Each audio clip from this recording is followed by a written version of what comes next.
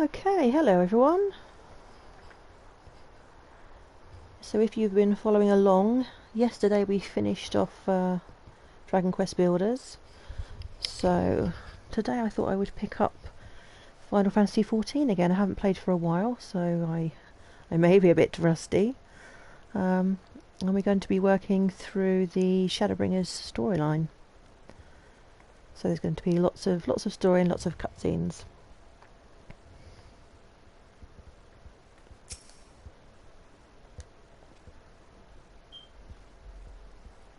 Heading to the survey site, madame. It's on the eastern shore of the lake, and the swiftest way to get there is by boat. Off we go.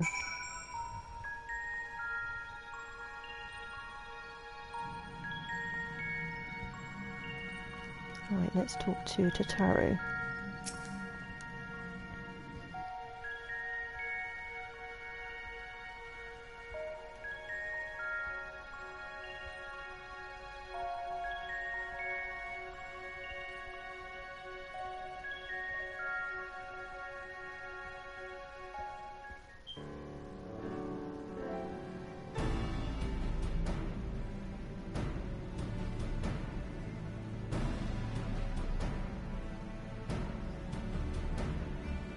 Hello, Super Matt Cat. How are you doing? Look how many people there are! Should we get to it then? Pick up anything that seems the least bit device-like, and we'll make ourselves a pile.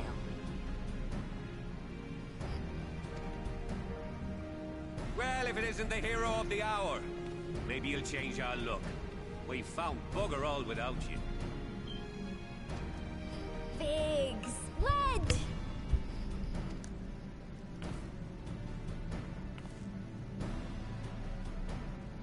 Aye, aye. Well, we could hardly say no to a call for aid from the Scions. Jesse called the chief for some other business, so we'll be working twice as hard to make up for his not being here. Thrice as hard, even. Good old Wedge. Thank you, both of you. I'm sure we'll find that beacon in no time.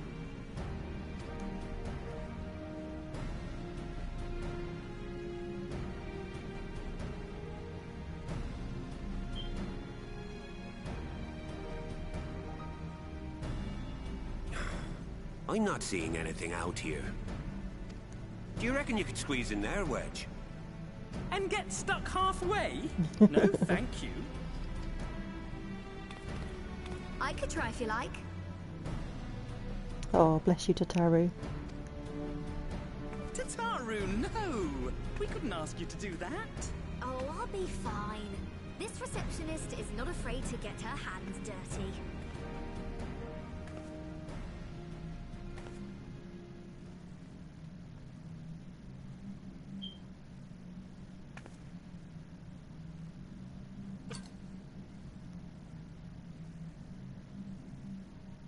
Sorry, I meant to say, the scholars haven't finished their preliminary assessment of the site yet, so we're not supposed to venture too far in. When does that ever stop you? What's that you got there? Now that looks promising. Isn't that the Ironworks symbol? Counterfeiters? Now I have you. You are right. Oh, here we go.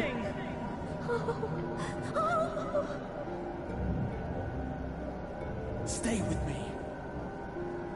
Focus on my voice. Let expanse contract. Eon become instant. Wait, this must be it. The device. Well, this is supposed to happen. Throw wide the gates that we may pass. Safe journey, warrior of light. Find our friends and bring them home.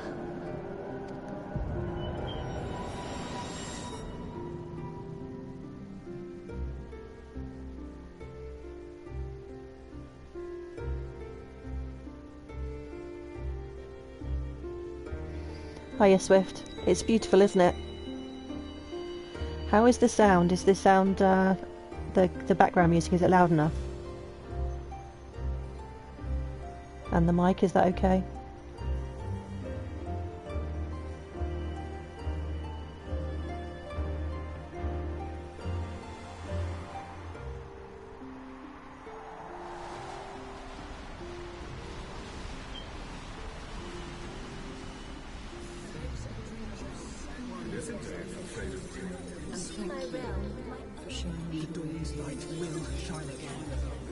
Oh, do not look at me so. You're slaves to a tyrant. There's no freedom in that. This is one battle you cannot fight. Away with you. Go! Spirited accounts of we did everything right. Everything that was asked of us, and Oh, still Ardbert. it came to this.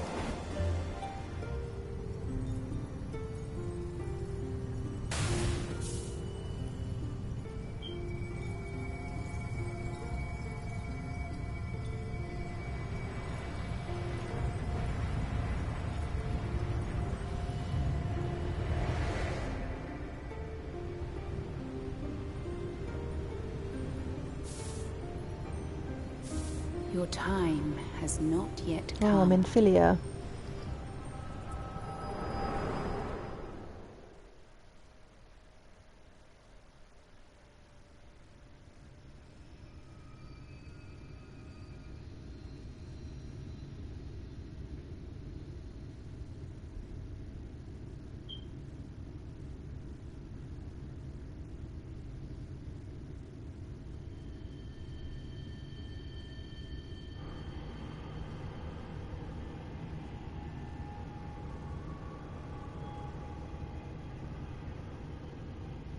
Is that Ardbert?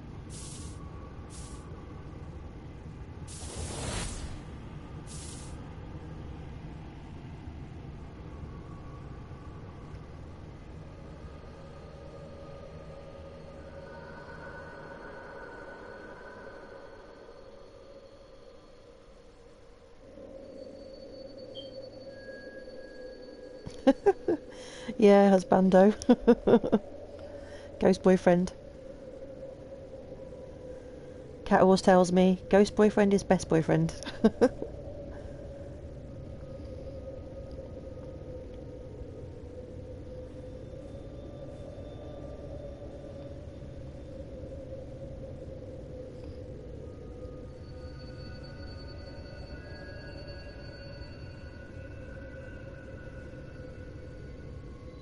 Oh, Lakeland is so pretty. Dreams I awake.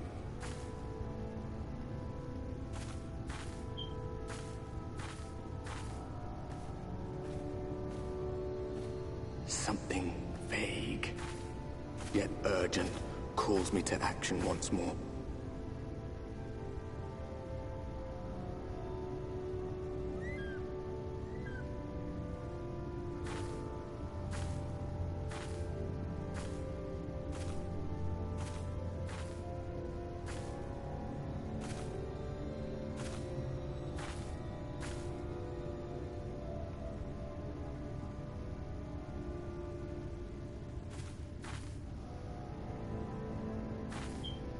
That top looks like it's about to fall off. I was going for a kind of like wood nymph archer for that glam. I'm not too sure about that top.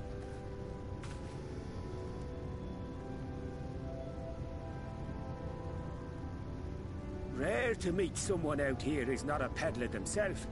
What brings you into the wilds this time of night?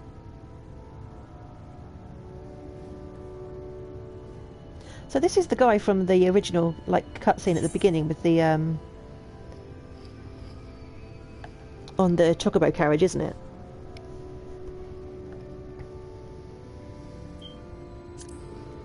But it's bright as day. Well, if it ain't the oldest joke in the book. Me granddad, God rest his soul, used to tell that one to the barman at kicking out time.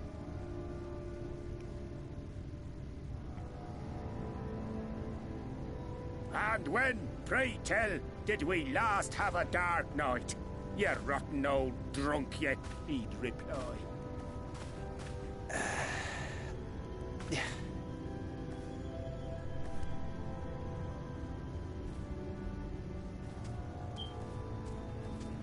Over 100 bleeding years ago. That's when.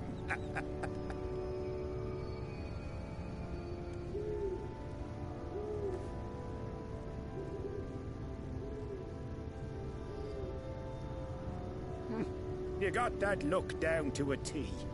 I'd almost think you meant it.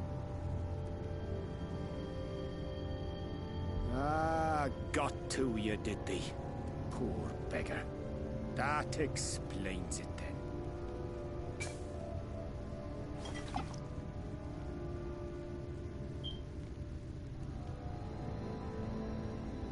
What lullaby? No drink? That's not like you. Well, I've roads to travel and wares to sell, but you best hurry along to the town nearby. Just head east through the trees and aim for the Shining Tower. You'll find the place soon enough. 'Tis the biggest settlement for malms around. Go on now, friend. They'll take good care of you in the Crystarium.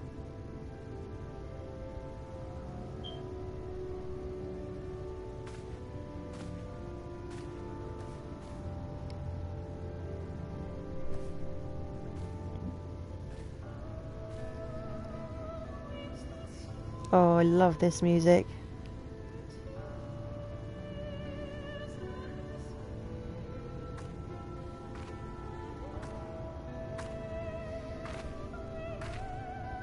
To dizzying heights it rises. The gleaming spire. Its tips threatening to pierce the blinding canopy. There, it will all begin anew. Between dark and light, the pure and the corrupt, the one true struggle.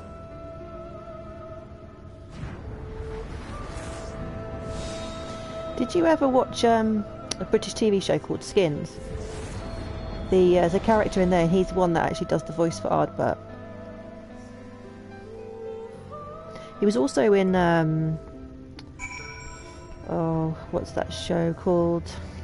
A really famous fantasy one. I never watched it because it was on Sky. Well, I can't remember the Sky channel. I didn't have it anyway. Right. Oh, no chocobo. Which way did he tell me to go? I don't even remember where to go. I'm just going to go forward.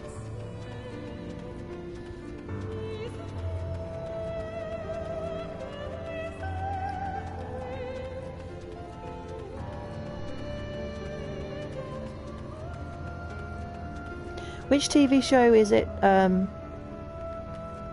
That winter is coming. The winter is coming. I never watched it, so I don't remember it. Which show was that? With the great big ice wall. Game of Thrones. That's it. He was also in that.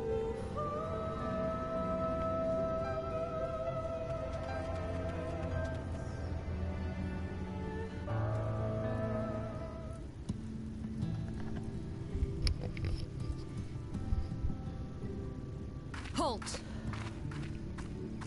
I'd have to Google it. I couldn't tell you because I never watched it.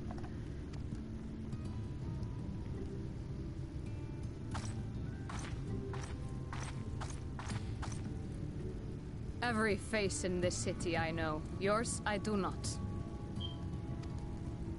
This is I do love the bunny girls' accents too. Stranger, and I am its gatekeeper. If you would enter, you will answer my questions.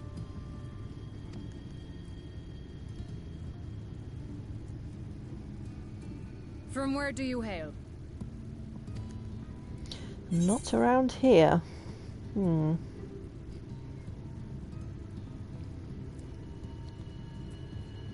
don't think she'll know what the source is, but we'll go for that. The source? What is this cryptic nonsense? Had you given me an honest answer, I would not have barred your way. We care little here for a person's That's it, yeah, place of origin. Gendry. But instead, you chose concealment. And I will not suffer you to pass. I told you the truth. Oh dear.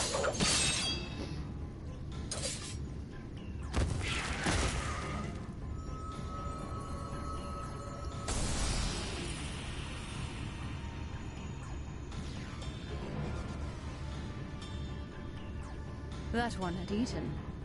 It must have gulped down the whole hand, ring and all. Ew.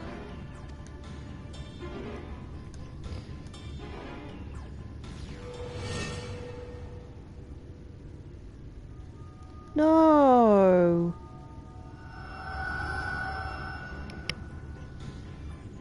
Oh, that's really sad.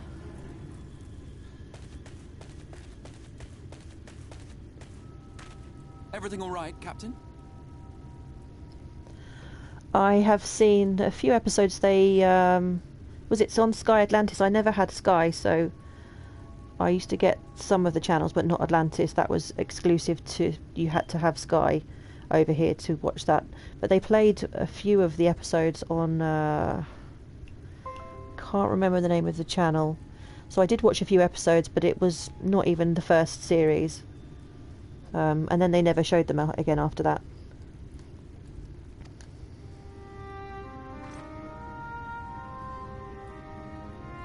Quite all right, my lord. Just a stray sin eater, and a weak one at that.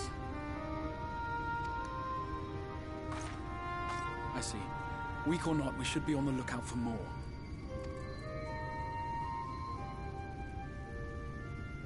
But I see you've met my guest. I will escort her to the Crystarium myself, if you've no objections. Another of your mysterious friends, is it?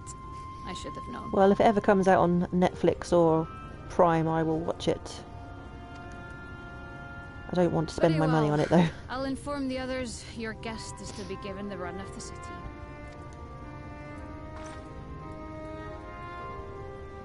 Pray forgive my less than cordial welcome. May the rest of your stay with us be a pleasant one.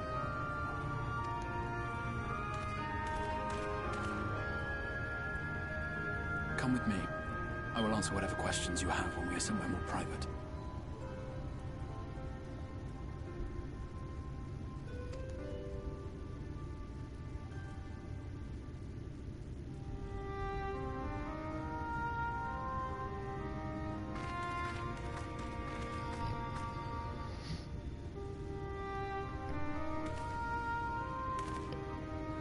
Right then. Before I we think their plunge shows into the go wares to and Amazon. metaphors, let me first thank you for answering my summons. It's currently available to buy on Amazon, but not included with Prime.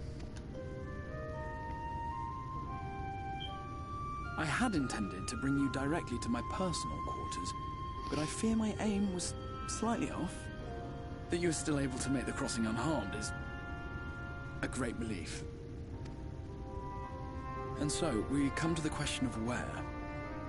The realm in which you now find yourself belongs to one of the 13 reflections, or shards. The first, to be precise, even if its inhabitants are largely oblivious to the fact. As to wherefore, having been awarded the rather grandiose title of Crystal Exarch, I, in my capacity as caretaker of the Crystarium, thought to seek the aid of you and your companions.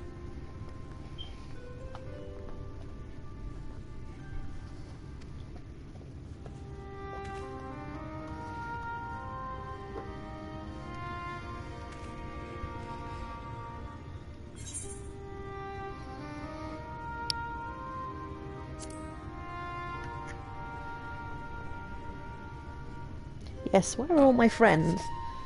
Is a question with no simple answer. But all shall be explained in due course, I promise you. Let us begin with the glaring skies up above.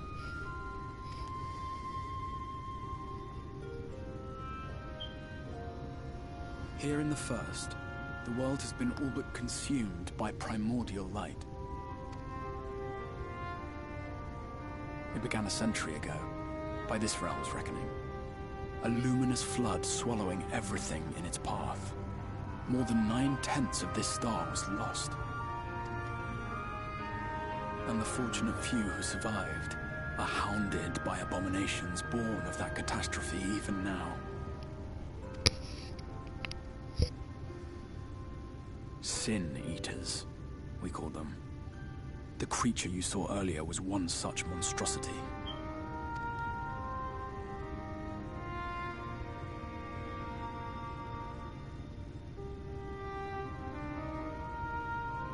It was to save the First from this menace that I learned to bridge the rift between worlds. That I might call upon the aid of the greatest of heroes. And though it meant depriving a world of its champion, I had to try. For in saving the First, you would bring salvation to the Source as well.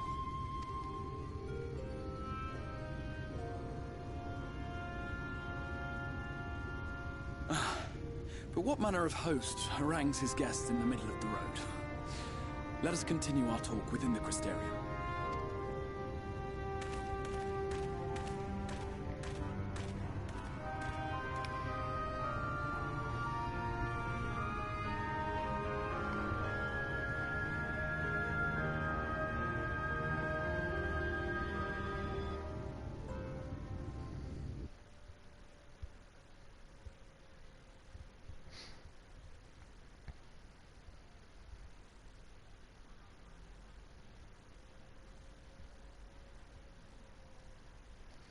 Oh, these PS4 loading times.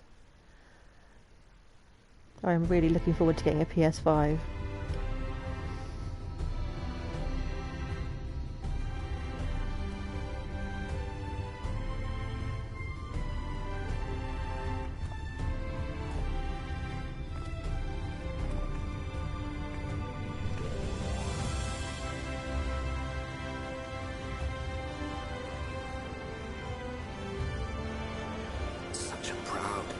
City.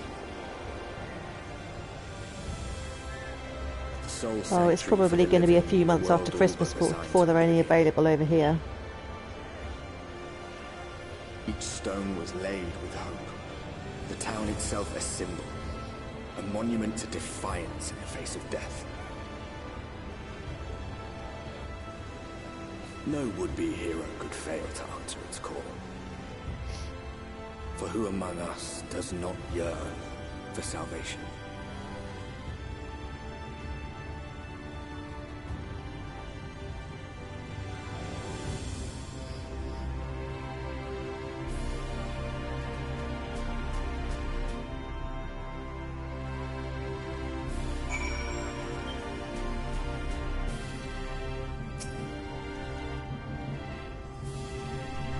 And here we are. Welcome, my friend, to the Crystarium.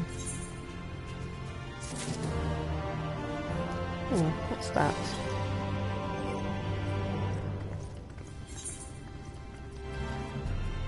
A white oak weapon coffer.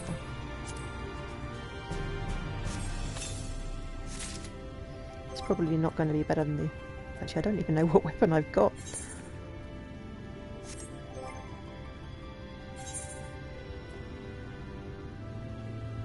Scabian, so that's probably not going to be better than that.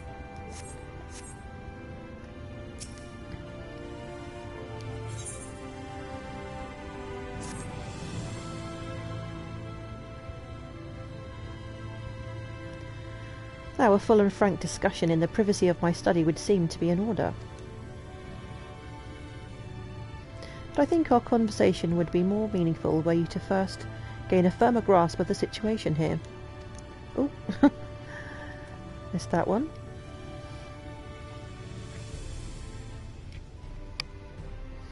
As you can see, this path will take you directly to the Aetheryte, a conveyance with which I am sure you are only too familiar. Being the rightful object of my summoning spell, you should, in theory, be able to reach all the way back along your etheric trail and find a connection in the source, believe it or not. I strongly suggest you complete this attunement before venturing any further. Rightio. After you've done so, walk up the steps next to the Aetheryte and head out to the left to arrive in the crystalline mean. This is where you'll find our collective of crafters and gatherers, as well as their spokeswoman, Catliss, one of the people I should like you to meet. Okay, no problem. Catch you later.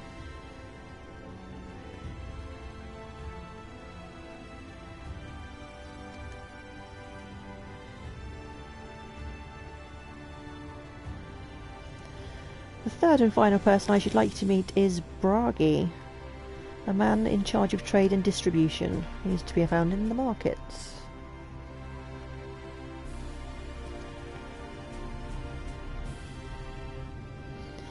In seeking out each of my colleagues, you will visit the major districts of the city and hopefully gain a feel for the place. I trust my directions were simple enough.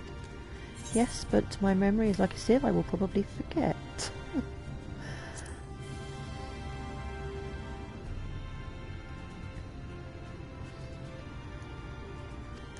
Okay.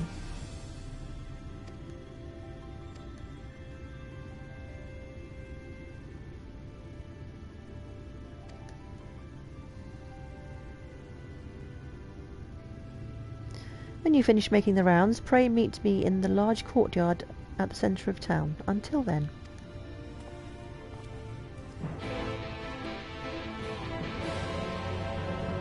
Okay, so the running around begins.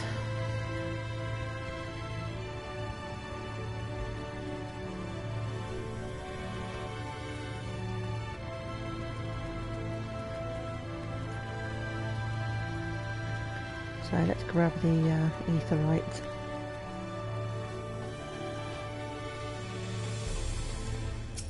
Most importantly.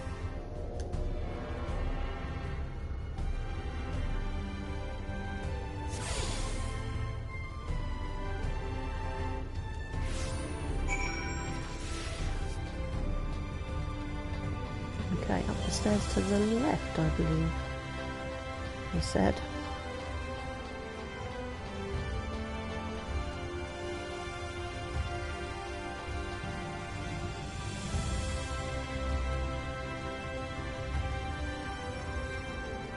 This really is a pretty zone. I love all the purple trees.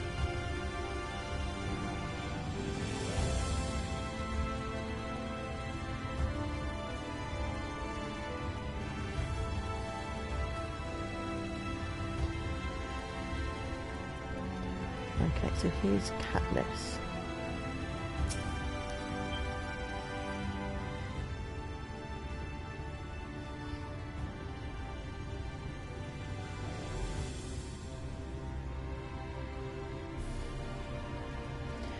Rare to see a place so well stocked with goods, isn't it?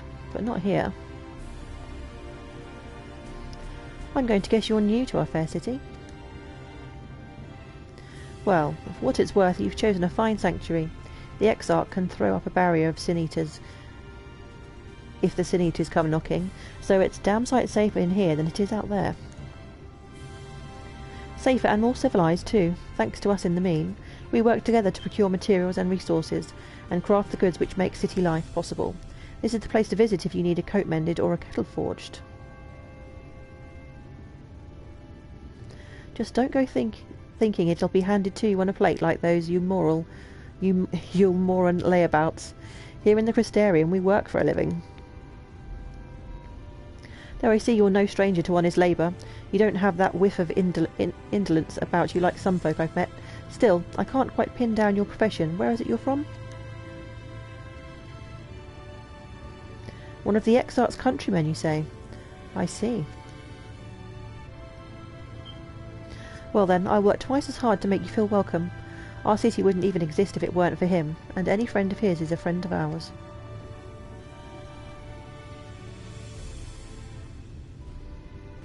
It's really quite incredible when you think about it. They say his grand magic summoned the Crystal Tower into existence, pulled the entire thing out of thin air. It wasn't long before droves of refugees began congregating around its base, desperate for shelter after losing their homes in the flood. And that's how the Crystarium began, at the Exarch's invention. Buildings started going up, with the help of some curious relics brought forth from the tower. The place gradually expanded into the thriving metropolis you see today. The city stood here for decades now, yet the eldest among us swear the Exarch looks exactly the same as he did back then. He is indeed a man of many mysteries, but for all his secrecy, he has never let us down. So if he and you wish to remain silent about your shared homeland, then the folk here will respect your wish for privacy. I am, however, more than a little curious to see any crafting talent you might be hiding. If you've aught to contribute on that front, be sure to come back and visit once you've had a chance to settle in. Just ask for Catalyst, and I'll find you a niche here in the crystalline mean. You can help us keep the cogs of the city greased and turning.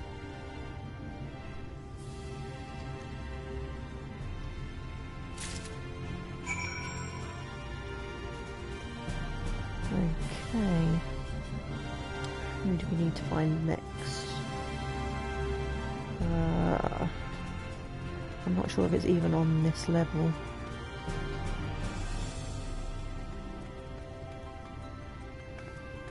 Is it down there somewhere?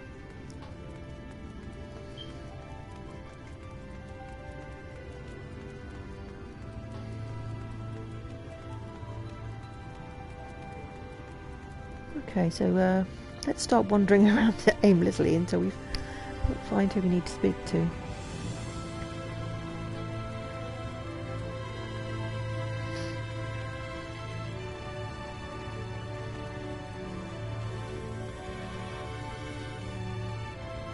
I think it might be back down the stairs.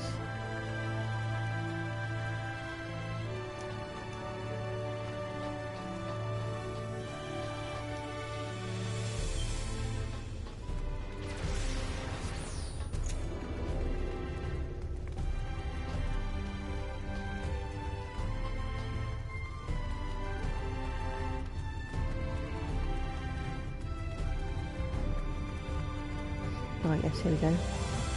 Braggy. Not sure how that's pronounced.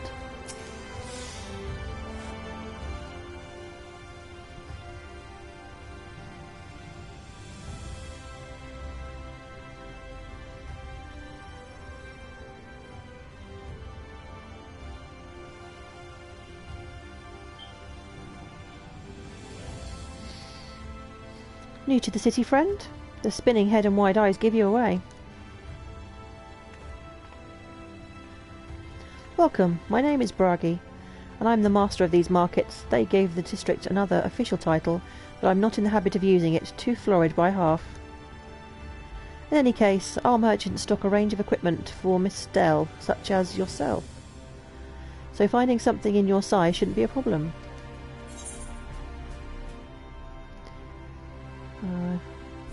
Oh, I see.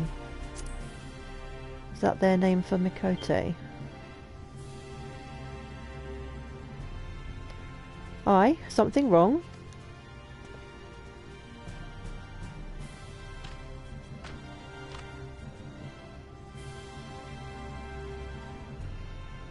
Let's see if we can straighten this out. See those two in front of us? The shorter one is a hume. The taller one is an elf. That sturdy individual over there is a Gulgent, whilst the one with the horns is a Dran.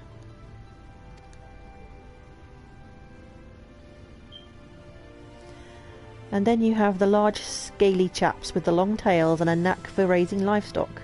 Those would be the Zun.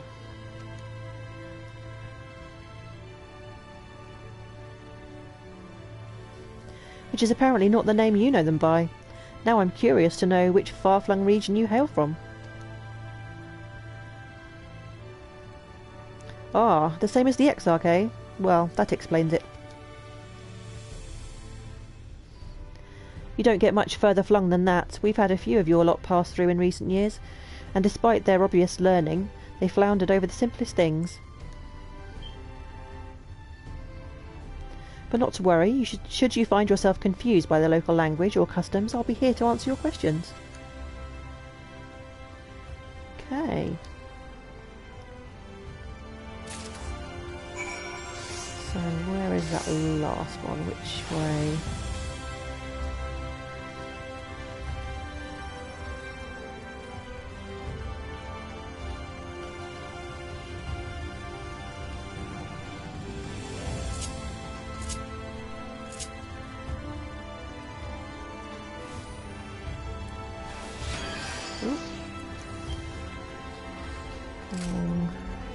This way.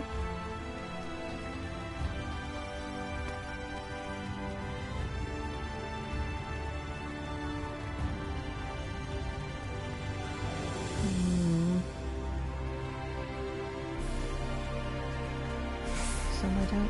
No, don't think it's that way.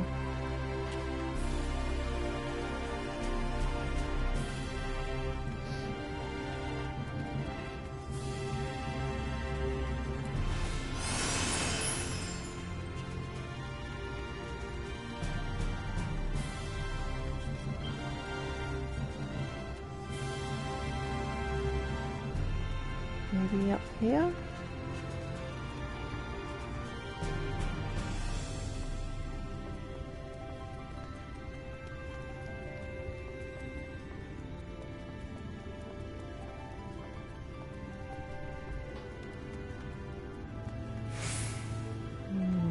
No. Let's go up to the next level.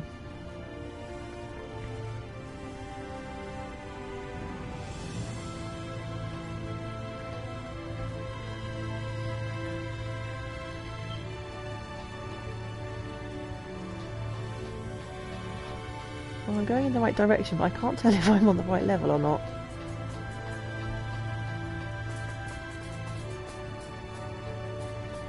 I think it might be over there somewhere. No, I don't think I'm in the right place.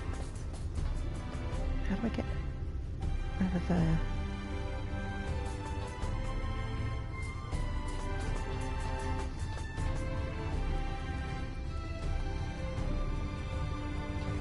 Yeah, this is not the easiest place to navigate.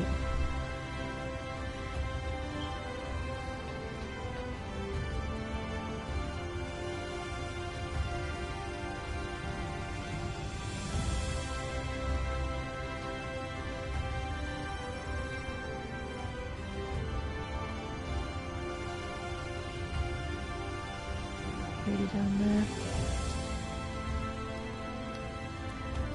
Let's have a look.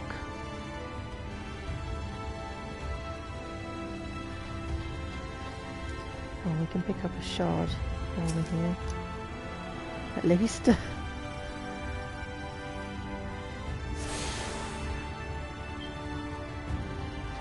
Oh, it seems I can't go along there, so is it maybe down here? Can't jump off. Oh.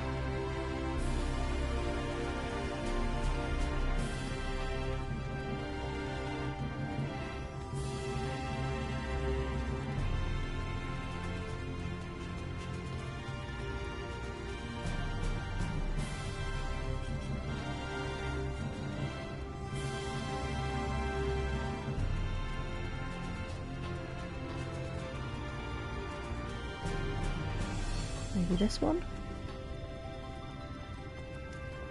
No, that's going to be going completely the wrong way. Maybe I need to go downstairs.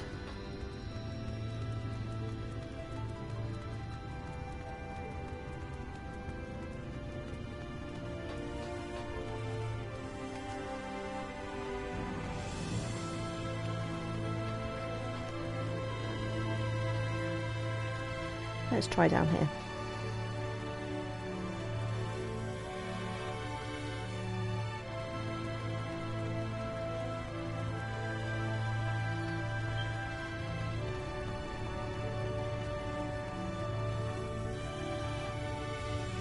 No, it's not going to let me go through here. Where do I need to be? I was sure it was upstairs somewhere.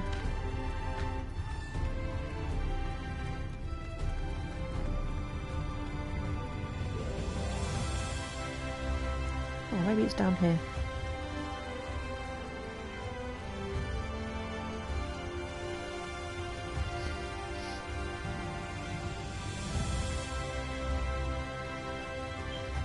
The Trivium.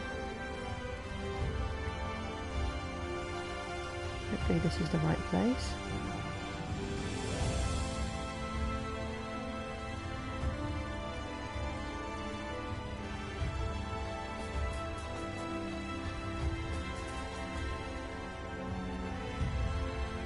No, I don't think it is.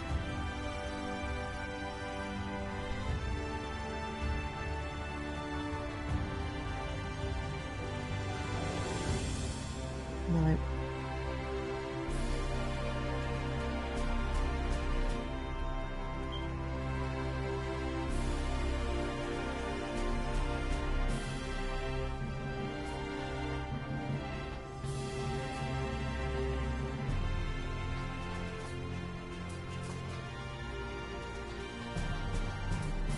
think this is, so yeah, it's a dead end.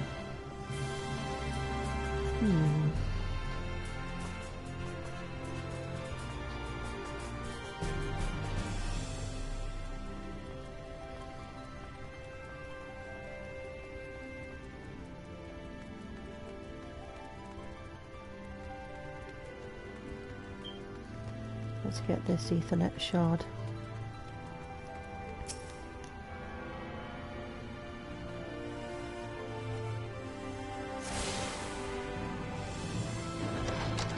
Okay, so it looks like we found it.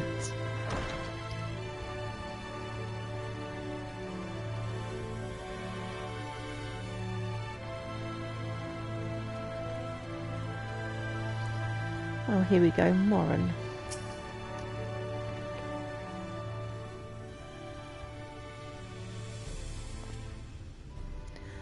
Excuse me, miss. Are you recently come to the city, perchance? I'm quite familiar with our civic roles, you see, and, well,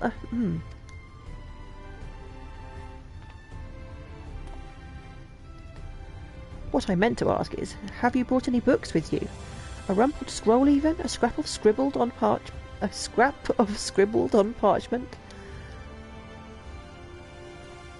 My apologies. Literature is something of an obsession of mine, as well as profession.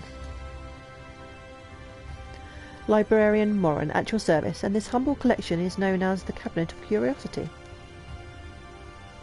As your prowess of perception have lightly informed you, my colleagues and I are responsible for curating all manner of tomes, documents, and other vehicles for the written word. As horrific as the loss of life and land wrought by the flood unquestionably was, the damage to recorded knowledge was no less catastrophic. We few do all we can to preserve what wisdom survived. But tell me, what brings you to the cabinet today? Looking for any title in particular? Mayhap a spot of academic research? Oh, so you've an interest in modern history. Splendid. A thorough review of recent events can often yield novel perspectives, I quite agree. If you would prefer something visual to accompany the account, then I think I have an illustrated history book for children somewhere. Just a moment, and I'll fetch it for you.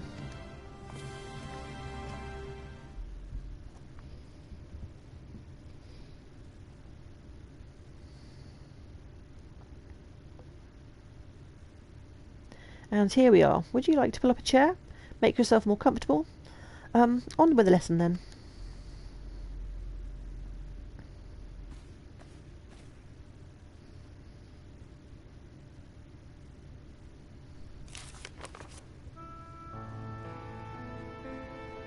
"100 years ago, or near enough not to matter, villains known as the Warriors of Light slew the Shadowkeeper and the Steward of Darkness. In the wake of this tainted deed, light began to pour into the world, as if from unseen cracks. It pulled and swelled without cease, until the day an enormous blinding wave rose up and swept across our star. We called this calamity the Flood of Light. Everything it touched was leached of life and vigour, leaving naught behind but a luminous wasteland." You okay? Okay, just hold on one moment, I will be right back.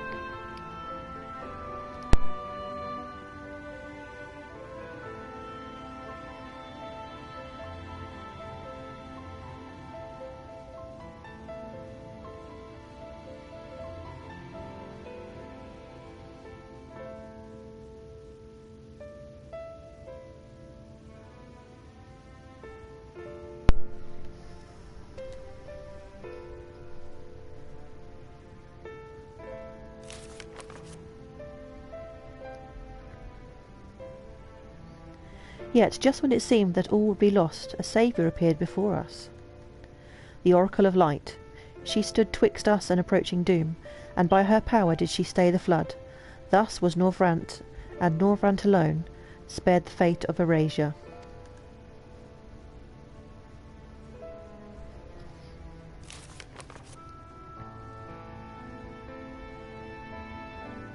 Tragedy would, however, arrive in another form. From the blasted emptiness descended horrors of strange and terrible aspect to bedevil the few folk who survived. These sin-eaters were light incarnate, and their fulgent presence stole the night from Norvrant's sky. Even now they circle the remaining bastions of civilization, ever on the hunt for us, ever hungering for our flesh.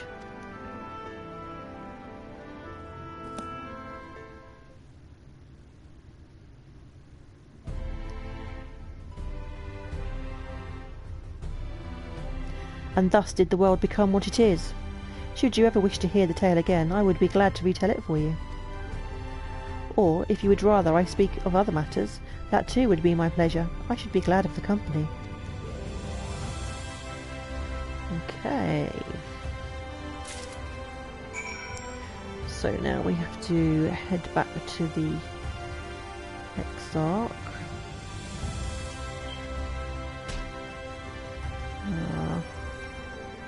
Where's the exit?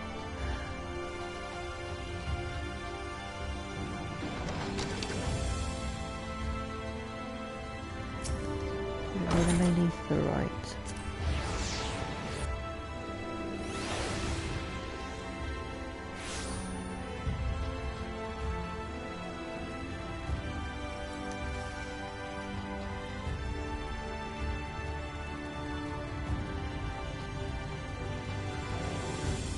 Oh, there he is.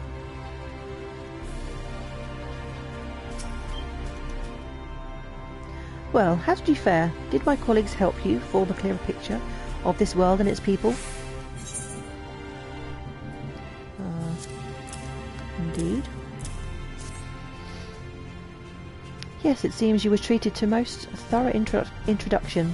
I understand it was something of a chore. Yes, indeed it was. But 'twas necessary that you grasp these things before we proceed. As for the Crystal Tower's origin, you may have noted that details were sparse. The structure is, in fact, the self-same one you know from the source, transported to the first in its entirety. It was my first attempt at breaching the boundaries between worlds, something of a trial run for your eventual crossing, and although I do not know which era I tore it from, I do know that its arrival served to set the wheels of fate in motion.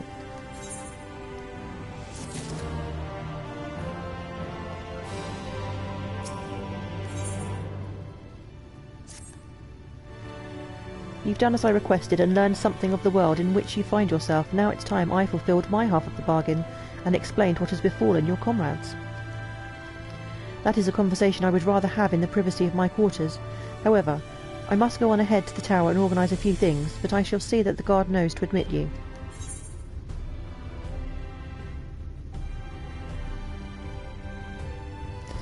Just like that, then Grahatia is... Okay, the tower's gate lies open then?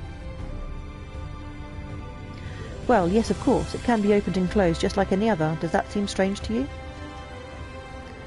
I know not how the tower functioned in your time, but I assure you there is no danger for us being locked inside.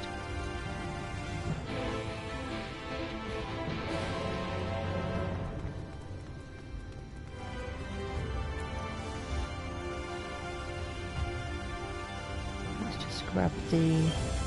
Oh, thought it was another ether crystal. Nope, it's just a light. Greetings, madame. The Exarch awaits you within. Let's enter the Crystal Tower.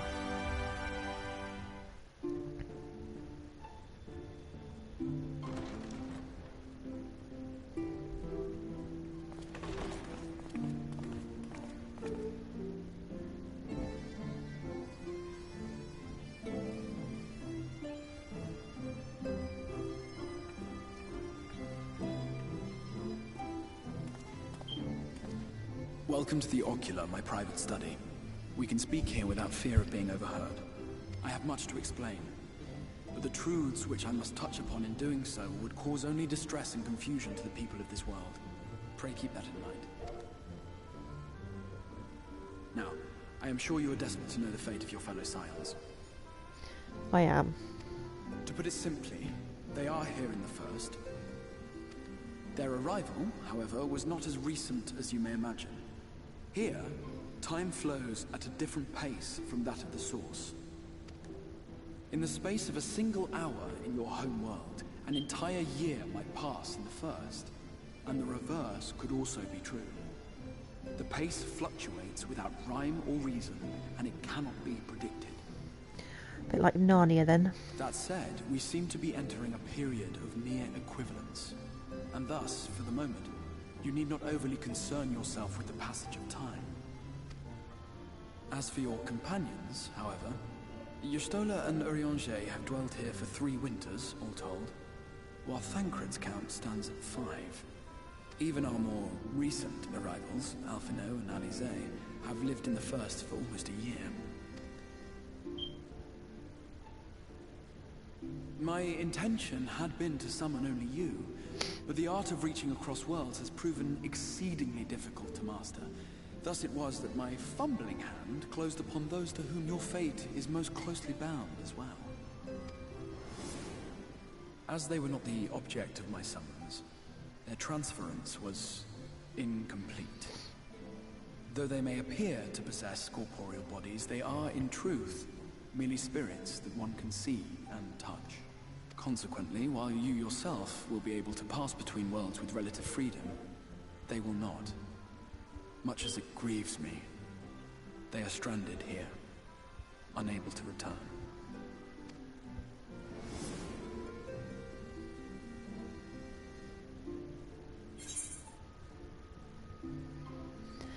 Right, then find a way to send them back.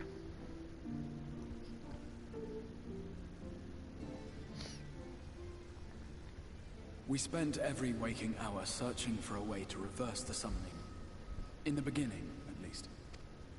As you may have surmised, however, our efforts met with little success. And then we all but abandoned the endeavor once Urianger shared with us the vision he had witnessed during his journey. That chaotic no-man's land between realms, time and space warp and blend in unexpected ways. What Urianger saw was the future. That which would one day come to pass. In his vision of tomorrow, the first was rejoined with the source. This collision of worlds brought about the 8th umbral calamity and the deaths of countless multitudes. Amongst those who perished, Urianger clearly saw the fall of the Scion's mightiest champion. He watched you die.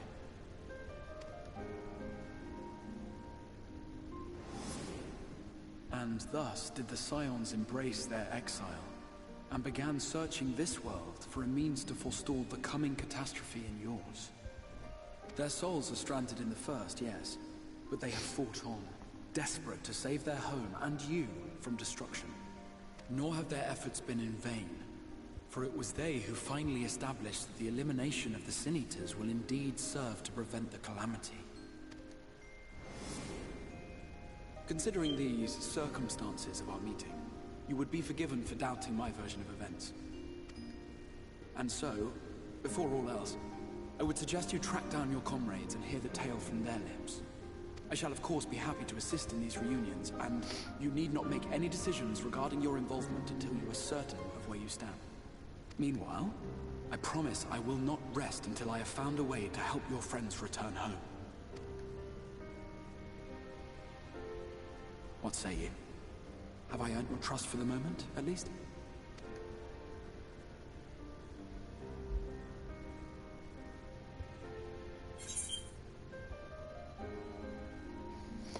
Aye, but I'll see you keep that promise.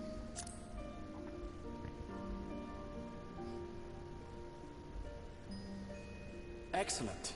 You will not regret this. With that settled, we shall have to see about getting you ready for the road. Traveling across the rift has no doubt left you weary.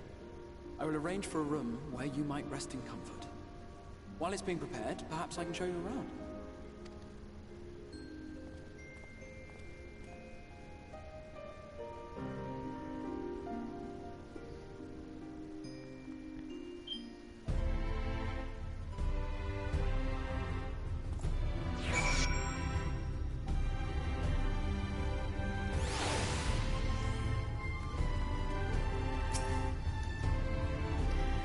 Lucasterium boasts a number of residential districts, but I have been informed that a room has just become available at the Pendants, which, as it turns out, is perfect. Our path there will take us past the markets, I was hoping to give you my own introduction to their wares.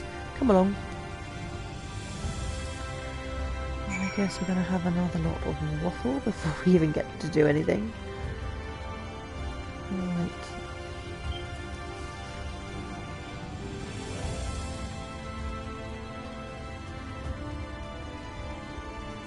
I really enjoy all the voiced cutscenes, and I love reading all of the story. It's just the stuff that's kind of unnecessary and not really part of the story that gets a little bit annoying, because there's a lot of it.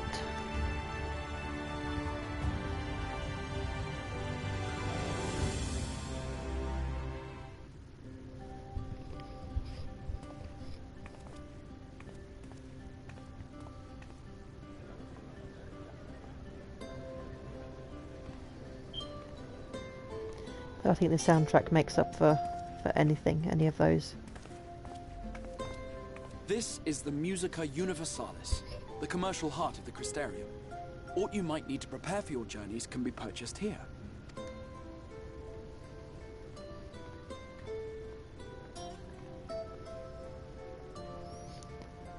Square Enix certainly do know how to make a good soundtrack. Yes. You must be curious about the currency. Fear not. The gil you carry will serve you well enough.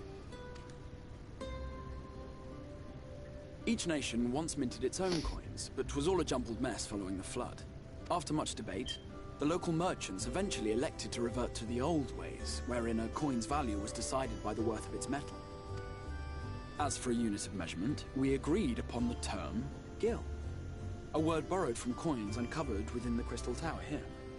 And as our traders peddled their wares across the land, so too did our usage of gil become common practice. From what your stola tells me, a standard coin from the source equates to exactly 1 gil here, or near enough not to matter. Our way of life has benefited greatly from the artifacts we recovered from the tower, some of which may be familiar to you.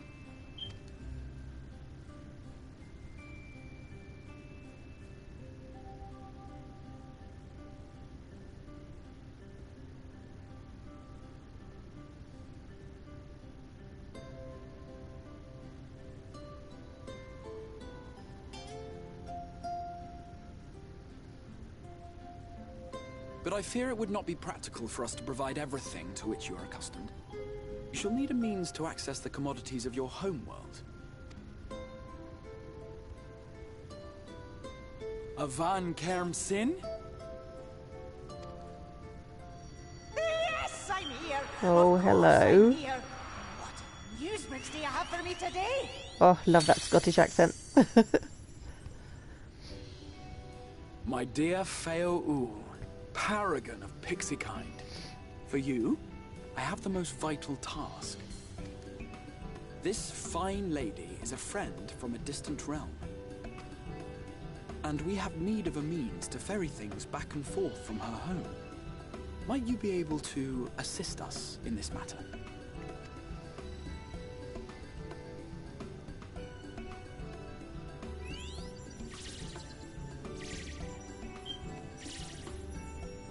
You came from beyond, didn't you? From beyond the rift? How wonderfully exciting! What a brave and reckless and marvellous thing you did! You've the heart of a pixie, you do. After careful consideration, I have decided to grant you my assistance. Make a pact with me and the fun can begin. But answer me this, traveller. Did your garments come with you when you crossed over? Your teeth? Your nails?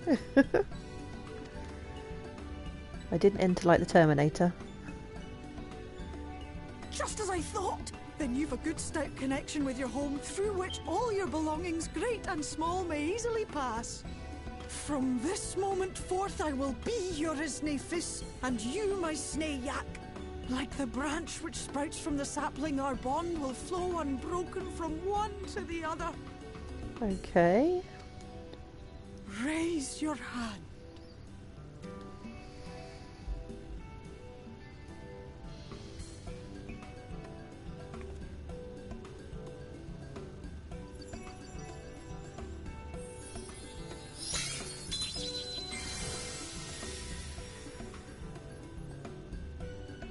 Tis done. We are bound now, dearest sapling. Come then. Make your request. Tell me your desire. I wish to visit this world of yours. I want a pixie outfit. I want to look like a pixie. I want pretty wings. Mayhap a message to your friends in the Source to inform them of your safe arrival. Yes, let's send a message to Taro. Consider it done.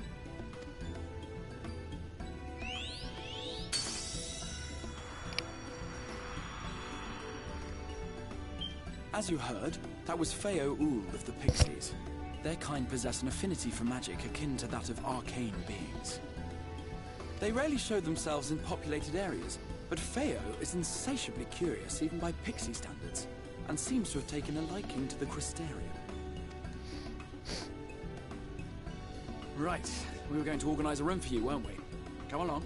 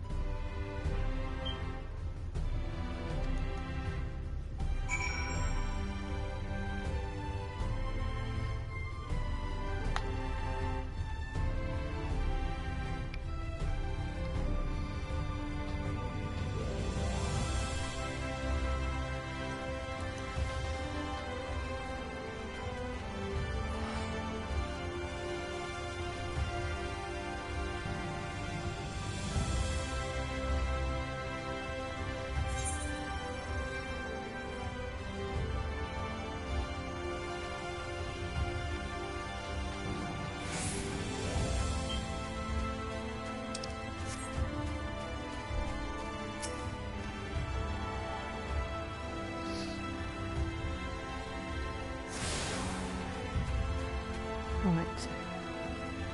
Oh, yes, just here. Yeah, I think if they don't, I don't know if they have them maybe on the store, but I haven't seen anything in game or in the store, but that would be really cool. I might even have to spend my own real money if we brought something like that out. Ah, there you are. I was just finalising the matter of your accommodation. You'll have a private room here at Dependence for the duration of your stay, to make use of as you see fit.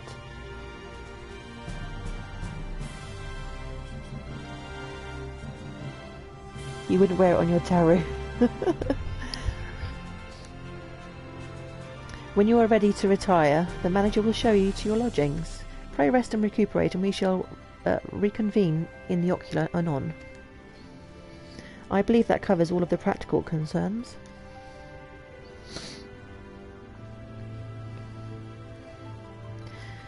Thank you for answering my call, Lullaby. We are denied the comforting blanket of night, but may peaceful dreams attend you nonetheless.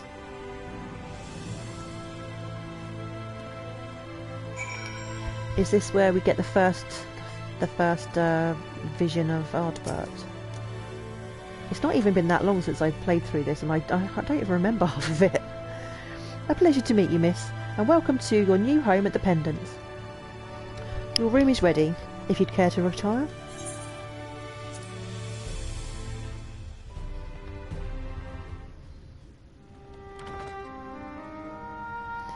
My favourite music.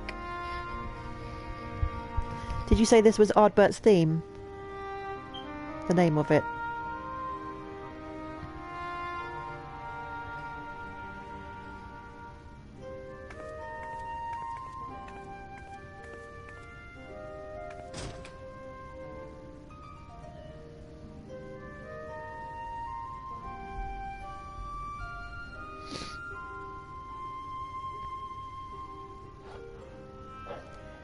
You?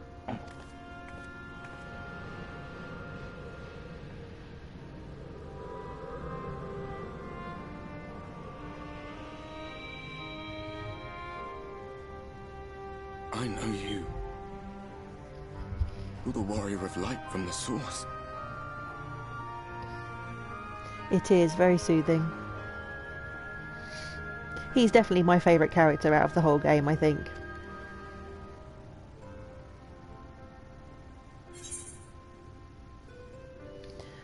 Warrior of Darkness? What? Did you just... You can hear me? Oh, gods, how long has it been?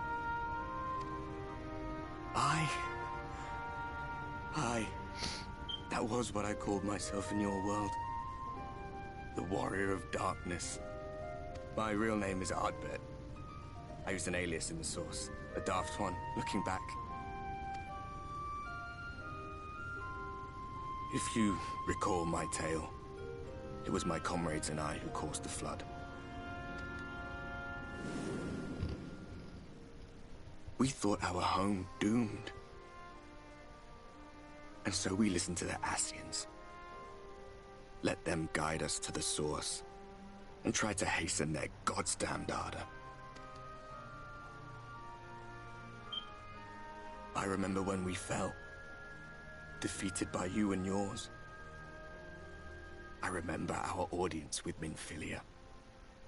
How she listened to our pleas, and returned our souls to the first.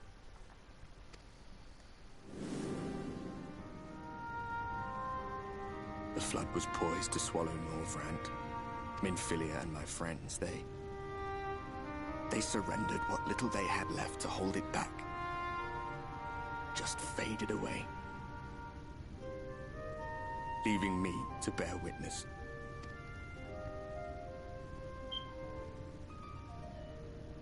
Tell me, do you know the year? How much time has passed since we caused the flood?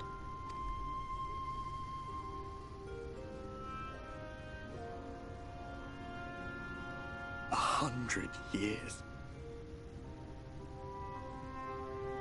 100 long years.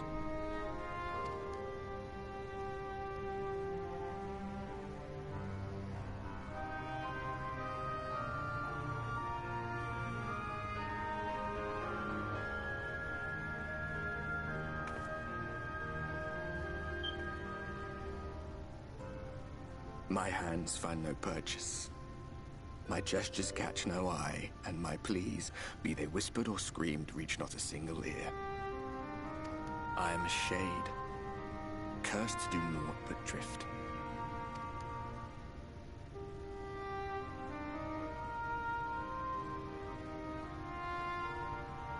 I feel as if I've been walking forever. I hardly noticed when my mind and body began to fray at the edges. Then bang! My senses were sharp again. I felt like a fish being reeled in, and before I knew it, I found myself in this room. Why is it that you can see me? What are you even doing here, come to that?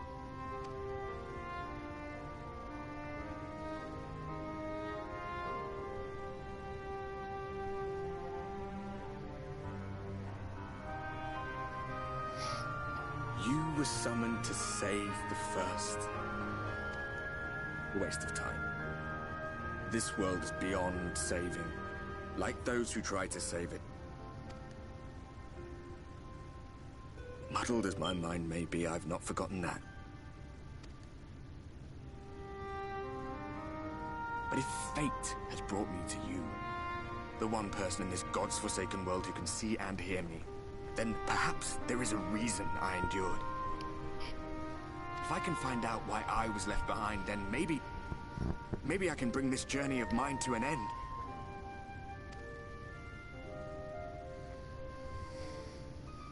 Well, I'll be watching, Warrior of Light. But do me a favor. Be careful out there. This world has had its fill of heroes.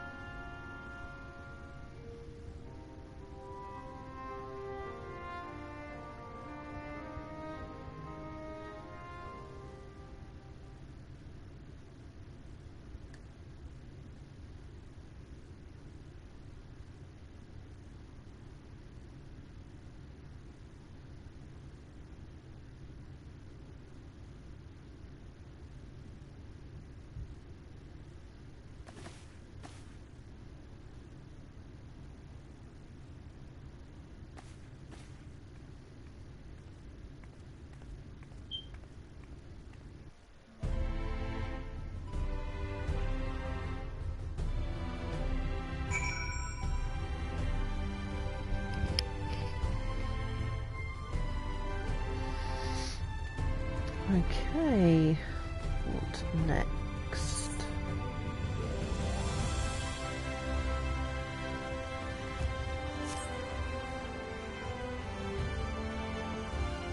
Where's the nearest?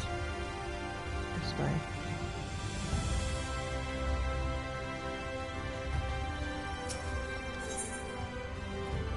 Oh, of course I haven't picked that one up yet.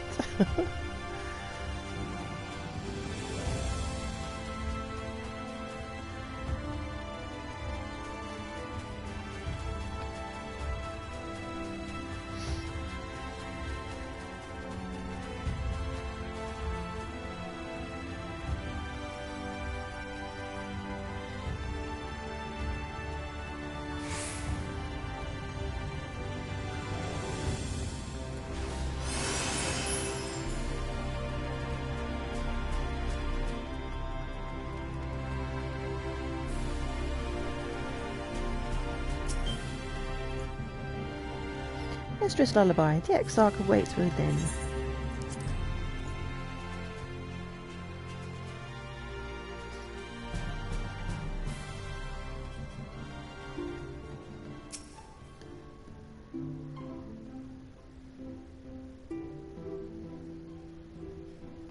Ah, how did you find your new quarters? I trust you were able to rest.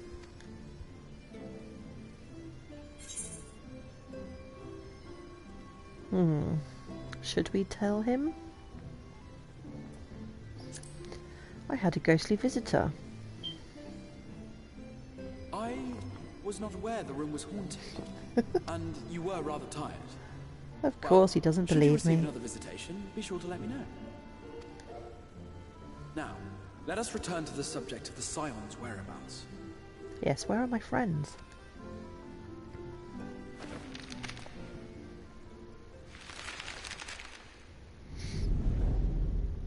This map shows the lands of Norvrand, the only area to be spared the flood of light. The Crystarium is here, in the region known as Lakeland. To the north is the fairy kingdom of Il-Meg. That is where you'll find Urianger. To the east lies the once prosperous civilization of Rak-Tika. Your Stola is stationed there, in the heart of the forest. Alas, neither location can be reached without considerable difficulty. As such, I would suggest you first seek out one of the twins, each of whom is stationed but a short flight from the Crystarium.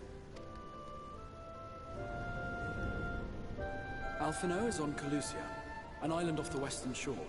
It is home to a city called Yulm, where the rich and privileged while away their days in idleness.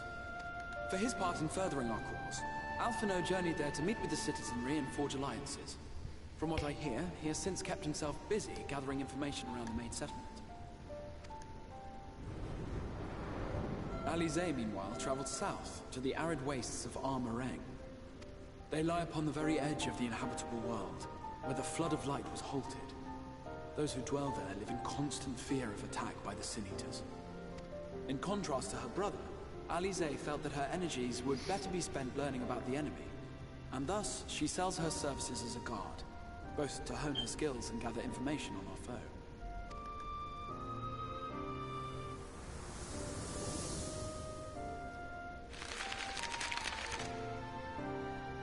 So, will it be Calicia or Armareng?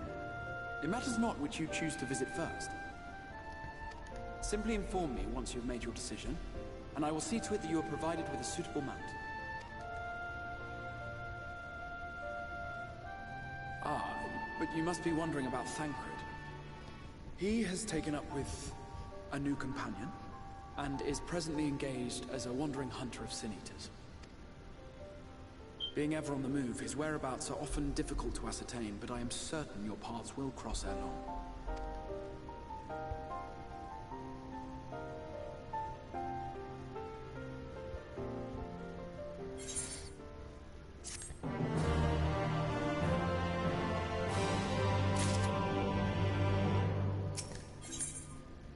Okay. Well, it's got to be in search of Alphino, my best buddy. You will visit Alphino in Calusia then. Excellent. As I mentioned, your destination is an island off the west coast, so you will need a mount capable of making the journey. Here is a letter of introduction. Present it to Sem Genmai, the Master of Beasts at Temenos Rookery, and he will take care of you. When you see Alphino, be sure to pass on my warmest regards. Okay, so we can obviously pick up both of those quests at once, so may as well do that.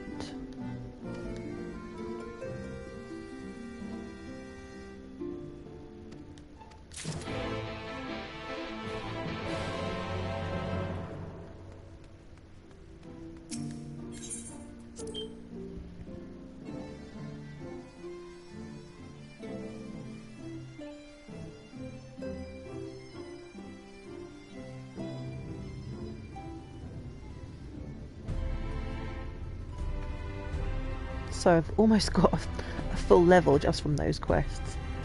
I haven't killed a thing yet. Right.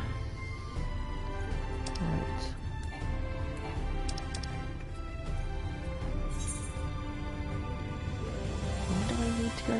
The Temenos Rookery, which is... I don't think I've picked up that one yet.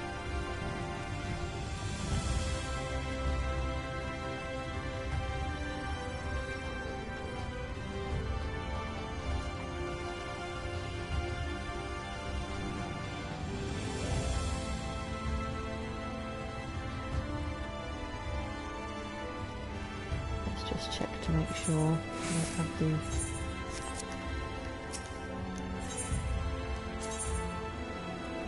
Yeah.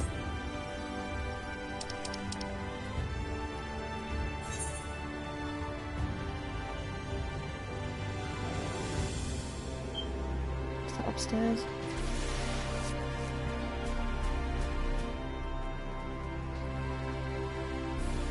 It's really annoying. I can't tell if it's upstairs or not. I can't remember.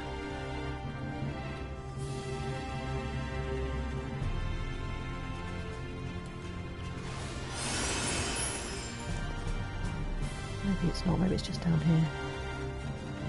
Oh, here we go.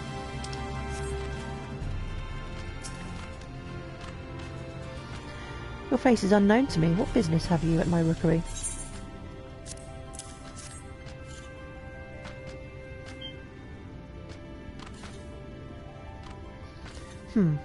Signed by the Exarch, no less.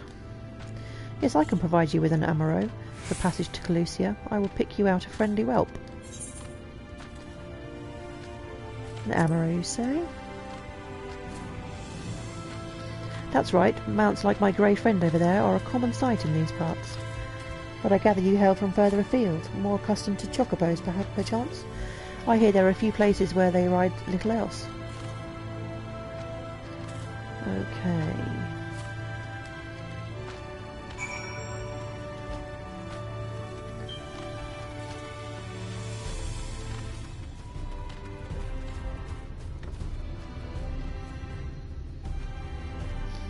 Hello.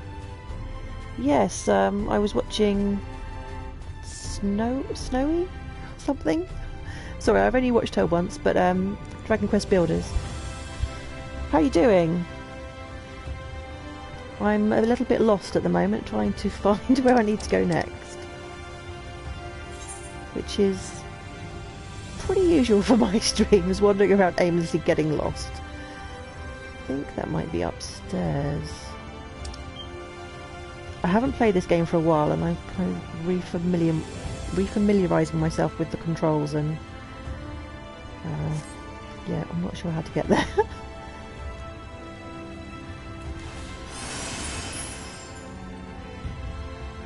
I think it must be upstairs.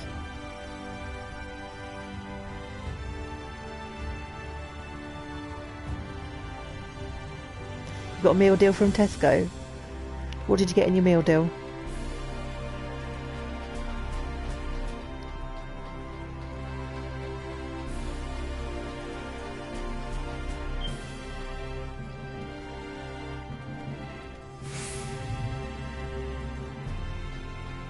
Not like a sandwich and crisps and bar of chocolate meal deal. Do you mean like a proper cooked meal deal? Okay, am I going the right way?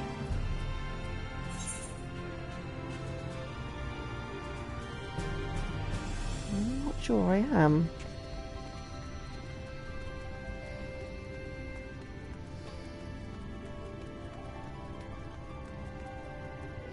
All day breakfast sandwiches. It's all day breakfast sandwich. What is that? Egg, bacon, and sausage. Breakfast for dinner. Perfect.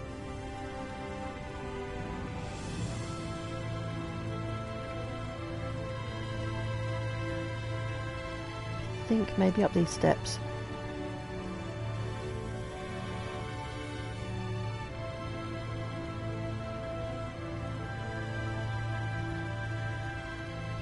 Oh yes, here we go.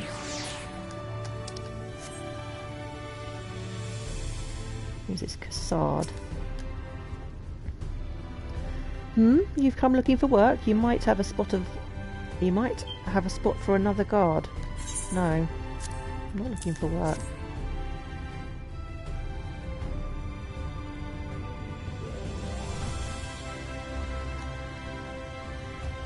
Okay. All set then. Then off to the Unforgiving Sands we go. Okay, so I can now travel to Armoreng.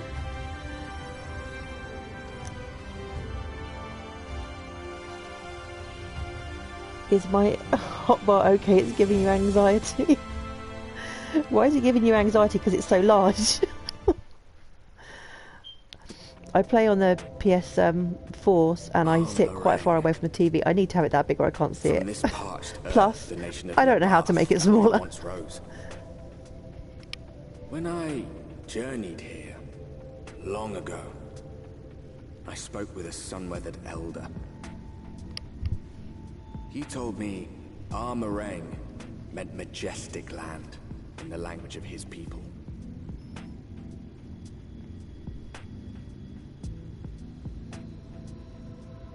And so it might still be, were it not for the light's unrelenting onslaught.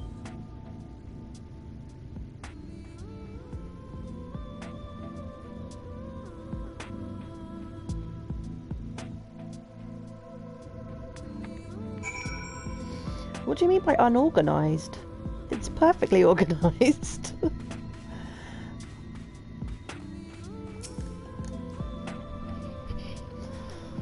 Oof, no matter how many times I come here, the cold never fails to catch me off guard.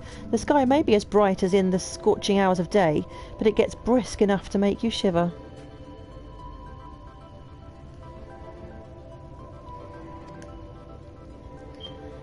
Okay, so we need to go to the inn at Journey's Head, which is where... Oh, I didn't want to go to Alleyday, I wanted to go to Alphino first. Oh...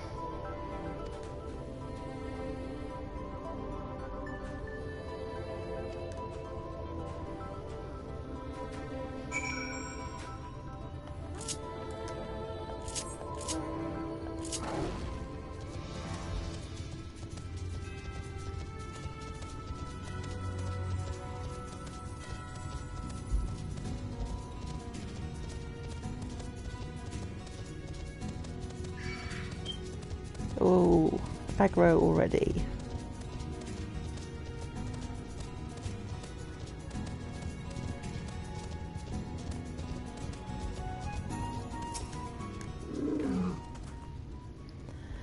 Stop here a moment. This is your first visit to Armoreng, is it not? The Mount Roulette. It depends. You can set it to pick any at random, or you can set it to pick from your favourites. So it's set to pick from my favourites because there are some mounts that I don't particularly like. So it will pick any of my favourites. And I have, on this character, I don't have many mounts at all. So there's not many for it to choose from.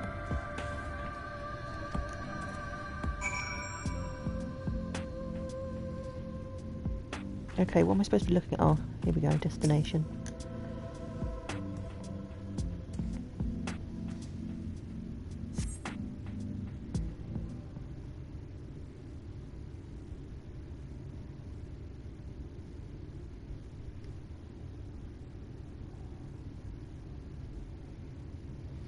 So the mounts are random, so it's basically RNG, so you might get the same mount 3 times in a row, but eventually you'll get a random one.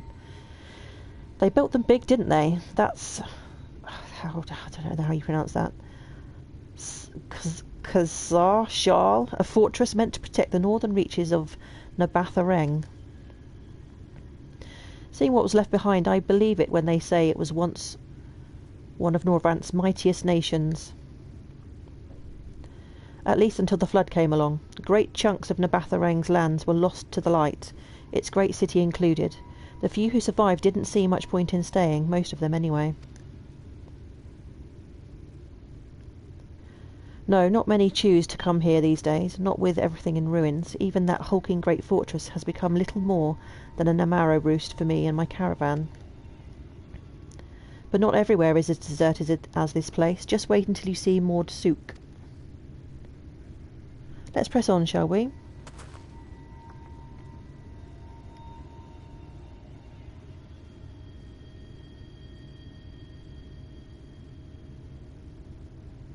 Oh, you play Hearthstone. I kind of played a little bit. I kind of dabbled, but I'm really not very good at working out what the best hands are and things like that. So I never really got very far.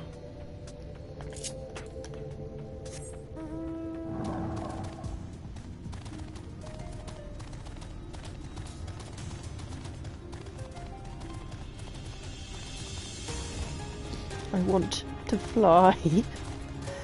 Oh, I'm going to have to go around getting all the ether currents before I can fly.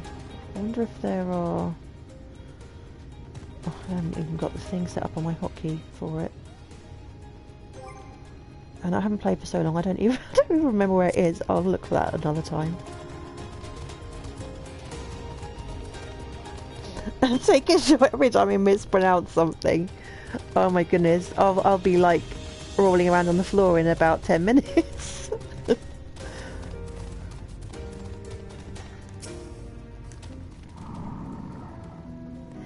Here we are, Mord Sook, by the Blessed Shadow. I love this town.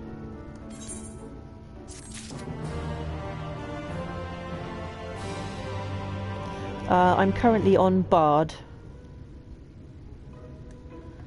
I only have Bard and Warrior leveled, and Warrior is which I see. I've forgotten what all the keys are. Warrior is at 55, so that's not high enough level to do any Shadowbringers content.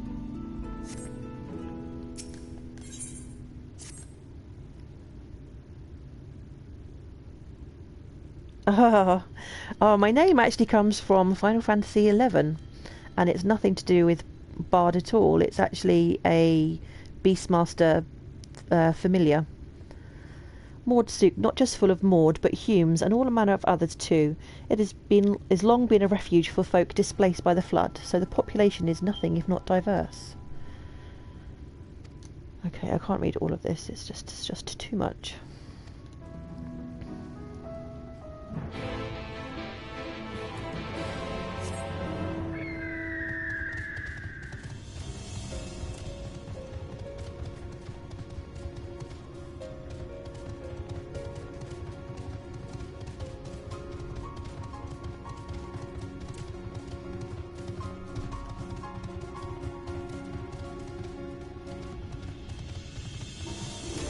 Where is it? Oh, over there.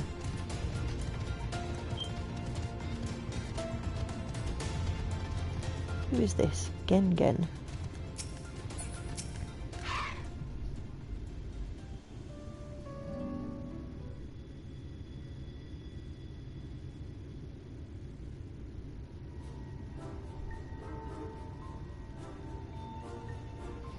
Yeah, there's an awful lot of unlocking stuff at the beginning of Shadowbringers. That's a kobold! Eh? What? Kobold? Master Gen, this is the friend of the Exarch I was telling you about.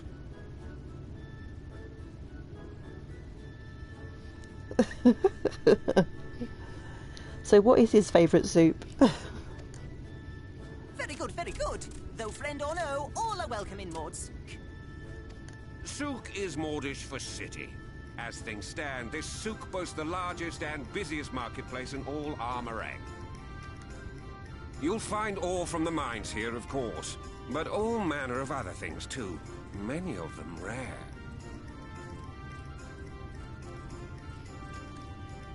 As I told you before, not many visit Armorang by choice, but Maud Souk's a different story. Merchants come from miles around to purchase the relics the Maud dig up. Aye, that they do. For Mauds do not dismiss the spoils of earth. We clean them and polish them and reveal to the world their true Clean them and polish them. That is why they come here, come from far away, come with much money. And so our souk is always busy, busy, busy. No such thing as a thing no one needs. You say that every time, Master Gengen. Some sort of family motto, wasn't it? Or perhaps a Maud philosophy, for which we should all be very grateful. Would that everyone was so willing to take in refugees regardless of race or creed. Now then, if you intend to spend any time here, you'll want to gain the trust of the locals. And there's a little custom all newcomers are expected to observe. The cracking of the coin purse. You buy here we one go. thing from the market. Price can be low or high, just as long as you buy. As the good Maud says. In fact, the Exarch sent a little something to cover this very expense. A Verbert gold piece, no less. The first I've held in years. Go on, hand it over. Verbert gold? Hand it over. Gold?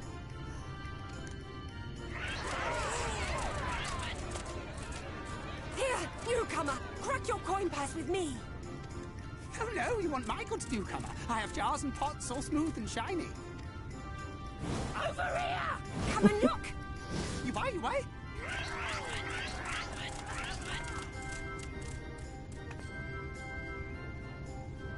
Enough of that! Calm, I say!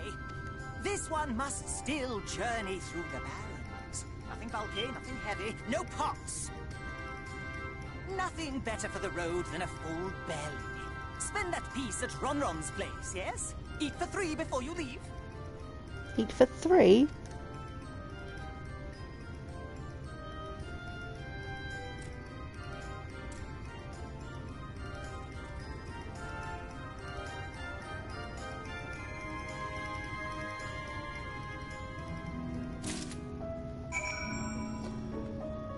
Okay. Where are we going next?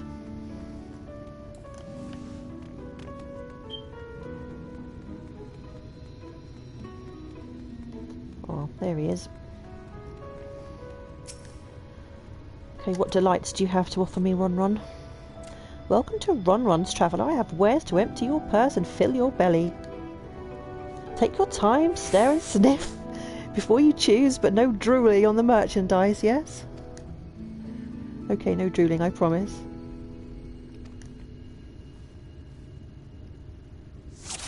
Okay, take care. Thanks for stopping by.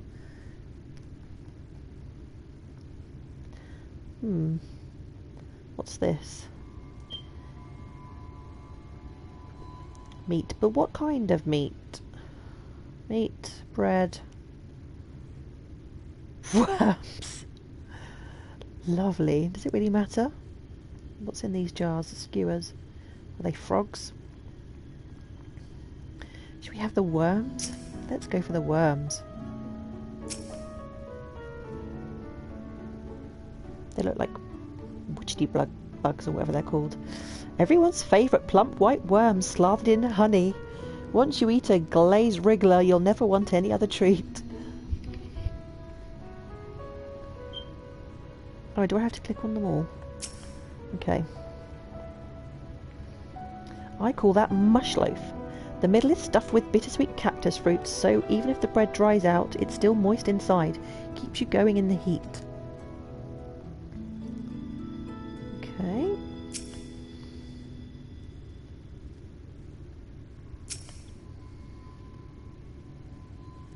That's my ever-burning bounty, made with the best parts of the lizard, ew.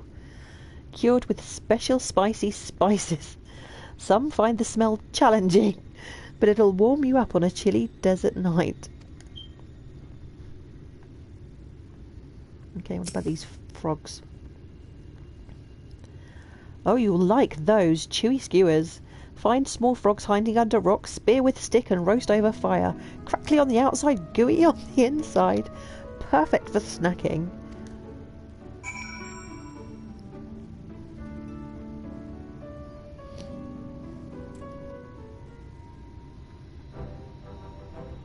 They all look tasty, yes? Which will you choose? Which to choose? Right, let's go for a glazed wriggler. That sounds the most disgusting out of all of them.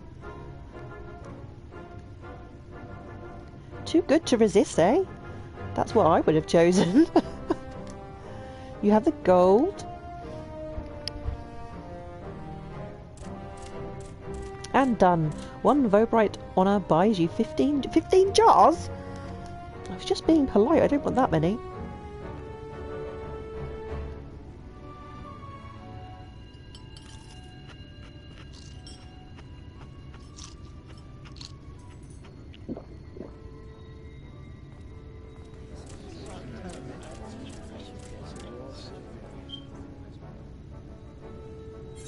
Yeah, she looks rather sick. Yeah, I think I'll share the rest. Our visitor invites us to feast. Let us give thanks to her great generosity and small appetite.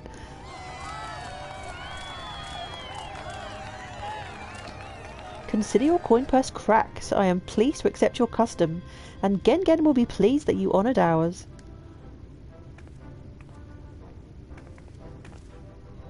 Blech.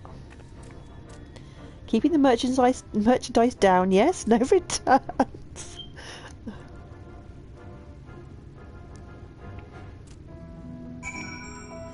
Okay, I need to very briefly go AFK. I need to make sure my son is going to bed. It's his bedtime. I will be right back.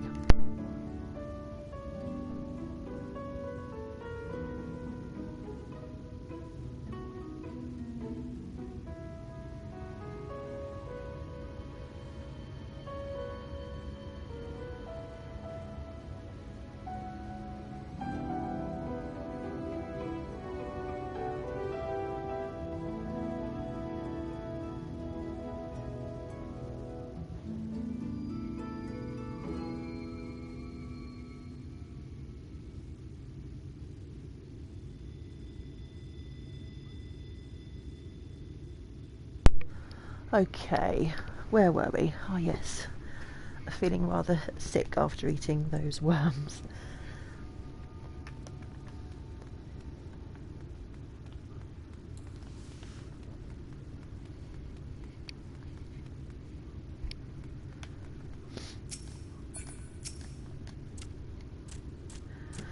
I was watching from here, Lullaby. You honoured our custom with great relish. You will always be welcome in Mordsuk. If you need anything in Armoreng, we are here to provide.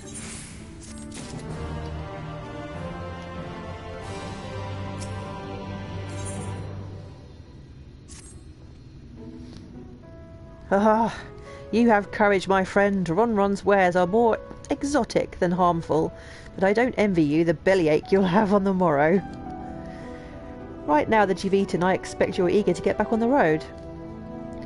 Would you mind if we delayed the departure a touch? I have a few deals left to close before I can conclude my business here in Mordsuk. Oh, offering your services, are you? Aye, well, an assistant would certainly help hurry things along. I have a receipt here for some goods that need picking up from the market. All properly paid for. You just need to do the lifting and carrying.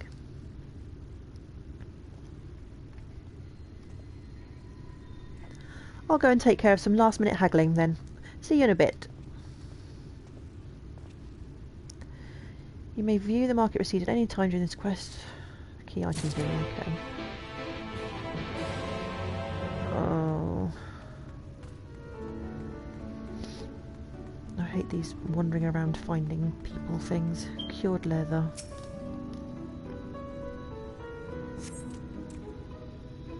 Hungry again already? You have a strong stomach, friend, but I wouldn't eat those.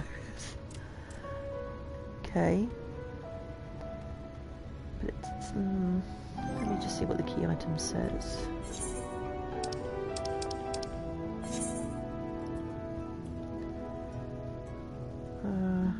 Which one is it?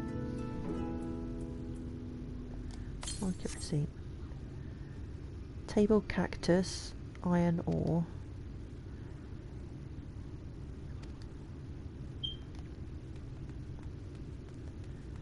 So maybe that wasn't on the list, was it?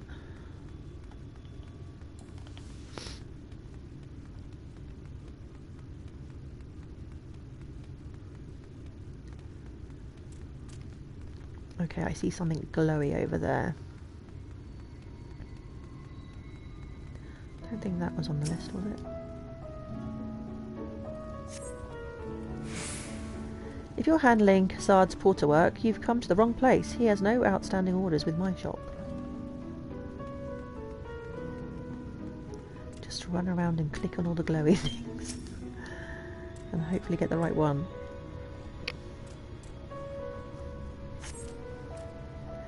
Cassard sent you, did he? Right, yes. What kind of ore was it again? Okay, oh. I don't know. I didn't pay attention. Tin? Yes, wait, no. Are you sure? I don't seem to have any on hand. Oh. Copper? Do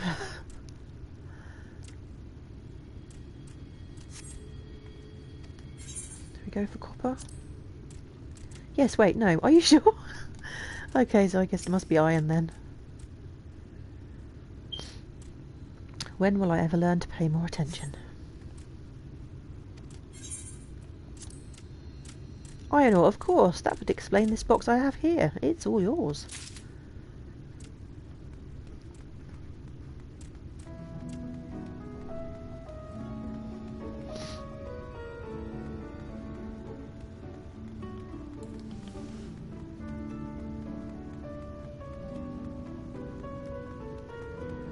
Okay, what's this here? Sack of herbal remedies. Was Thonton? I'm sure he was on the list.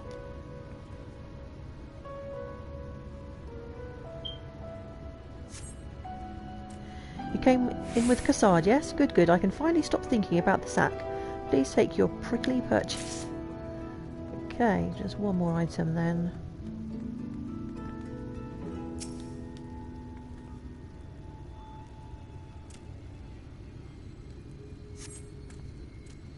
Hey, no touching. That merchandise is spoken for. Oh dear. That's not his. What, Cassard sent you? Why didn't you say so? I wouldn't dream of selling his goods to a higher bidder, no. Okay, that's it then. Back to Cassard. Oh, etherite. Why did I not see that before? I would have just wandered off and left that there.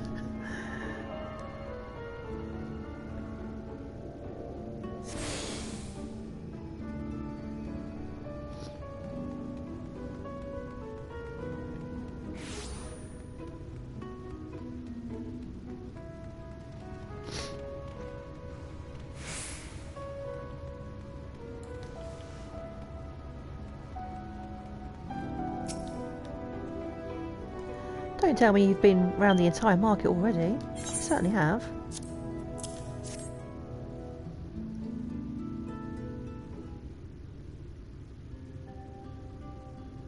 Aye, that's the lot. Alright, good work. And quick work too, considering you've not set foot in the place before. I'd thought you wanted to sit in the city like the Exarch, but something tells me you're not a stranger to visiting strange lands. Unfortunately, your efficiency presents something of a problem. I'd hoped to conclude all my business before you returned, but it seems there's been some confusion over one of the orders I placed. I'll have to drag in my middleman and sort this mess out. I'm sorry to make you sit around and twiddle your thumbs. Cassard, it feels like an age since I last saw you. Who is this? Well, if it isn't the lovely Tesleen. It's been a while, but your timing couldn't be better. This lady was on her way to meet with Alize, and I'm sure I'm supposed to be taking her to your corner of the desert. But a misplaced order has commandeered my attention.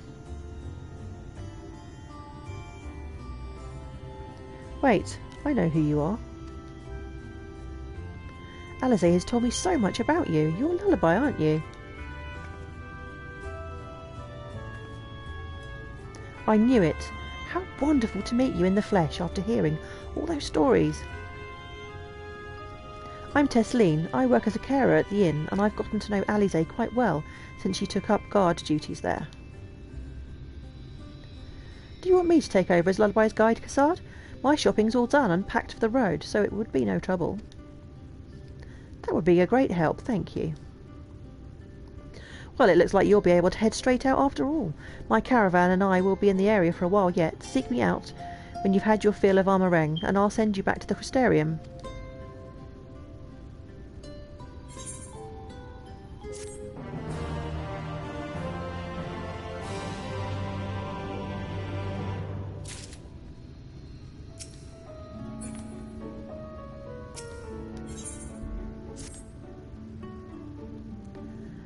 Alize has been desperate to see you, Lullaby, so let's get to her sooner rather than later. The inn isn't too hard to find, really. You can actually see the top of the rock spires from here. We just need to swing around the ridge, then head south. Come on, I'll get my supplies together and meet you outside.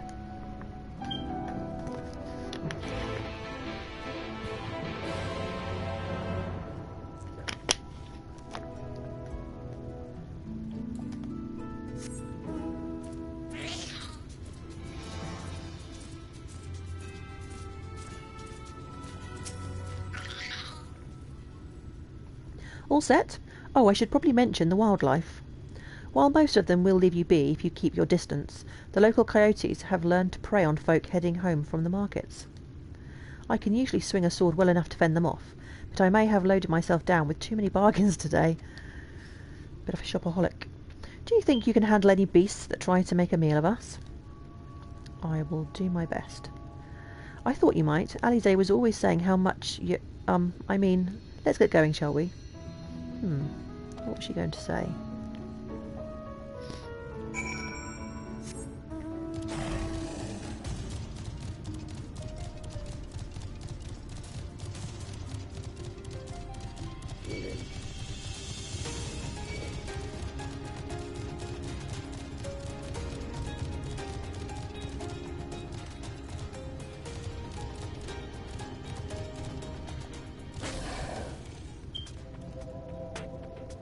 I think I might call my chocobo just in case.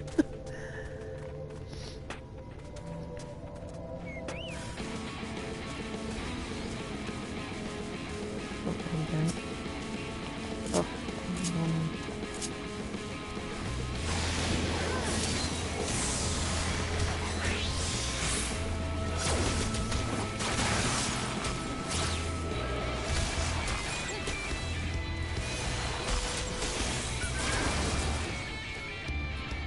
just the one? I don't know. What have we been streaming for? Been streaming for nearly 2 hours. And that's the first thing I get to fight, and it's just one tiny little...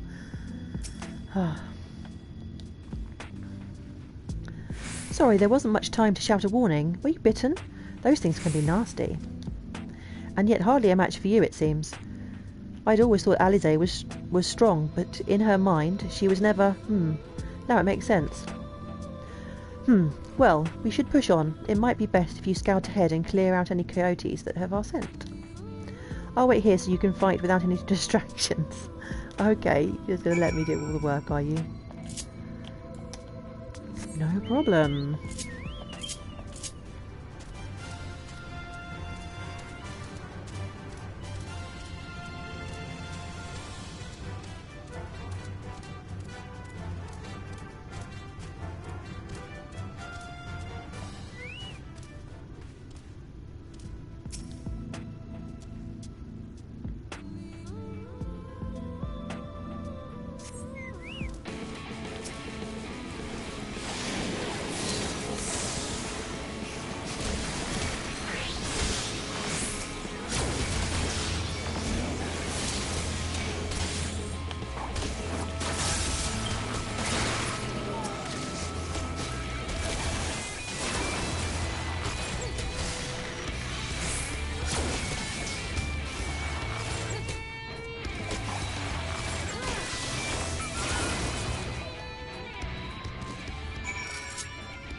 Okay, coyotes slain.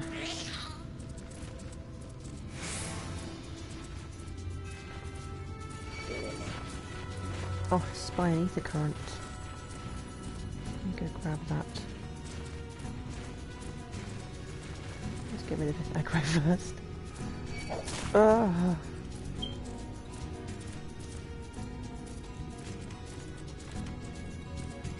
Can I get up there from here?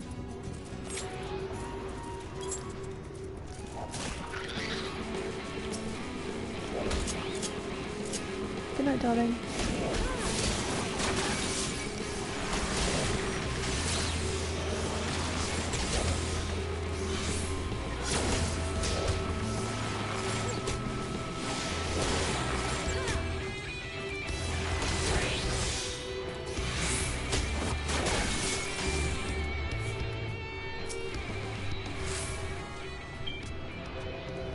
Okay, that's one of our out of, I don't know how many, that's the first one, so there's loads of those to do.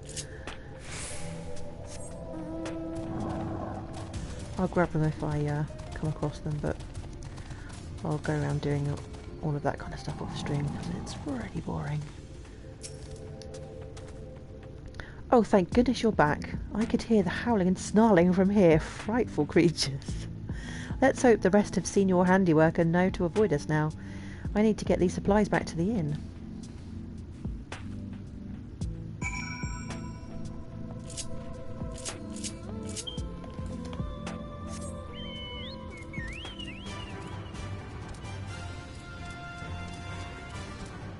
Oh, I think it's round this way, isn't it?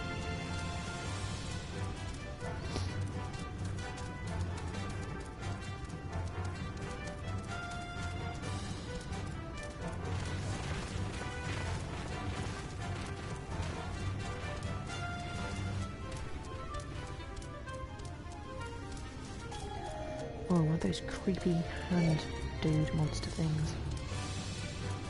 They give me the creeps.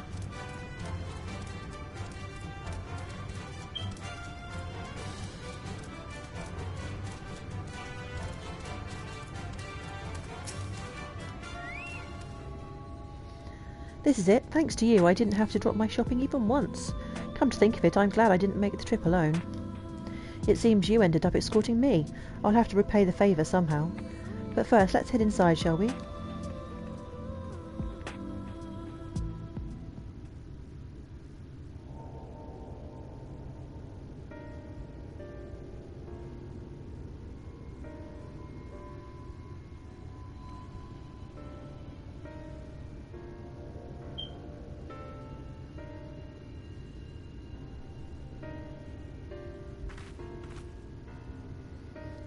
Welcome to the inn at Journey's Head. You might be our first visitor from the Crystarium since Alizé arrived. It's not much, but it's home for the afflicted and a handful of carers. The afflicted? You don't know? I don't think I've met anyone besides Alizé who was so unfamiliar with our situation here. Most folk have grown up knowing someone who knew someone.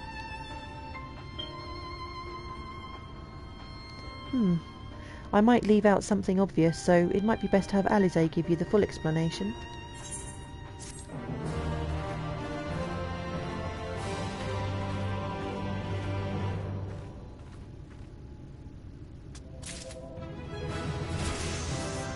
Oh, level up.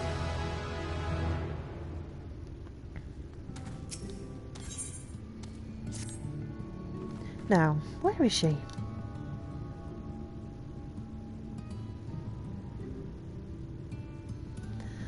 I think she might be out on patrol. You could wait, I suppose, but why not go and surprise her? She usually takes a look at things from the watchtower first, so you might be able to catch her there. It's not far. Head out to the south side and you'll soon see it. I'll stay behind in case she comes back while you're gone.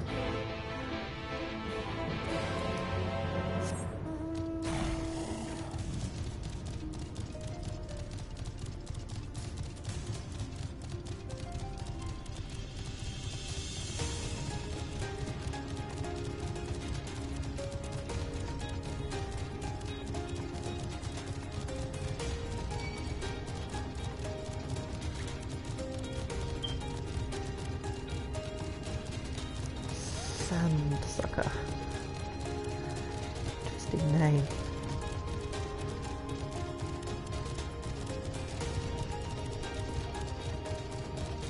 Okay, here we are. Oh, there's another ether current. Let's grab that first.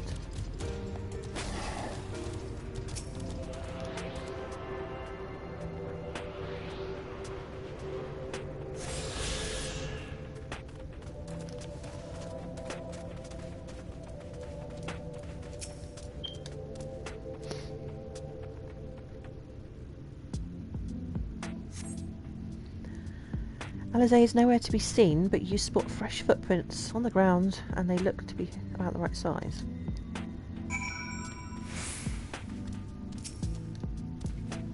Okay, so let's follow the footprints.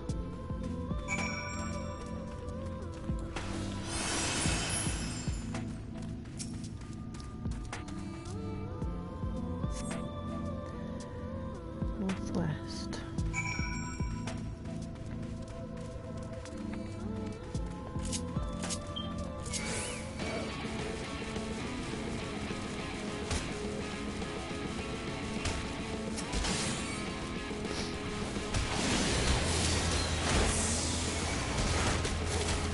I don't think I can take two of these at once.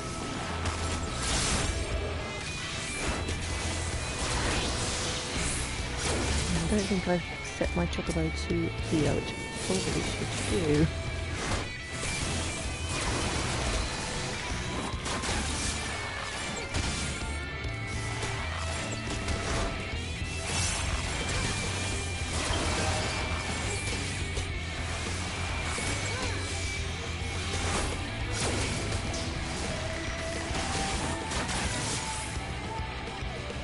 Okay, let me go ahead and do that, just in case.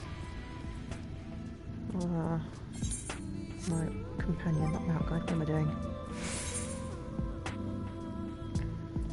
Healer.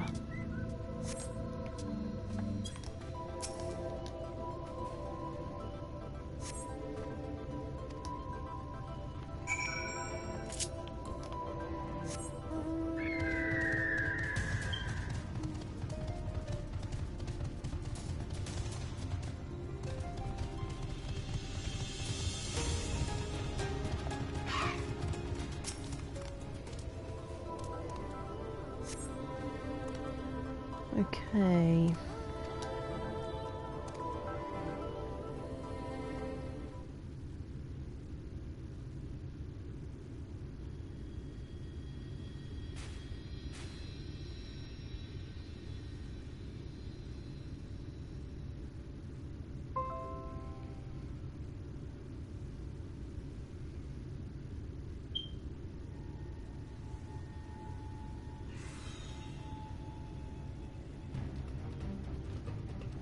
Get back here! Sinita.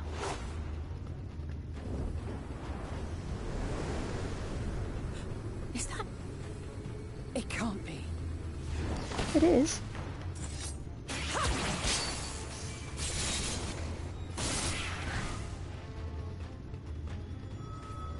Oh, well, it looks a bit different.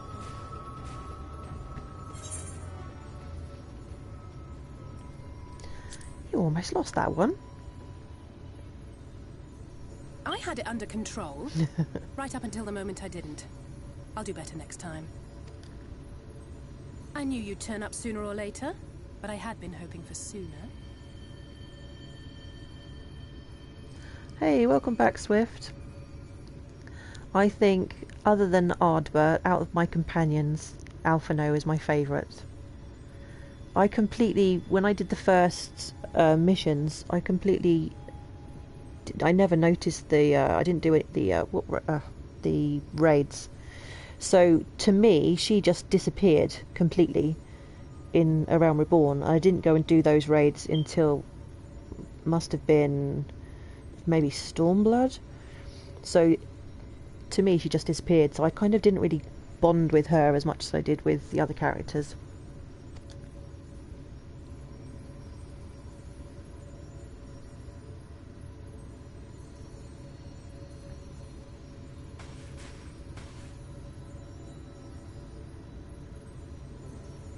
how are you? Yeah, not bad. Yourself?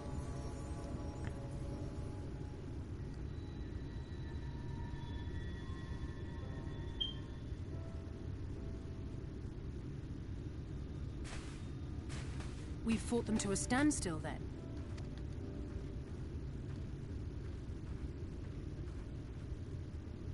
The Exarch did say that the Empire seemed to have drawn back when he last looked in on the source. But without knowing for sure how fast time was passing there, I couldn't help worrying that a lot might have happened since then. I'm heartily relieved to hear that it hasn't, just as Alphino must have been. As you can imagine, both he and Urianger were desperate to hear the news from home when I arrived. I haven't actually seen Thancred and Y'shtola yet, but they will have heard all the latest developments from the Exarch by now, or should have at least.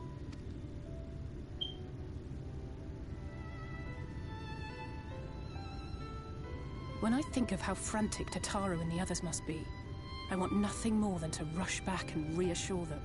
But we still haven't found a way to reverse the summoning. And even if we had, we couldn't just ignore Urianger's vision. He may use 10 words where one would suffice, and they may often obscure as much as they reveal. But on this matter, he was as clear as day.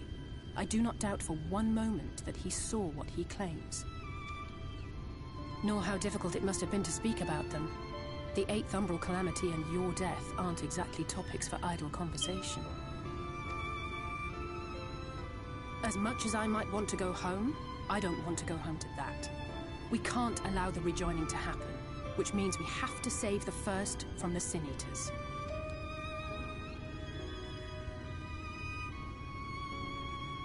That great wall of white is a remnant of the Flood.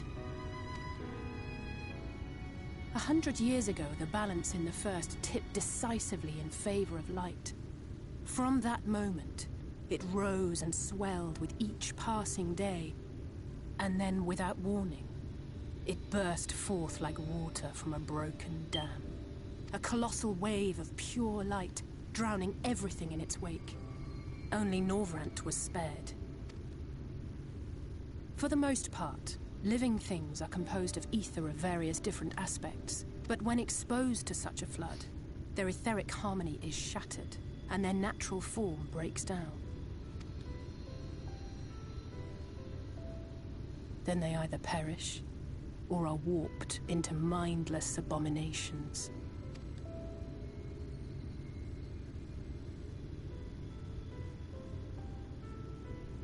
Yes, that's how the Sin Eaters came to be.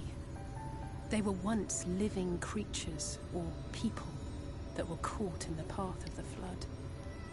Once the change is wrought, there is no going back. In that instant, they are gripped by an insatiable appetite for ether, and will happily gorge themselves on any living thing within reach. But even that is not the worst of it. The stronger Sin Eaters can plant light in us, like seeds in soil, corrupting our ether, and triggering the birth of new monstrosities.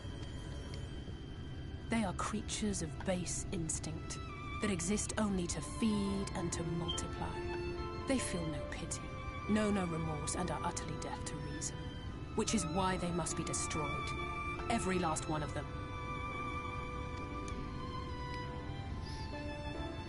The infirmary is full of the Sin Eaters' victims, left here to spend their final hours waiting for the change to overtake them.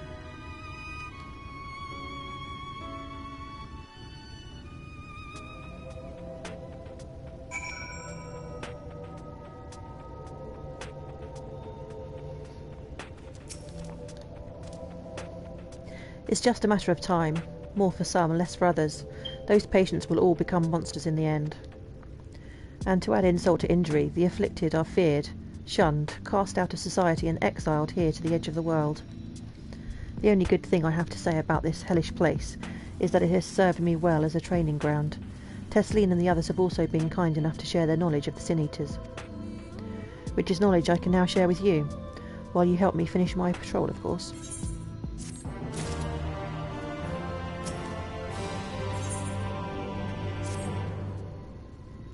Here's what we'll do.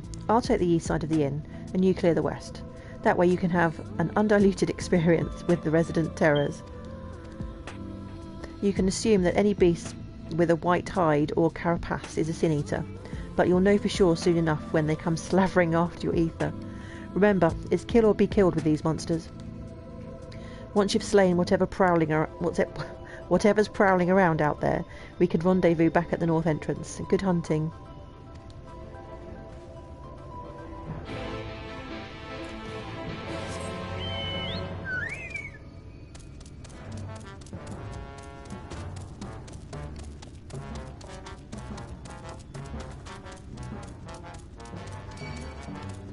And everything else.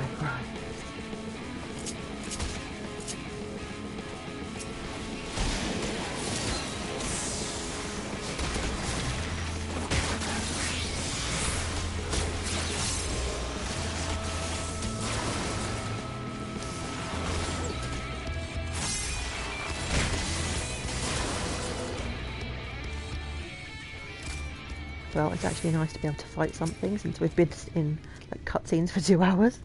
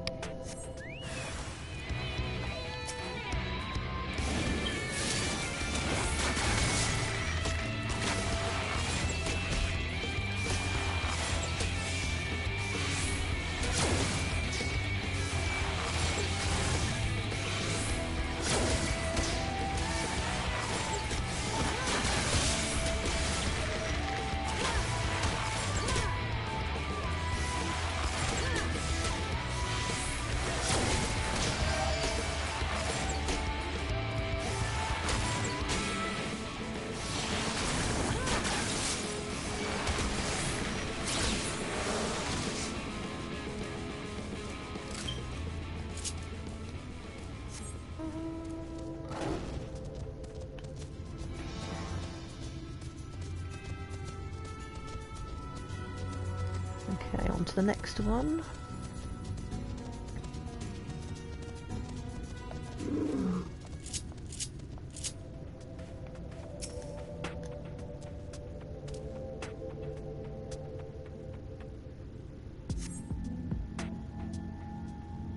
Oh, nothing at this one.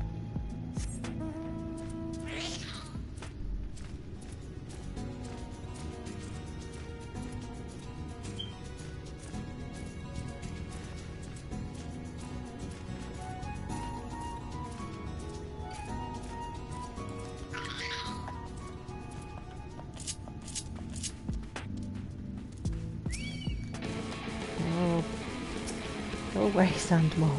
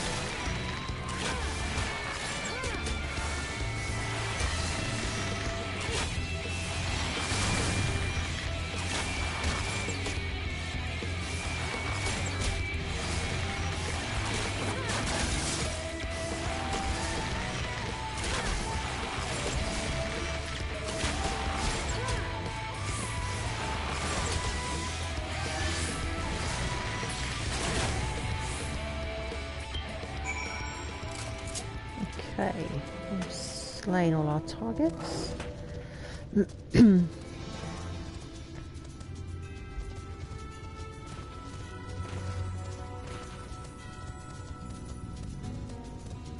go find Alize.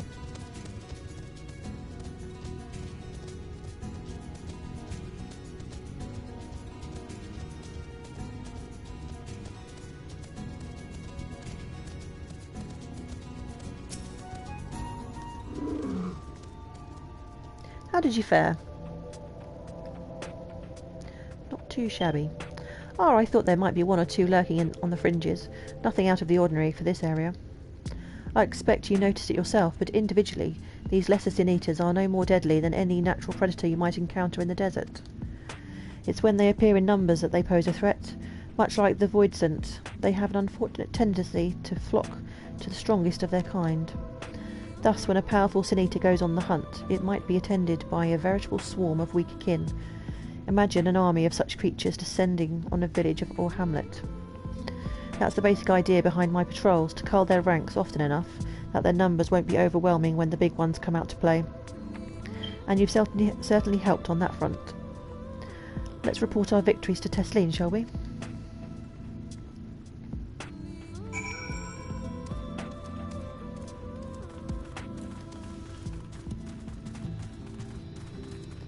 Let's grab the Aetheryte.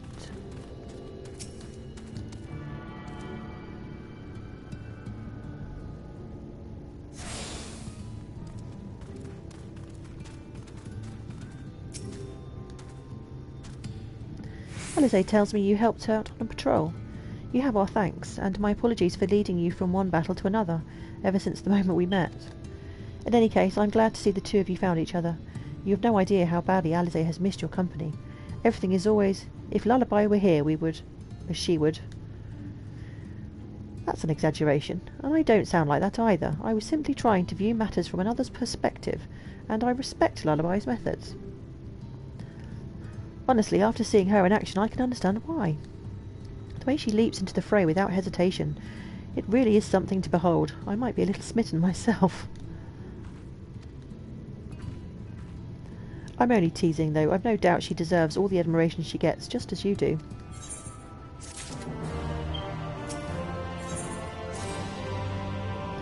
I'd love to lay out a welcome meal, but the duties I put off when I went to the market are still waiting for me. Oh, there are 101 things I need doing. I'm sorry, but would you mind waiting here with Alize? What, and twiddle our thumbs while you work yourself to death? Surely there's something we can help you with. Yeah, I'm sure there's some meaningless task we could do. I could do with a hand, it's true. Thank you. You can start by helping me sort out the larder, Alize. Alright.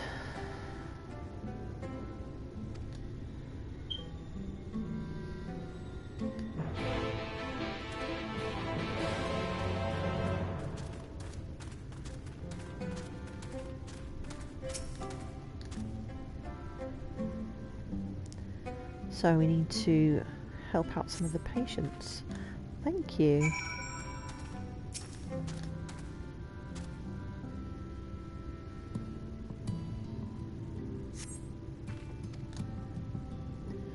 Todden glances up at you blankly, but you notice the tension in his face ease slightly.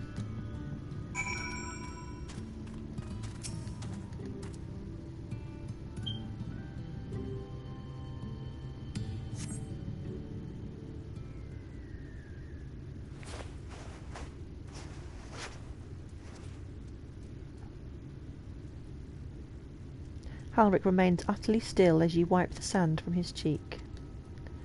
The texture of his skin has hardened into something akin to plaster.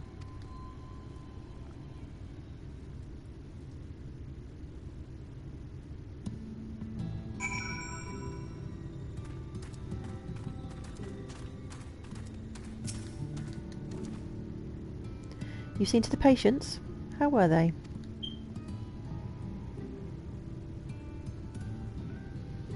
Good, that's good. I knew they would enjoy meeting you. I'm concerned about Halric, though. I'll have to speak with the other carers, but I think his time may be near. We shall leave you to have that discussion then. I was going to take Lullaby to Mordsuk. If you have any errands there that need doing. Well, I suppose there is one thing. Would you pick up a nectarine from the markets, please? A nectarine, yeah, because we need a nectarine to save the world. Kassad's caravan just passed through, so Ron should have some fresh fruit. You just came from the market. Why didn't you get the nectarines then? Come then, Lullaby. There's something I want you to see. Right after we stop at Ron's stall, of course.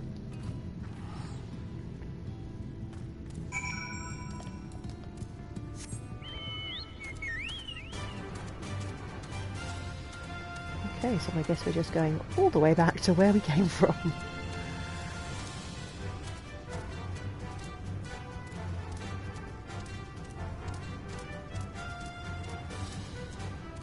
Well, I guess it wouldn't be an RPG without aimlessly running around.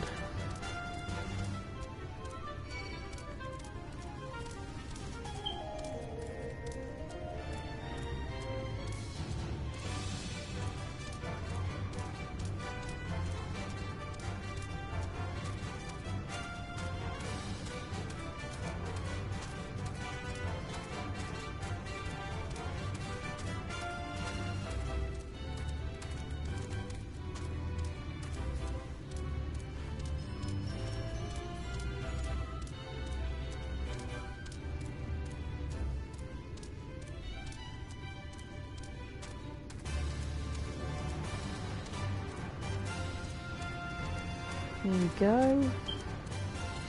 And there's old one.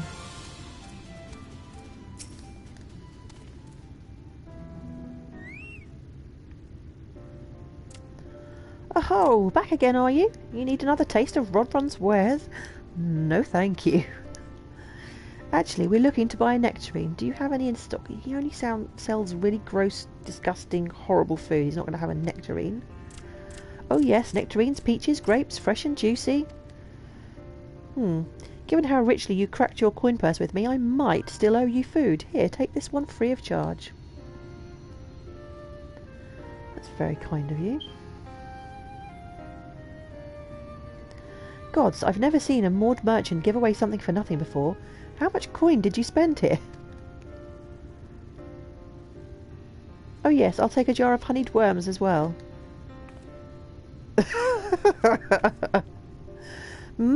Oh no, they're not for me. It's an offering of sorts. A likely story. The worms, if you please. They're your guilty pleasure, aren't they, Alize? Come on, admit it. Only the best wrigglers for you. Come again, my friends.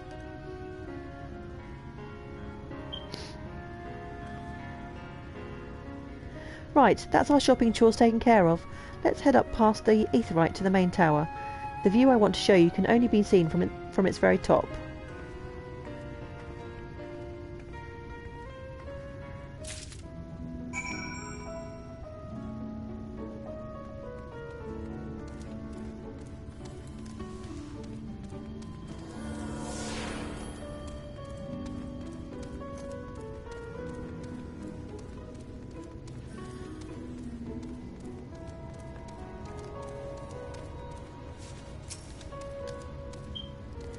Here are your precious worms. That buys us a trip to the top of the tower, does it not?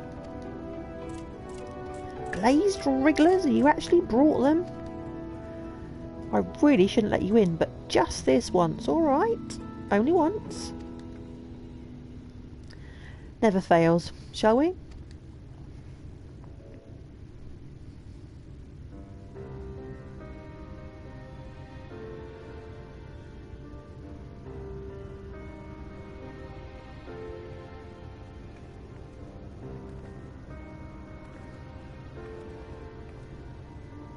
Look, over there, where the wall is broken.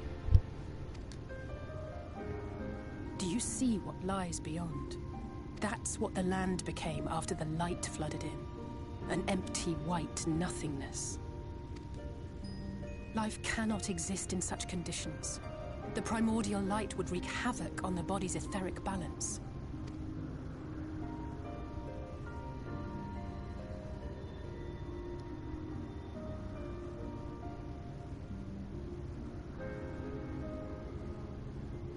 That nectarine you bought. It's Halric's favorite fruit.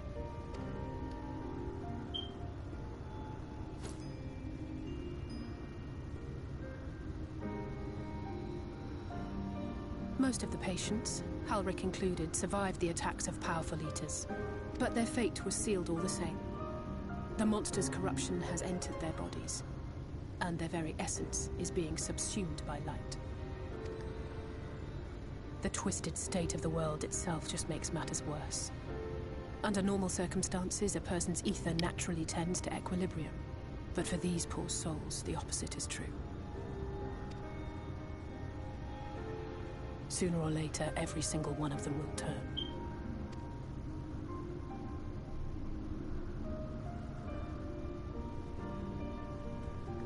Tesleen and the patients, They all know this. They know what has to be done before the change goes too far, before the eater within takes over. The preferred method is mixing poison into their favorite food. In my time here, I've borne witness to a lot of last meals.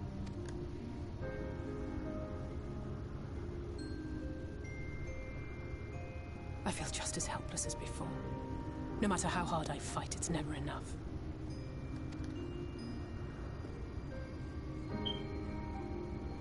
But it's a war I mean to wage, nonetheless. Speaking of wars, do you remember how I made you promise not to leave me, and then promptly collapsed? Well, let's just say I had a few choice words for the Exarch concerning the timing of his summons.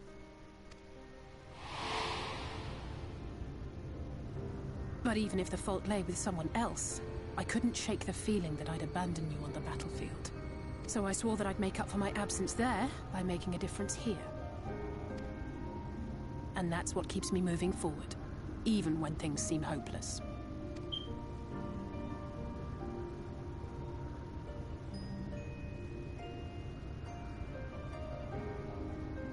On which note, it's time we headed back.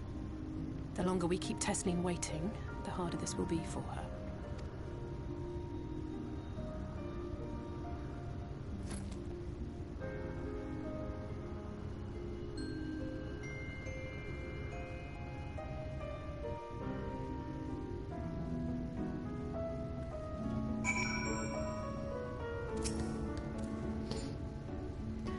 I'm glad I was able to show you that. When it comes to understanding the catastrophe which befell the first, one glimpse of the empty wasteland beyond the wall is worth more than an hour of Urianger's lecturing. And I needed you to know, beyond a doubt, that Tesleen had no other choice. The nectarine will be a kindness. It isn't just the threat posed to the others. When a person becomes an eater, the pain appears to be excruciating. The carers are truly fond of their wards, and would spare them that suffering. It is their way of fighting back against a fate worse than death.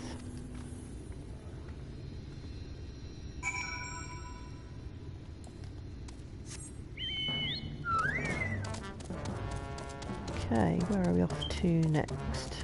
Give the nectarine to Tesleen.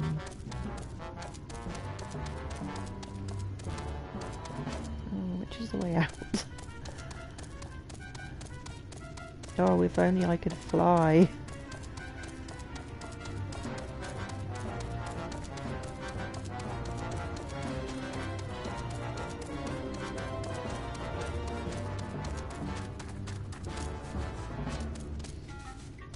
Chocobo's too fat to fly anyway.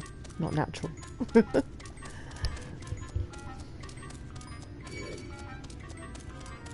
No, go away, Mole. I'm not going to fight you now.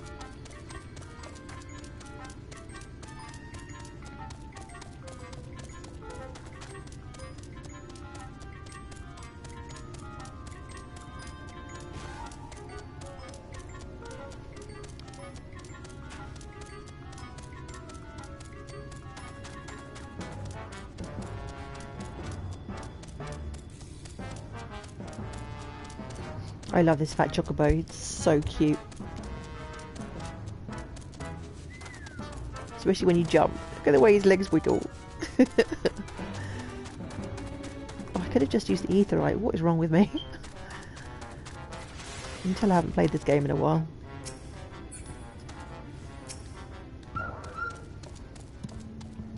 You're back. I hope you had a nice time. Did you manage to find a nectarine? Here you go.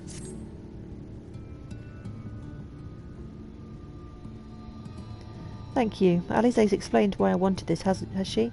I can see it in your eyes. But we may not need it just yet. I spoke with the others and we've decided to keep an eye on Halric for now. Thanks to you, though, if his time does come suddenly, we'll be ready to send him on his way with a taste of happier days. I know, they're so super chunky and wobbly.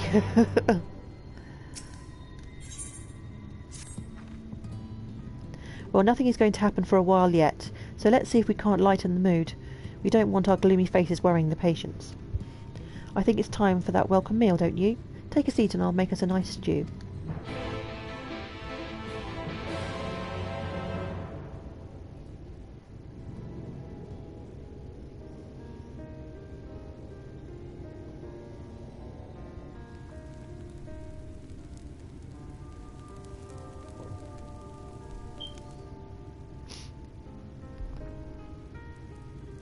Speak up if you'd like another helping. I made a little bit more than usual today. And you've added something special to the broth, if I'm not mistaken. Aye, well, it's not often we have visitors from the Crystarium, so I may have thrown in a few extra bits and bobs.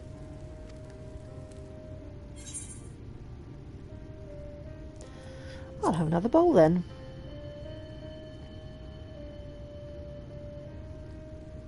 That's what I like to hear. Give me a moment to warm up the pot.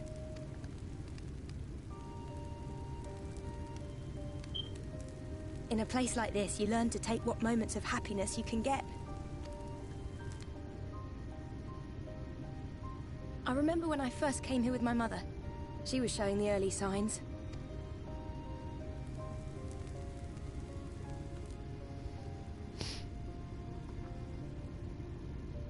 I knew there was no way to save her, but I just couldn't face what needed to be done. That's the way of it for most people. Why they travel from arms to stay here. Beaten, broken souls come to wait out the inevitable. I know, it's very sad, this part of the story. To receive the mercy of a painless death.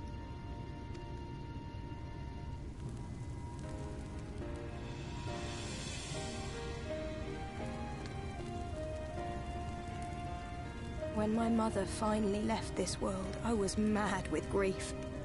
But also thankful that her passing was a peaceful one. Yeah, the story in this game, it gets me more than any other game I've played.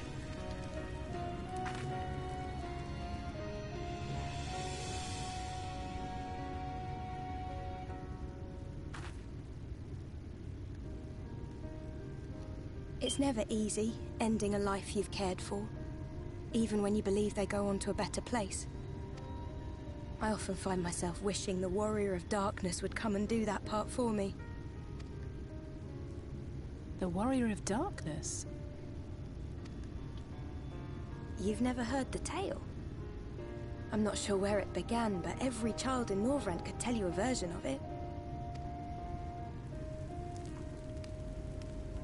Warrior of Darkness, servant of death, take care of our souls at our dying breath. Let sinners and eaters of sin go with thee, that all may return to the sunless sea. Well, that's the version I was taught anyway. It's just an old bedtime story. He's certainly never deigned to visit us here. Which is a good thing, surely. He sounds rather ominous. Do you think so? I always liked the idea that he treated every soul the same. Even the Sin Eaters.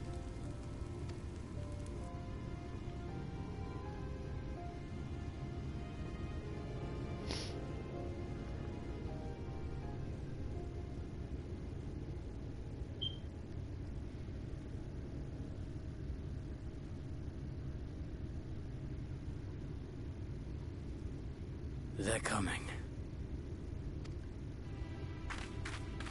Desleen!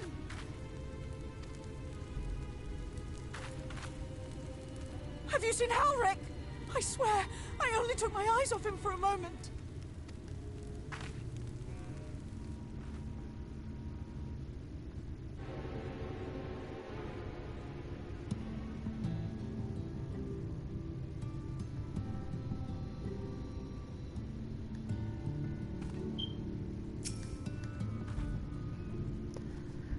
Lullaby, Alize, we have to look for Halric. I don't know what's gotten into him, but if he's wandering out there alone... We'll assign search areas and split up. Any idea where he might be headed? No, he's never done anything like this before, but it can't be a coincidence that the other patients are suddenly so agitated. They can sense something. In any case, let's keep the search close to the inn. Halric isn't very sure on his feet, so he won't have gone far. I'll search the east side. Please, Halric, be alright. I'll cover the north and west then. You take everything from here to the south.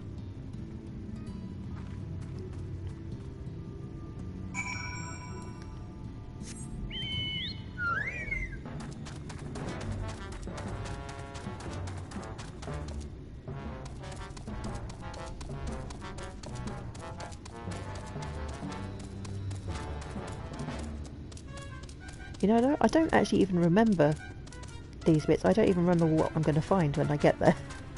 And it's not even been that long since I did this on my other account.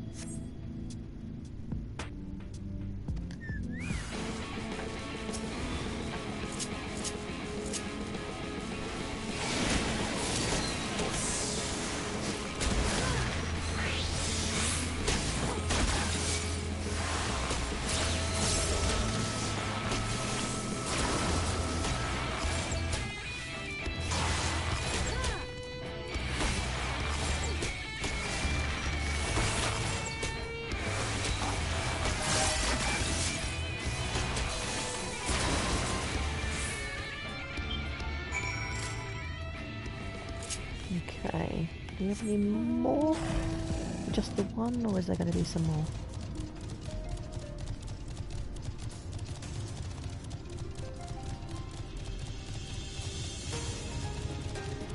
I think it's still ages even before the first dungeon. I think we have to go and find Alpha Node before we get to the first dungeon, if I remember correctly.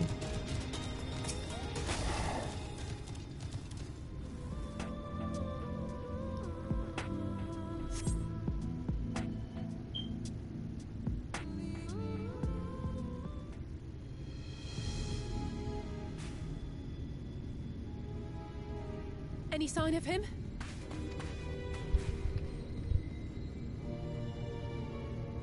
No luck then. But he surely can't have gone far. We should keep looking. The Sin Eaters are out in force, and if we don't find him soon, you can be sure they will.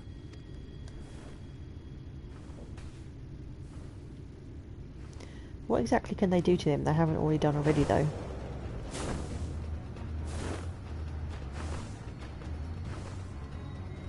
Did you see the size of that thing? It must be one of the nasty ones.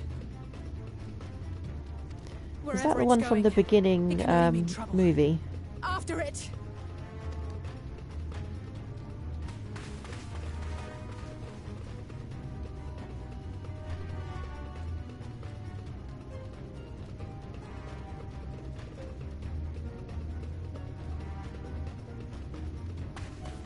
There it is! Is that... Oh no!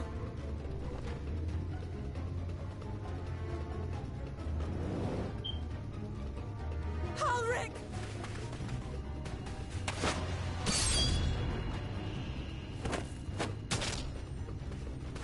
We have to run!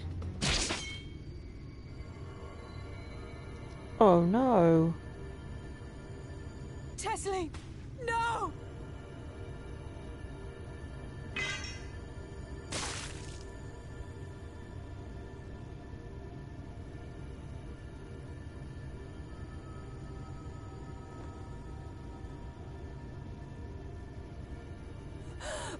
We all deserve happiness, wherever we can find it. The time left to you is precious. No one should die in pain. Mother, I...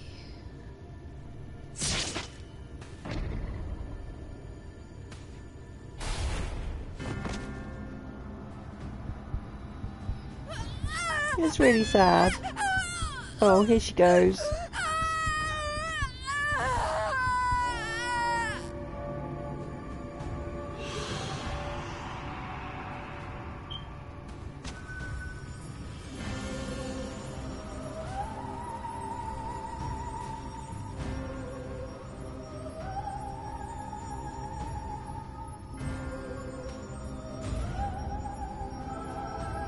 Oh, those are really creepy eyes.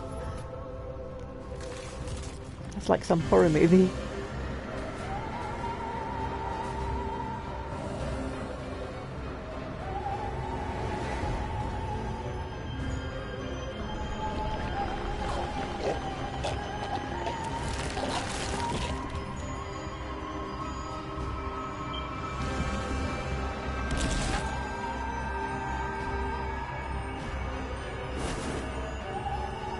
That is the one, isn't it, in the opening movie that Ardbert fights?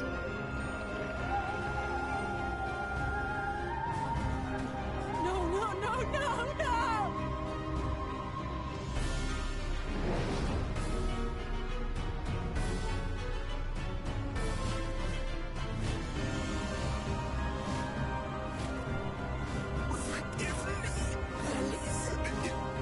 Oh, that's super creepy.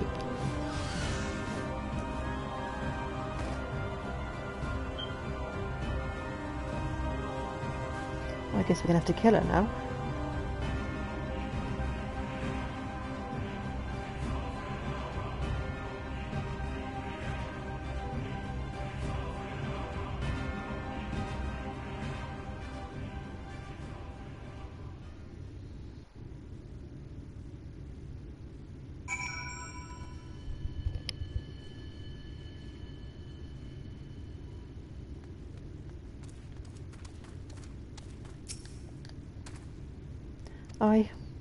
I'm sorry, Lullaby.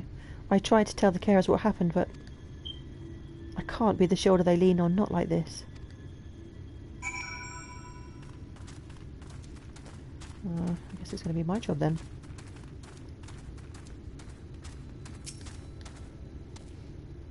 It's just so unfair. Tesleen was always so cheery with the patients, telling them not to be scared, and there wouldn't be any pain. Of all the people in the world to suffer such a fate.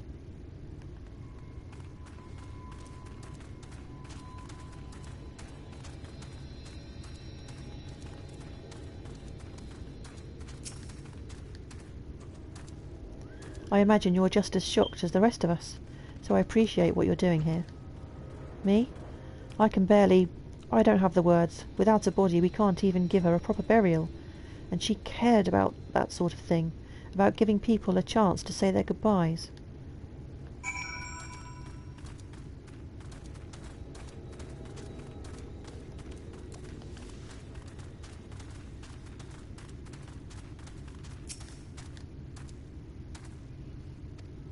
He's still not talking. Halric is as unresponsive as ever. He stands motionless, staring up into the sky where the Sin Eaters made their escape.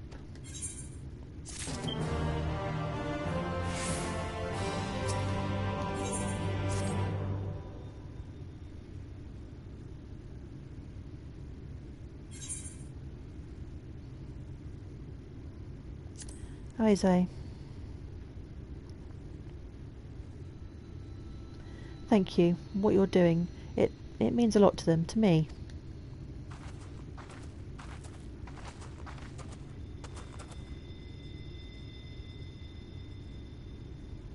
Sorry to interrupt. We realised we hadn't thanked you for rescuing Halric. You weren't hurt at all, were you? Hurt? There wasn't even a fight. I was too late, too slow, and I thought I could protect you. You can't blame yourself for things beyond your control. You brought Halric back safe and sound. No one could have done any more.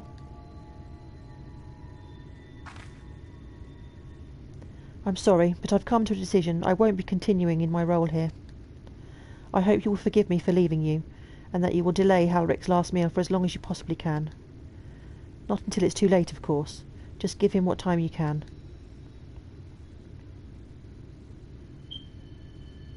We always do. Of course, she would have done the same. Farewell, Halric. Keep Tesleen's words close to your heart.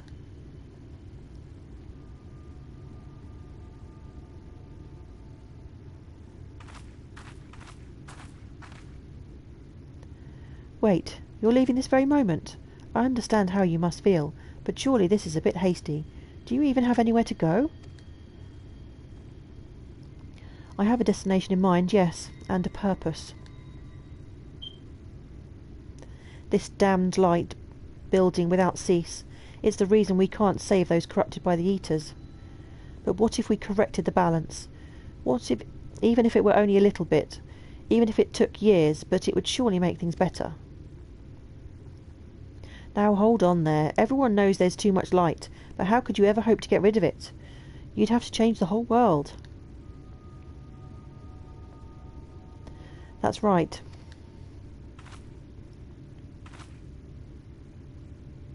We should return to the Crystarium. I may not be able to repel the Eaters on my own, but I can still use the skills I've gained here to hurt them.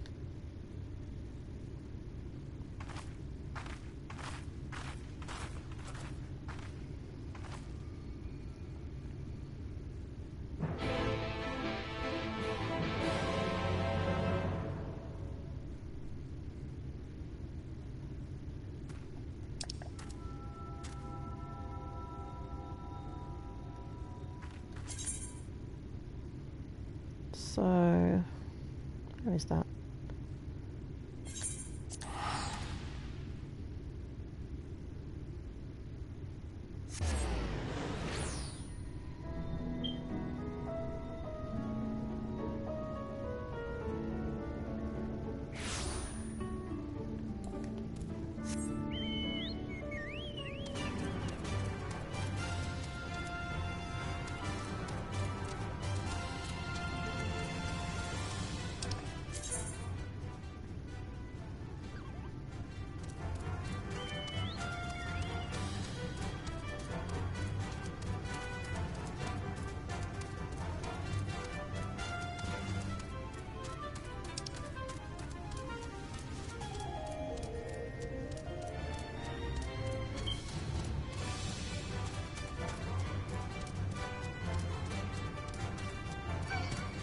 So I think once we get up here, I think we're almost to the bit where we can then move on to Alphino's quest line.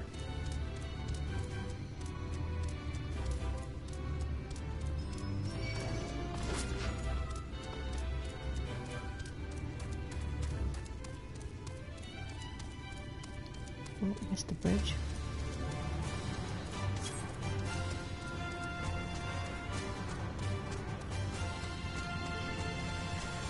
Yes, the quicker I can collect all the ether currents here, the better. This chocobo feels so slow.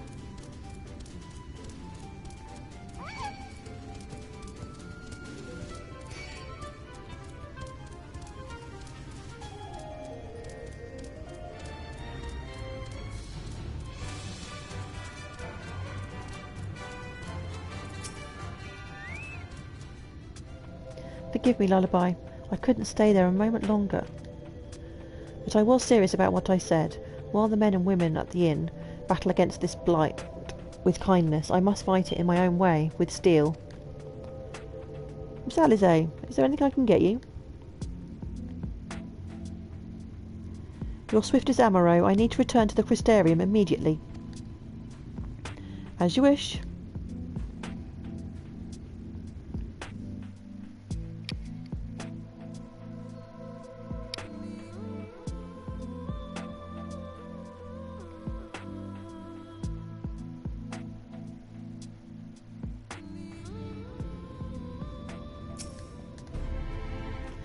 Oh, remind me to wear goggles if we ever fly over Armorang again.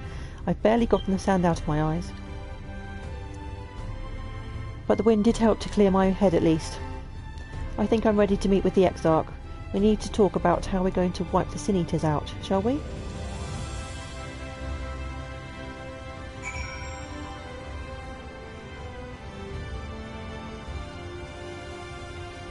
Right, so that's where the Hello Trainer is. I need to remember that for when I need to find him next time. Okay, did I get that Ethernet shard? No.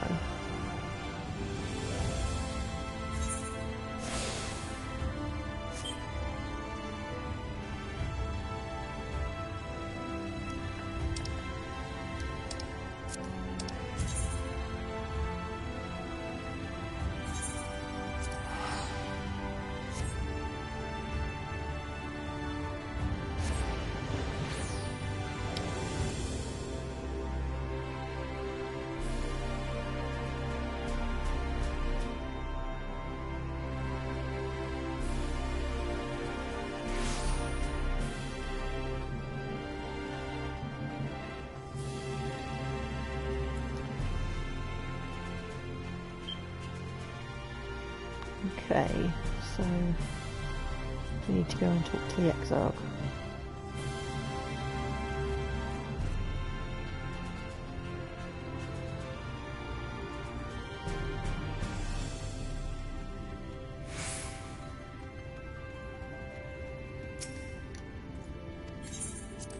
Oops, wrong button.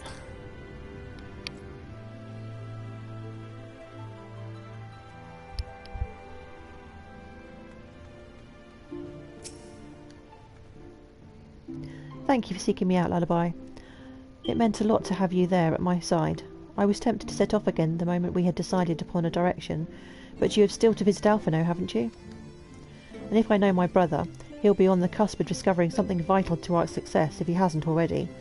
I'm content to stay here and consider our options for the time being, but don't keep me waiting too long, eh? Where's the impatient?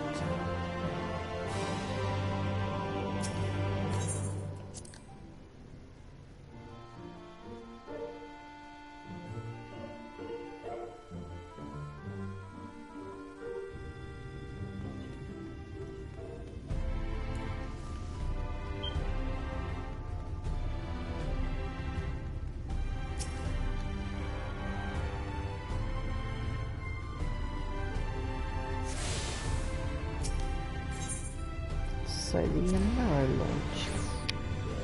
Let's go find Alphino.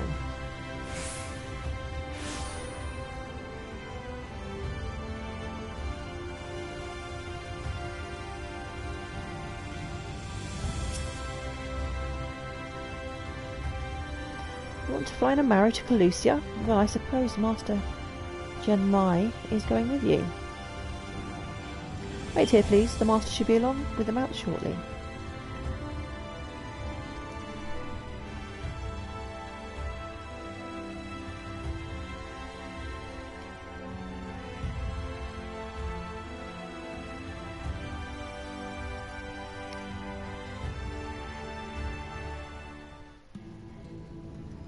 The whistling breeze, mute. The pounding surf, frozen. Time itself takes a breath. At light's edge, all is perfectly still. The world captured in a painting, locked in a moment. Music, faint and fleeting, drifts coastward on the lifeless air. And in the distance, beyond the broken earth, a city beckons.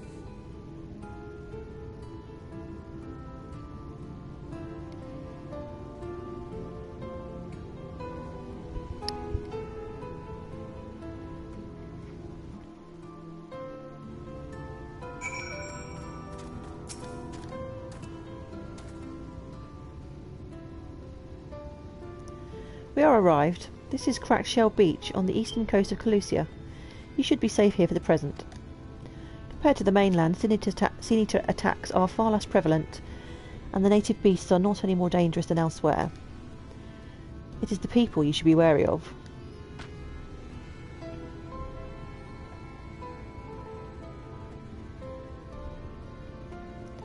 Spy you that city in the distance? That is Yulmore, the island's main settlement. It rivals the Crystarium in scale, and was once an ally in our battle against the abominations. For years the Yulmoran elite have fancied themselves the masters of what remains of our broken world. They have gone as far as to offer the leaders of other settlements their protection if we bend the knee. But to say their ideals are questionable would be putting it mildly. The Crystarium is one among many who resist their heavy-handed authority, and while we are not at war, our relationship with Yulmar is strained at best. It may be wise to conceal your ties with the Exarch during your stay here, especially in the vicinity of the city.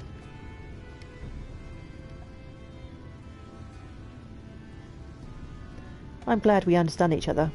Now, the Exarch has entrusted me to divulge a secret that should make finding your friend a good deal easier. Listen closely.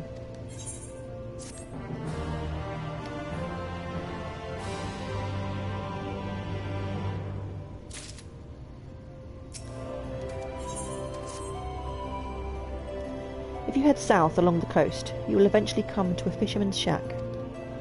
A friend of the Crystarium lives there, a man who goes by the name of Ebor. Ebor keeps an eye on everything that happens in Calusia and will be able to point you in the right direction. Just hand him a sprig of thyme that will let him know you can be trusted. Here, this should be enough. Find your friend. I will stay here with the Amaro until you are ready to return.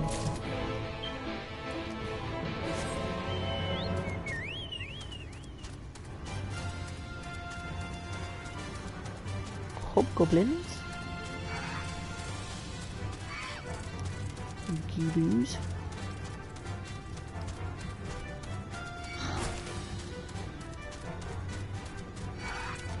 Not today, Gibu.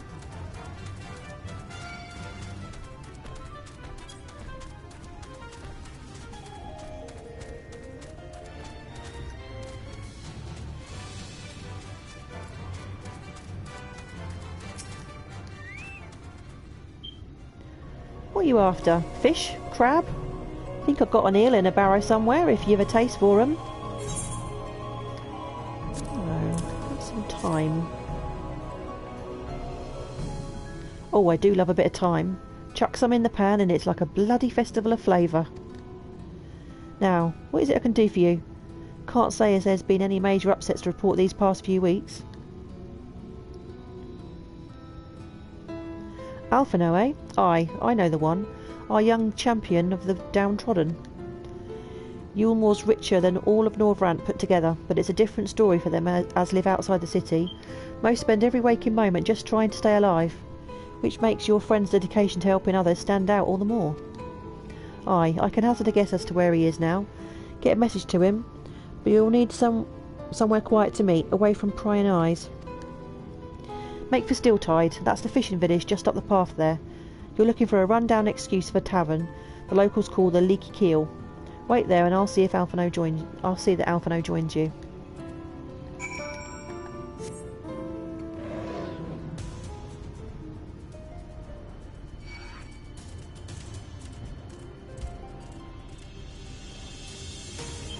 Okay. Is it this one just up here maybe?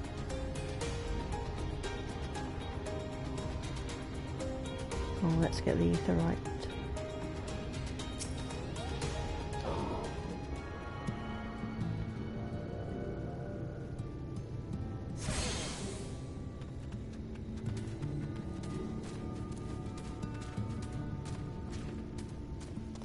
The Leaky Keel.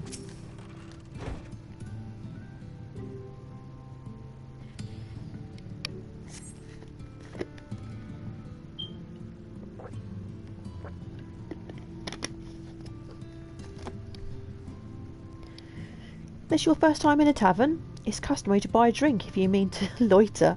What you be having? I don't know. I wasn't supposed to say anything particular, was I? I don't remember. Did he tell me to order something? Let's go for mead. A fine choice. And what will you be paying with? Well now, these are exotic. Where did you come by coins like that? I'm sorry, dear, I don't doubt that they have value, but I don't have a touchstone to test their purity, and I'm not about to go begging for one from the neighbours, so we'll just have to come to some other arrangement. Ah, here's an idea. There's a common to the north where we grow our vegetables, but lately the pests have been eating more of them than we have. What do you say to a bit of extermination work? I want you to squash any vermin you find, then visit the caretaker and give him an earful from me for sleeping on the job. He'll be in the old silo next to the fence, snoring like as not. Do that for me and you can laze about here as long as you like. Right.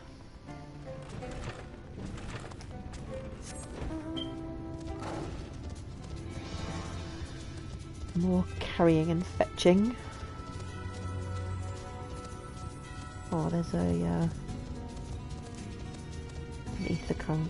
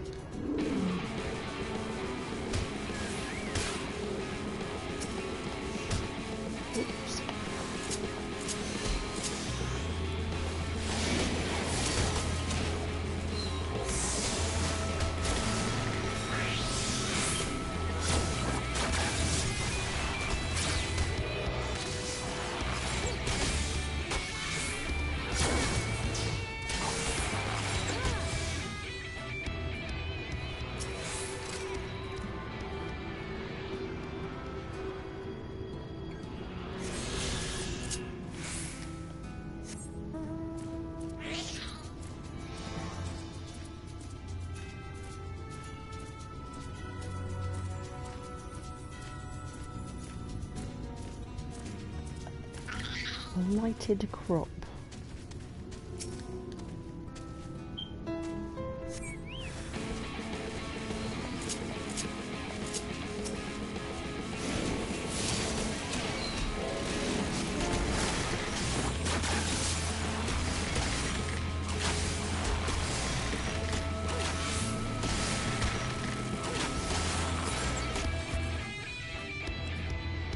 Any more? Oh yeah, over here. Just two maybe.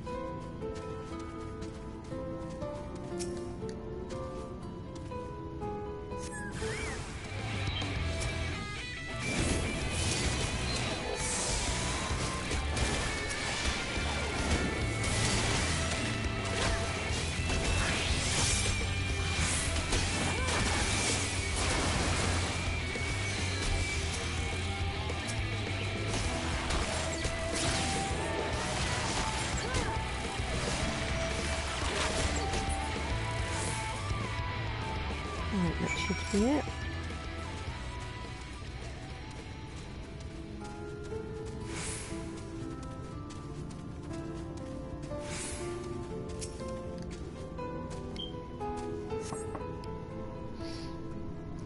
No response. Maybe you need to knock louder. What? No response. Perhaps the occupant is hard of hearing. Should we break the door down? Maybe I'll hear that.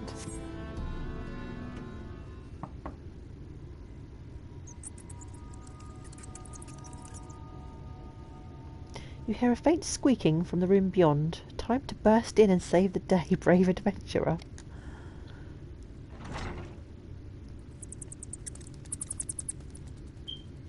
No one is home, and judging by the lack of furniture, they haven't been for some time.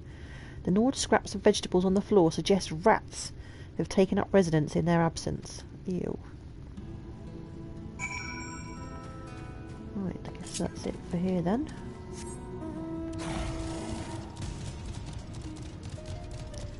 Head on back for my reward. A lovely glass of mead.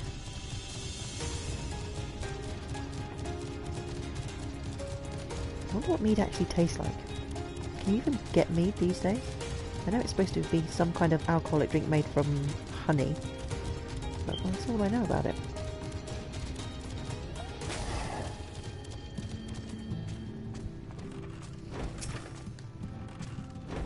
Welcome back, dear. What did that good-for-nothing caretaker have to say for himself? He's gone. Scarpered. Gone? He must have left to join the rest of the hopefuls. In Gate Town, outside Eulmore, you don't have a clue what I'm talking about, do you? And there I was thinking you were another dreamer. Have you had mead before? You can still buy mead. What's it taste like? Well, never mind all that. Take a seat wherever you like, dear. You've more than earned it. I'll even throw in another drink on the house.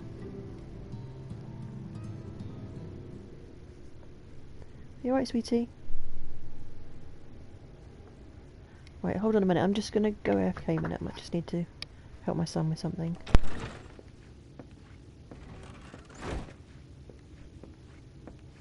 And how is business today, Mistress Theva?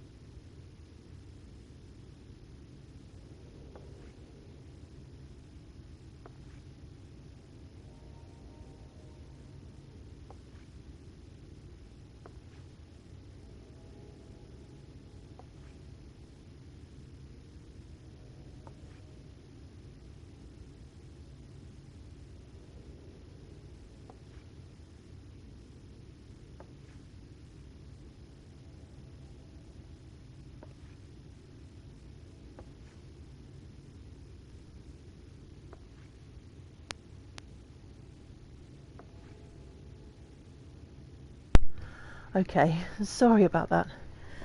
My son woke up with a bit of a headache, so I needed to go and give him some pain meds.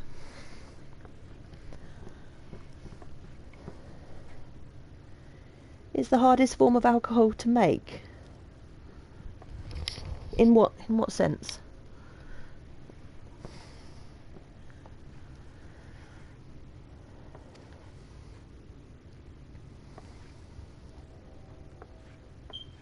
Oh, frenetic. Look, I have a new customer.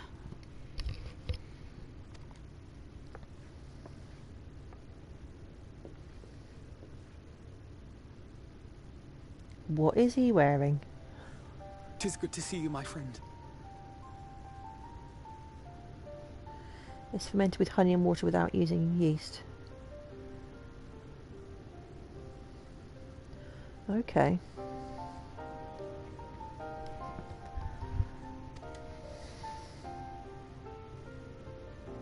Oh, Alfino. The barley seeds you wanted. They should produce a better harvest than the last. What, just like that? Oh, Alfino, you really are a dear.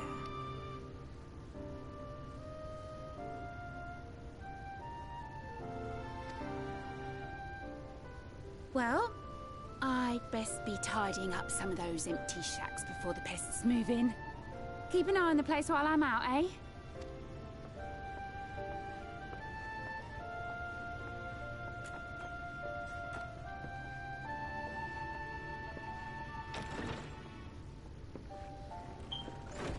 It seems an age since last we spoke. Not since the prisoner exchange in Doma. And Yotsu. It has been even longer for me, of course, if you count the days I've spent here. The time has only added to the relief I feel seeing you safe and well.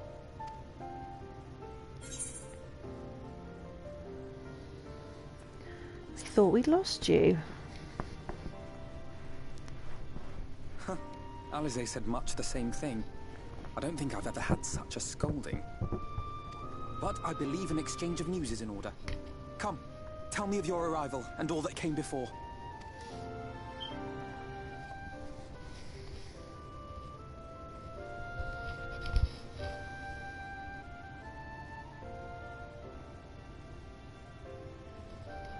I see. Both the Exarch and Alize told me what they knew of events, but I had stubbornly clung on to the hope that all-out war might yet be avoidable. And poor Tataru. She must be sick with worry. We must endeavor to return as soon as we may. It would be nice to bring her good tidings for a change.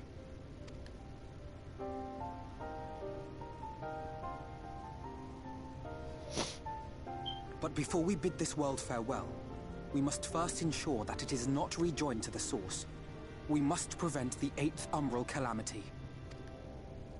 Urianger's vision of the future has, I fear, every chance of coming true. By his description, the catalyst for the calamity was a formless and deadly weapon employed by the Garlean Empire.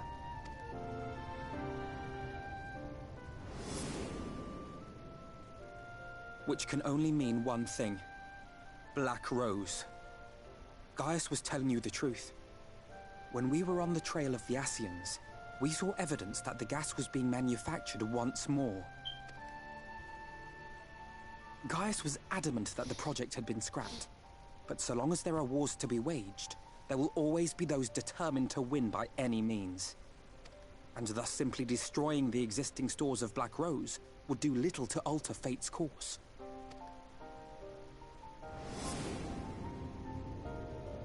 In that sense, our involuntary journey here to the First was something of a boon.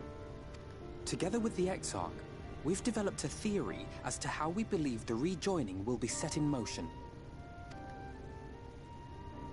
I'm sure Urianger himself will cover the subject in more detail.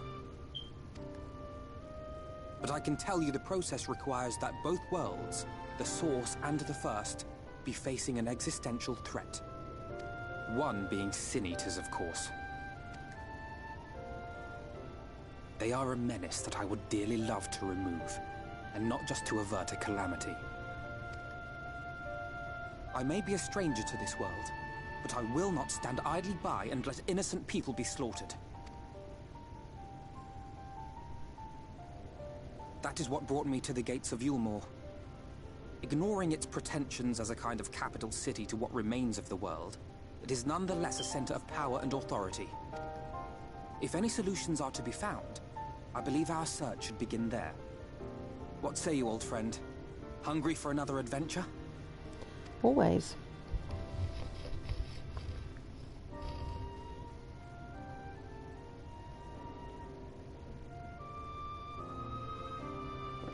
But not till you get out of those clothes. To the road once more. You never heard of glamour prisms, Alphino?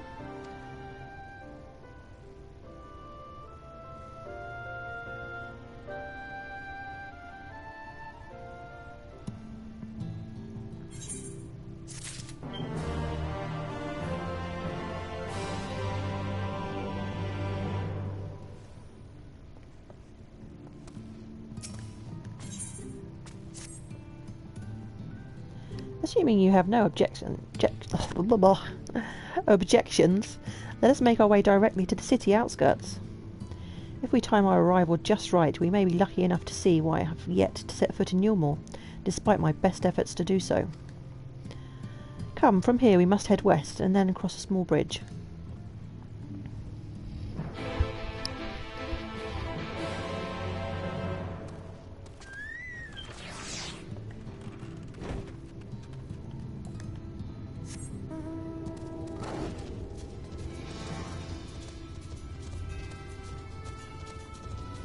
I wonder if the Yulmorans drink mead.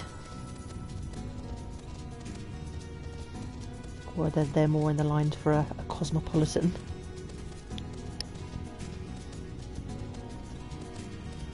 Oh, I could just drink a cosmopolitan now. Swift, make me a Cosmo.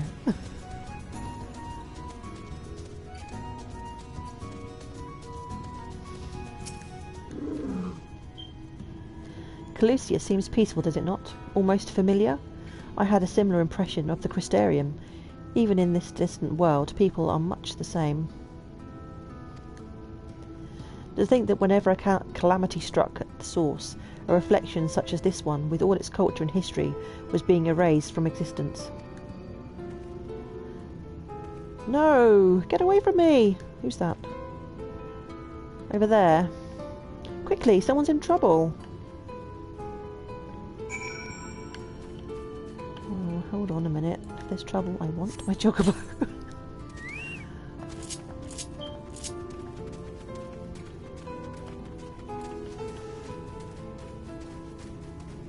It's a really ugly looking... What is that? Oh, it's not a toad. I thought it was a toad. It's an iguana. I don't remember seeing these before.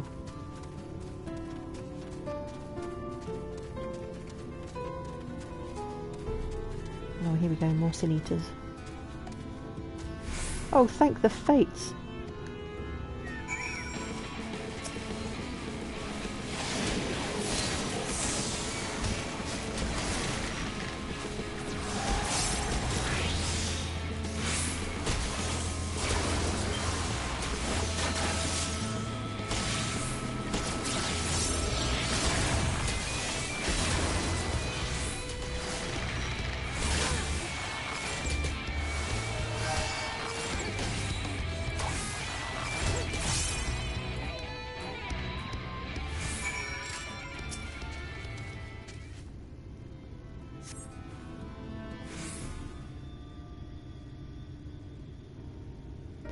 My poor heart. Thank you, young miss. Ah, there you are. In my haste I lost my bearings, but I see you have the situation well in hand. Fine work. Are you all right, madam? Just a few bruises from where I fell. Nothing compared to what was in store for me before this brave soul came to my rescue. I honestly thought I was done for. My feet are not as swift as they once were, and I knew there was no one left to hear me scream. Not that I let that stop me. Oh, I should probably leave my old house behind and queue up outside Yulmore with the rest of them.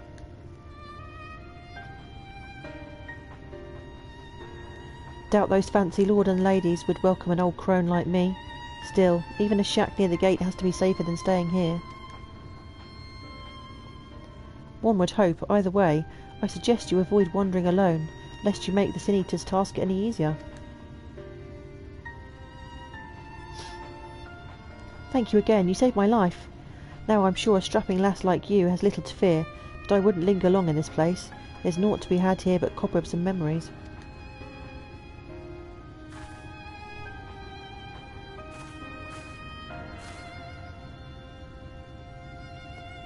"'Tis as the lady says, many in these parts have abandoned their homes to live in Ewermore's shadow. Should the Sin Eaters descend upon this region, there are precious few with the strength to fight them off. Speaking of which, what have you been told about these monsters?"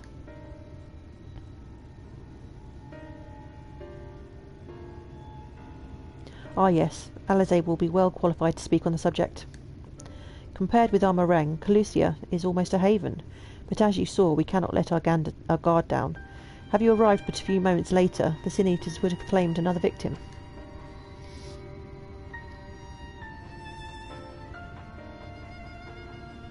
"Still, we have won a small victory this time at least. Now, shall we press on? We need to return to where the road forks and follow the path that leads west."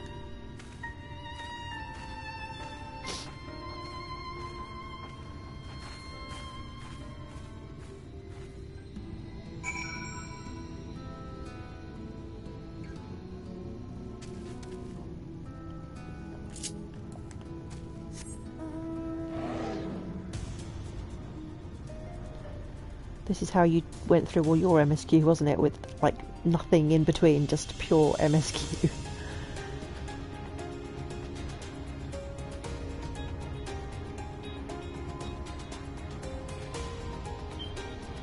I think you get a better grasp of the story when you do it like this. It's more intense.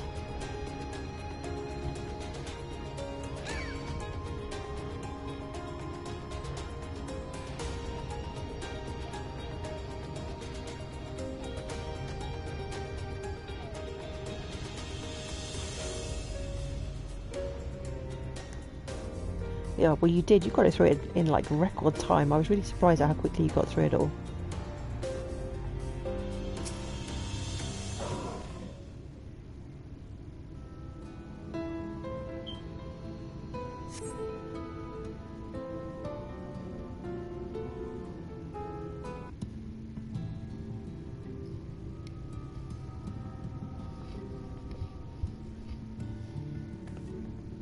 That gate up ahead is known as the Open Arms, and Ewermore itself lies beyond. This, meanwhile, is the aptly named Gate Town, the dwelling place of the many desperate souls who hope to be chosen to live in the city proper. Thanks for the follow, Dark Gamer Girl. Much appreciated.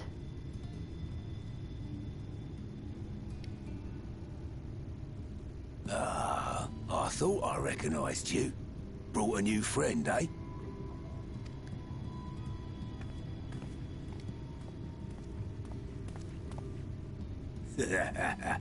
I'll bet you got a trick or two up your sleeve. Maybe even 3. Care to show me? Oh, he seems like a bit of a seedy character. You can stay well away from me. Leave her be. What? I was only making conversation. Yeah, right. I knew we shouldn't have won that top. Ladies and gentlemen, your attention please!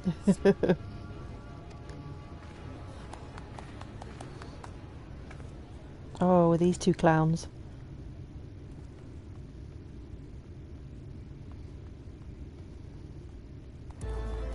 He's just so creepy. There's something really creepy about jesters. Clowns and jesters. Greetings to our hopeful petitioners, one and all. Ewermore extends its warmest regards. Let it be known that a lady of distinction wishes to dine on fish divine.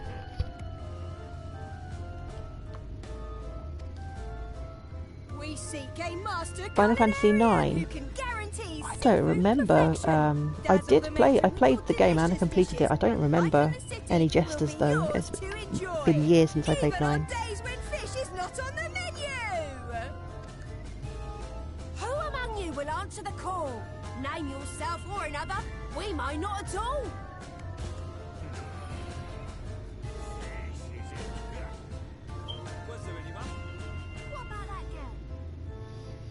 More Cockney accents. Do you recall how I said Yulmore was a centre of power and authority? Well, that is not the only reason for its fame. Oh, okay. It is also known as the City of Final Pleasures. The noble and the wealthy who survived the flood gathered here to live out the rest of their days in decadent abandon. A poor man could sooner pass through the Iron Needle than Yulmore's gates. The only way the common folk can enter this perverted paradise is if they fulfill the whim of one of the privileged. And so they are picked over like market produce.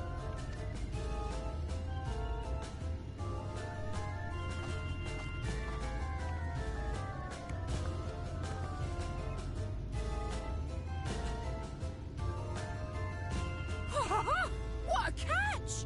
We'll not be throwing this one back. Having seen your all too obvious charms, we welcome you with open arms. Come, join us in the City of Splendor and live out your life in an ecstasy of endeavor.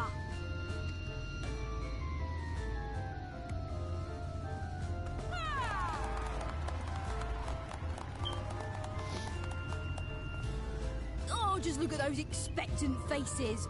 What could you possibly be waiting for? Well, what have we here? An extra share of meal to celebrate our newest resident!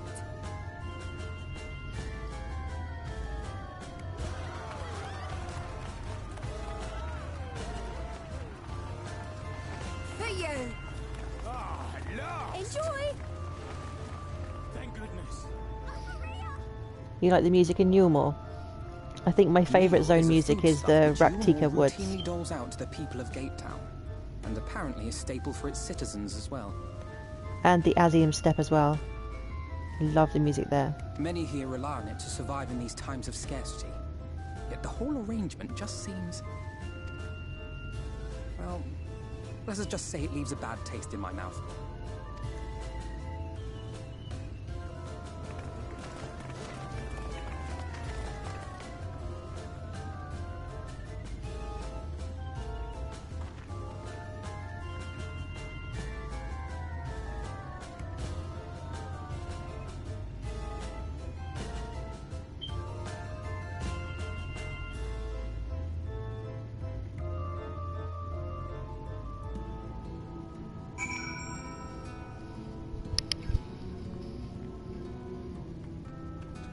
Okay, what's next? Now you understand why my attempts to enter the city have thus far come to naught. The dubious privilege of residency must be won via a contest with ever-changing rules. They say this policy has been in place for the past 2 decades, ever since Yulmore's current ruler came into power. Yet from what I have seen, it does more harm than good. Not only does it distract people from our shared struggle against the Sin Eaters, it robs them of their self-sufficiency. I have tried to propose ways they could improve their lot, but my words invariably fall on deaf ears. The attitude is so entrenched now, I worry that, well, mayhap you should take a turn around Gatetown and judge the situation for yourself.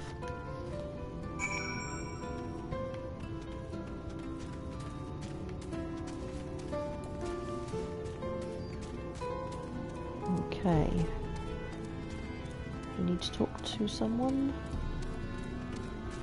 Bubbling crockpot.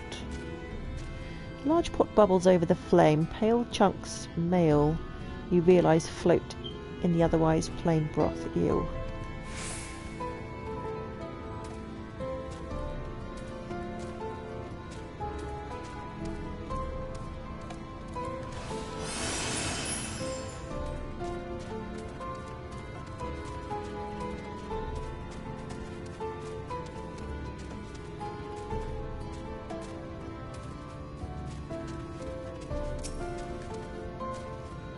Look at it. Can you imagine a more beautiful city?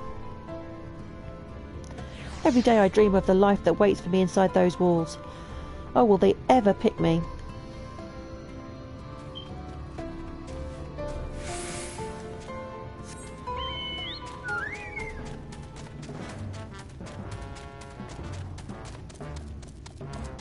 Come on, Dumpy. Move those legs.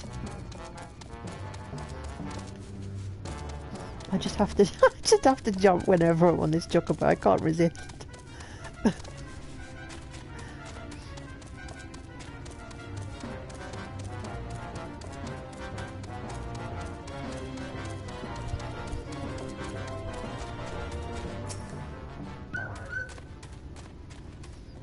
Still here, are you? Can't blame you for wanting a slice of Eulmore's pie.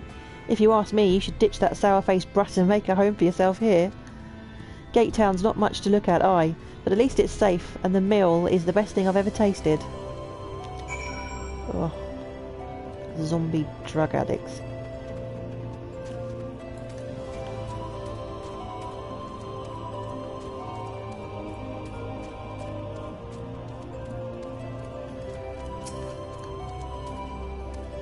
You've seen what Gate Town has to offer?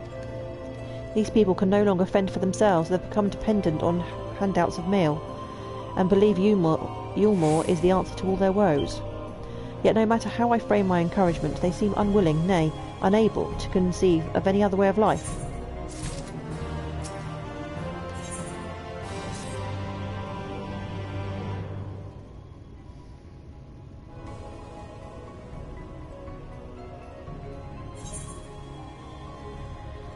Disapprove of these people's way of life, you disapprove of Eulmore. Let's go for that one. It is difficult to make a final judgment without first seeing the city's inner workings. Mayhap it is uncertainty which always makes me feel so ill at ease here. Oh, Alphino, please get out of those clothes. Not that it matters, however unjust this system seems to me. If these people claim to be content with their lot, it is hardly my place to criticise their choices. But take that elderly lady you rescued. Does it not seem that those who have chosen to forego Eulmore's largesse are doomed to suffer for their independence? In the end, they are all but forced to seek refuge in Gate Town, and so hamlets and fields across the island are left empty and unattended, hastening the region's descent into ruin. Nay, I am not convinced that Eulmore's generosity truly serves the best interest of Calusia's people. I am not so naive as to think there is some miraculous solution to all of this, yet I cannot help but frown at the sight of hard-working villagers struggling to survive, even as the chosen few rejoice at being plucked from poverty by the hand of a capricious noble. There has to be a better way. I will not know for sure, however, until I have taken those long-delayed steps through Eulmore's gates. 'Tis fortunate that you arrived when you did, Lullaby. I have been working on a scheme to insinuate myself into the city, and if all goes to plan, it should soon come to fruition. There is a beast tribe who makes its home in the seas surrounding the island. The Ondo, they are called, though you and I know them as the Sahagin. For the most part they keep to themselves in their ocean grottos, and rarely have dealings with land dwellers. But as Tataru took such great pains to impress upon me during our stay in Kagane, business favours the bold, and so I reached out to them. I duly discovered that the Ondo are inordinately fond of land-grown produce, fresh fruits in particular, and when I offered to procure such goods for them, they promised to pay me in pearls. An attractive business venture for any prospective investor. Would you not agree? Surely even the most jaded Eulmoran lord would have time for a merchant who can make pearls from plums and pumpkins. Yes, I've come a long way since my days in buying samurai swords without first negotiating a price.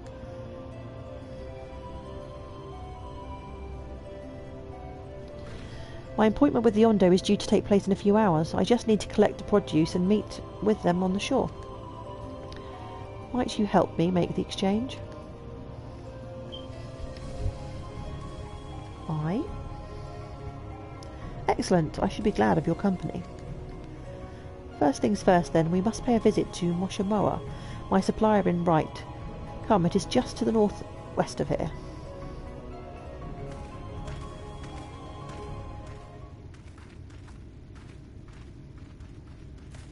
Oh, who's spying on us?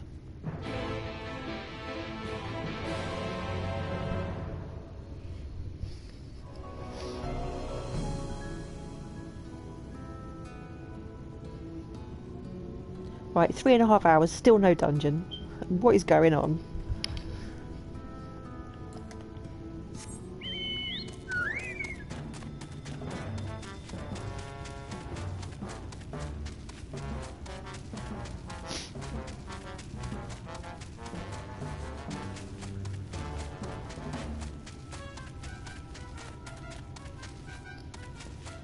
It does, but they probably don't expect people to do it MSQ all in one go either. You would well, I would normally do other stuff in between. Do some roulettes or a bit of crafting.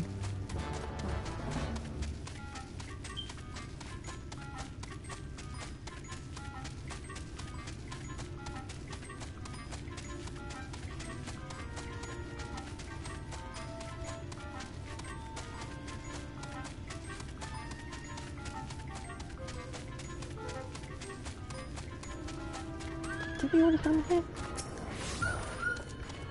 Nope.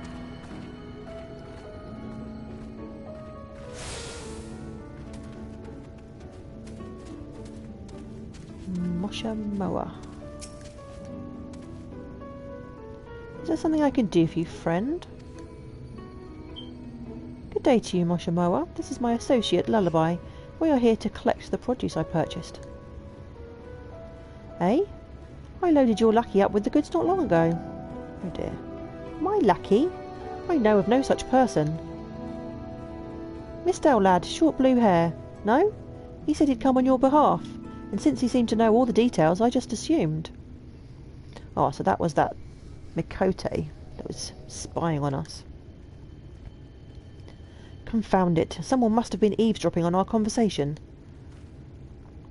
If this charlatan was here not long ago, he cannot have gotten far. We should split up and search the area.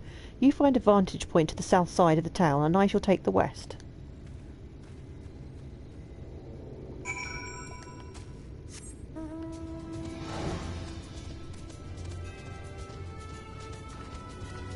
Right, let's go and find this cat boy.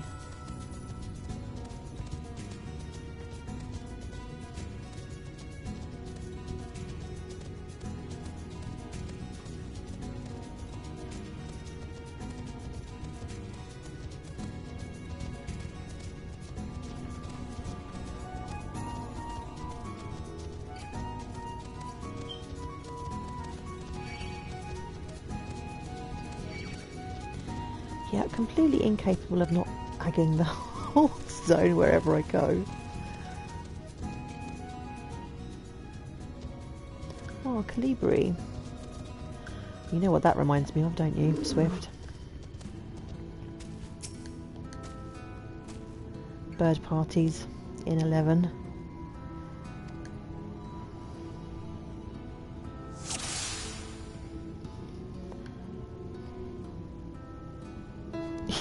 Yeah. The cheeky buggers would stick their beaks right down your throat and eat your food out of your stomach. Disgusting.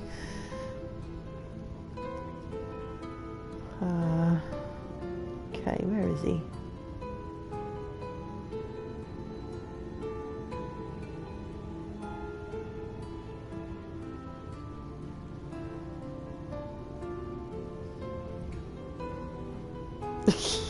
Yeah. I mean, how much sushi would you go through in those bird parties? What zone was that called? I can't remember the name of the zone that we used to do those in, the bird parties. Where is he?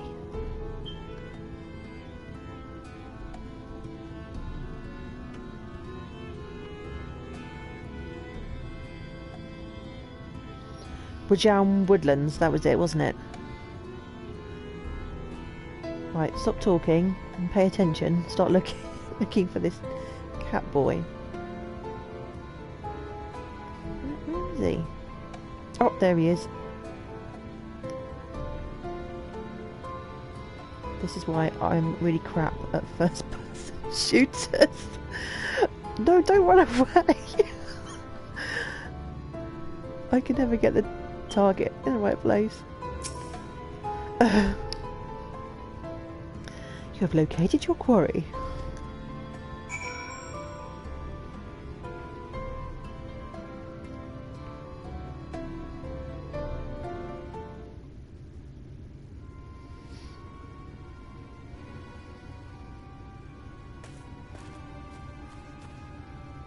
Lullaby. Any sign of him? There he is. You have a keen eye. Let us move in before he makes good his escape.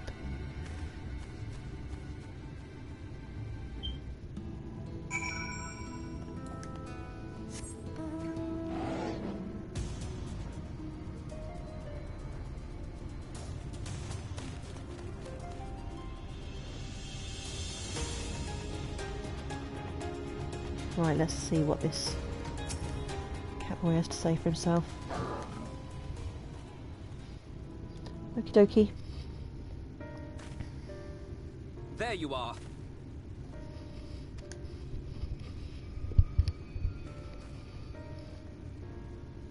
The thief who claims the harvest on my behalf. Hand it over. Yes, hand it over. Well, forgive me. I have to get into the city.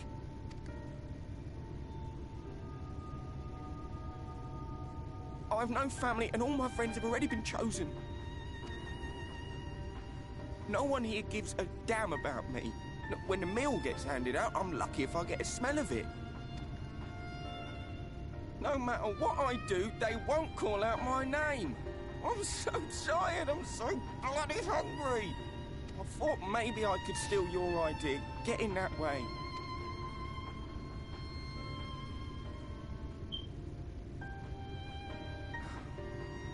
What is your name? Kai Shear. Tell me then, Kai Shear, must it be Yulmore or nothing? What of the Crystarium? They may not offer charity, but you would be fairly compensated for any work you did. No, it has to be Yulmore. That's where all my friends are. We made a promise that we'd live together in paradise.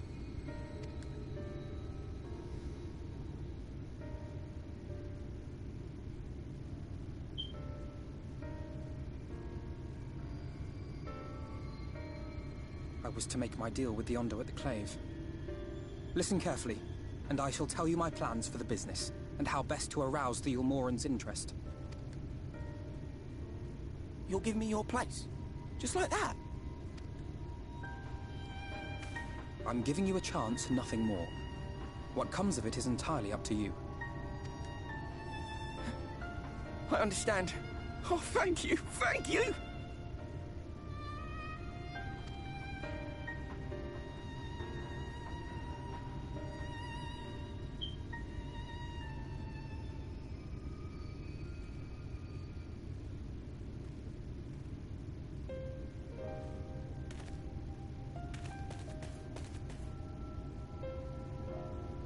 This was but one path. There will be others. But for young Kai Shear, it was the difference between life and death. I do not regret my decision, yet I will admit that a part of me wonders if it was for the best.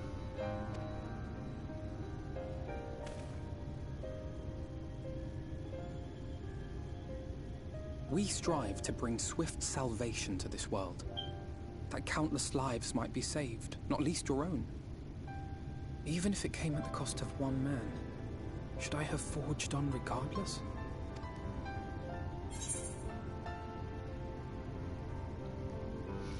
That's not who you are.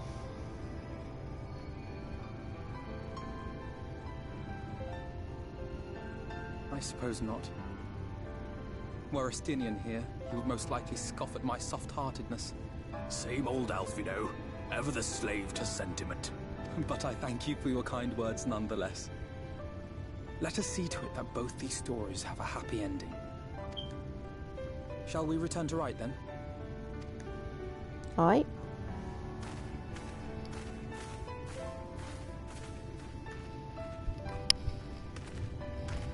Is that?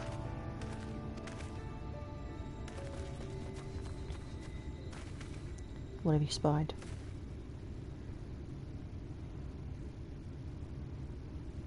I don't see anything. What are you looking at? I can't be sure, but I think someone's in trouble.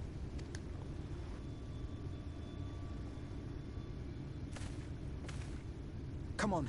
They may need our help.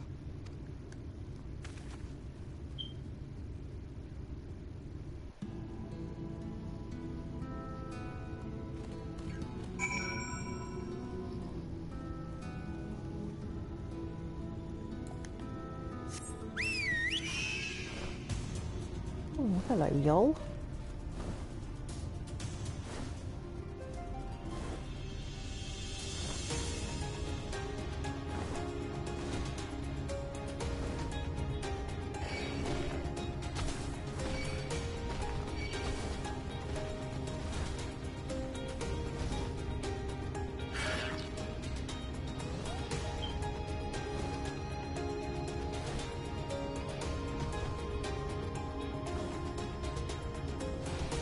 Down here? Around the side.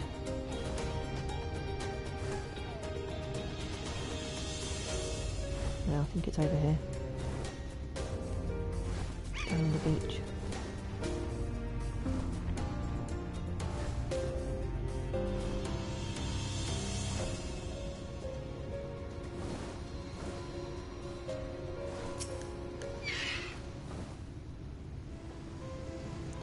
Right, who's Alphino found?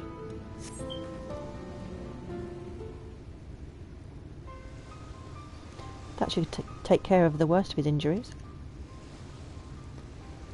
Oh, mercy, mercy, I beg you.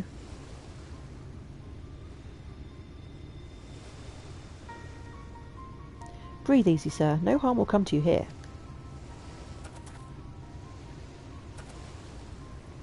The poor man is shivering. Pray, keep an eye on him while I get a fire going.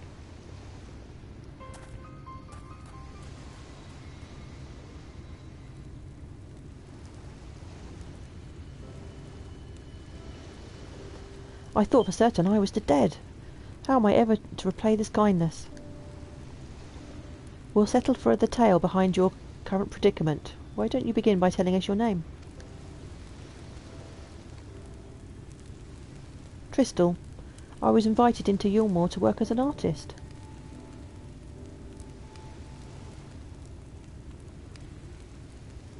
A wealthy couple took me in to paint pictures of them, but when my style proved contrary to their taste, they just as quickly turfed me out into the street.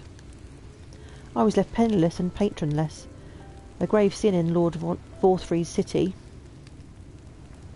Within days they had brought me before the man himself, and he asked me what I meant to do. Dejected as I was, I told him I wished to leave. Little did I know that soon he would grant me my wish. They flung me over the balustrade into the goddamned ocean. From up there? How were you not dashed to pieces? Don't ask me. Luck, I suppose. Though if you hadn't found me when you did, it wouldn't have counted for much. Monstrous. And the citizens condone such barbaric punishment? Oh, without a second thought. When Lord Vorthry passes judgment, no one so much as blinks, let alone argues. In Yulmore, his word is law.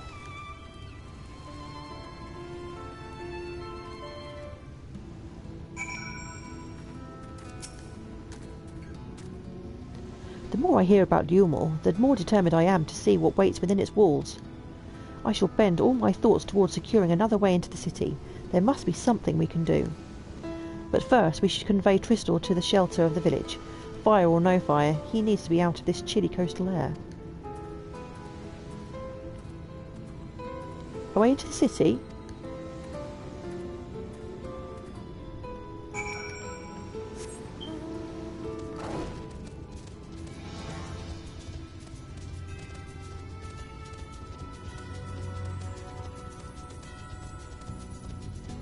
Okay. Ooh, that was a creepy looking thing.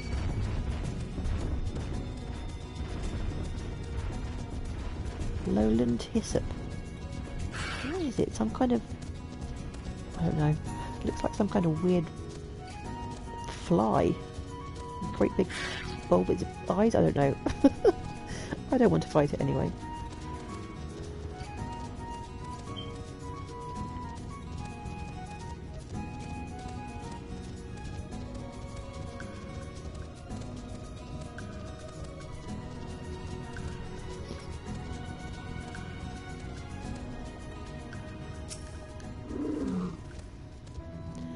Pray accept my deepest gratitude. I owe you both my life.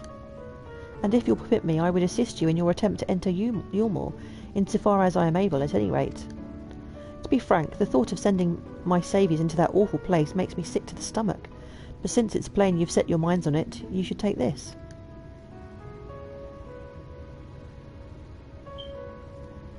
It's my favourite paintbrush. The Yulmoran elite are never satisfied until they get exactly what they want. And if I'm not mistaken, the couple I mentioned will be looking for someone to replace me. If you make a show of owning such a well-used brush, you may be able to convince people that you have a talent for painting. Well, actually, Alphino does have a talent. For, well, drawing, certainly. Are you certain? This is your livelihood. We cannot deprive you of such a treasured possession. I'd give it gladly after all you've done for me. Besides, I don't think I have the heart to paint any more. As to what I'll do instead, I honestly haven't decided, but I shan't stay long in this place, not with that city brooding over me. Nay, I'll move on to new lands and a new profession, and I'll keep you in my prayers from now until my dying day.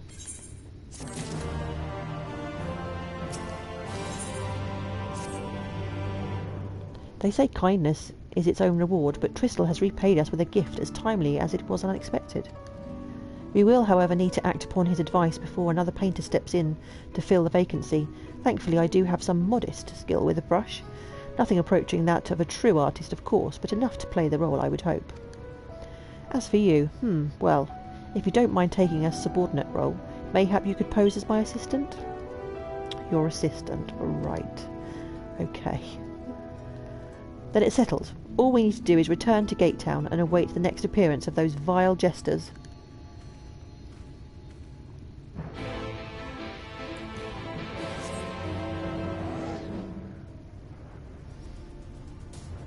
Okay, back to those creepy jesters.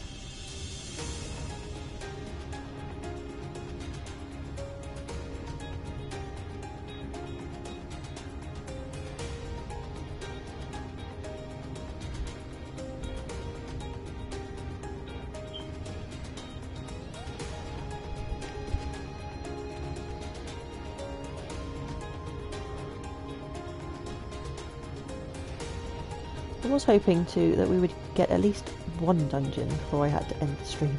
It's been almost 4 hours now.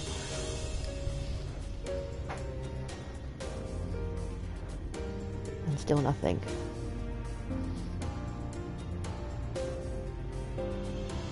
Where am I going?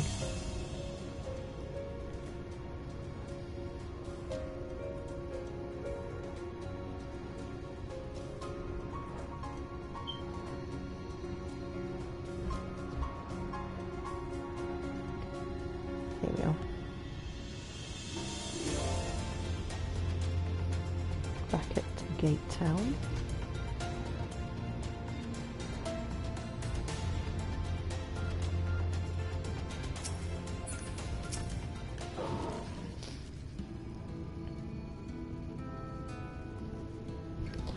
Welcome back, Swift.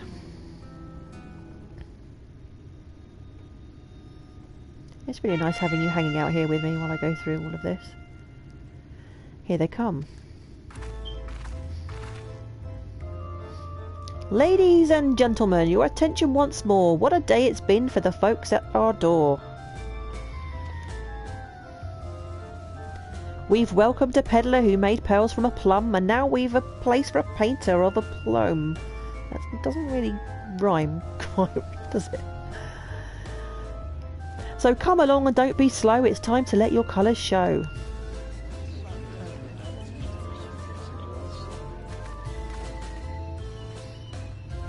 I can paint. Portraits at least. Landscapes and still lifes are so rarely commissioned these days. Oh, I thought I spied some new faces in the crowd. What fortune that you should feel at ease around an easel. What proof have you of your prowess? Any masterpieces on your person? Sadly not. Everything I paint is soon sold. Such is the life of a working artist. I have only my brush to testify for me, though you will note that it has seen no small amount of service.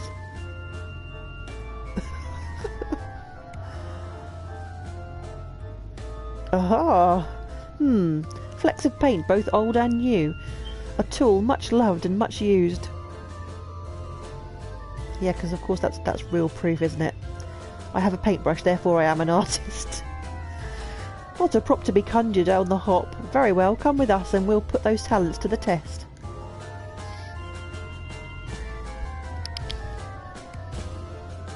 And who is this hanger-on? Well-wisher or parasite? Why, this is my assistant. She whose unfailing support allows my art to flourish. I will go with her, or not at all. Parasite, then. We shall leave her fate in the hands of your new employer. It matters not a whit to us. Parasite? I don't know, I thought I'd left all the insults from Dragon Quest Builders behind me, but I guess not. Everywhere Lullaby goes, she gets insulted. And having filled our last vacant space, we retire to Yulmore's sweet embrace.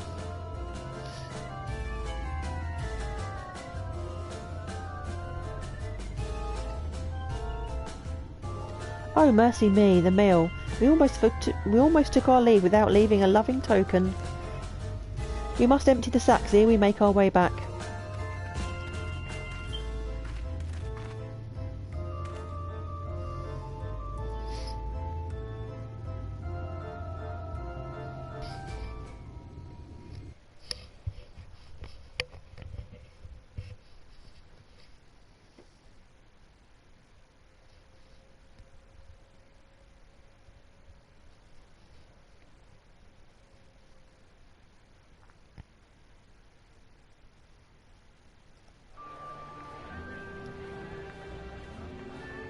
Redemption is beyond us.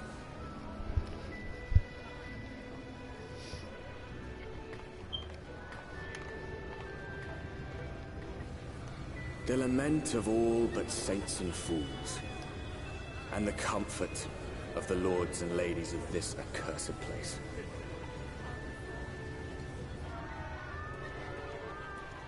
Once they held fast against the madness, only to embrace the coming cataclysm and delight in the end of days. This is Ardbert narrating, isn't it?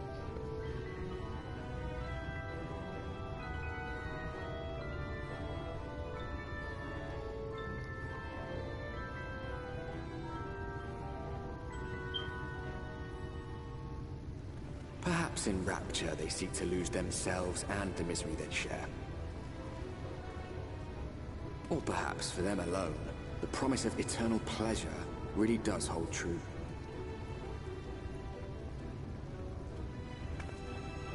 Or is it the Exarch? Don't know. I'm not sure.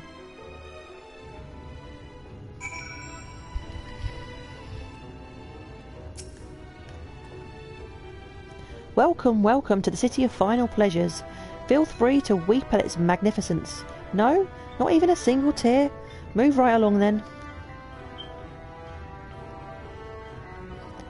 Our first task is to register you as residents, you know? Make it all nice and official. We'll smooth the way, so you just need to put on your happy faces and head through to Joyous Hall. The Bureau of Immigration is on the first room on the left side of the passage. Declare your name and occupation in a nice loud voice. The clerks will tell you where to go from there. Oh, and pay no mind to those folk off to the side of the road. Much like the hopefuls in Gate Town, they haven't earned the right to enter the city proper. If, however, you enjoy basking in the envy of your fellow man, then by all means take your time. But why waste another moment? Go, enjoy the beginning of your new life in paradise.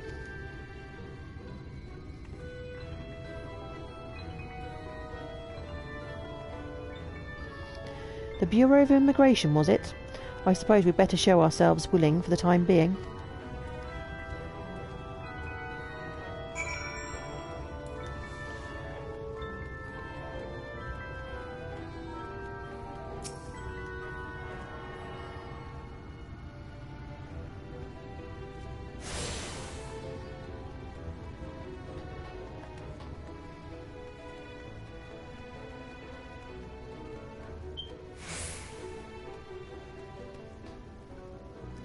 Immigration officer.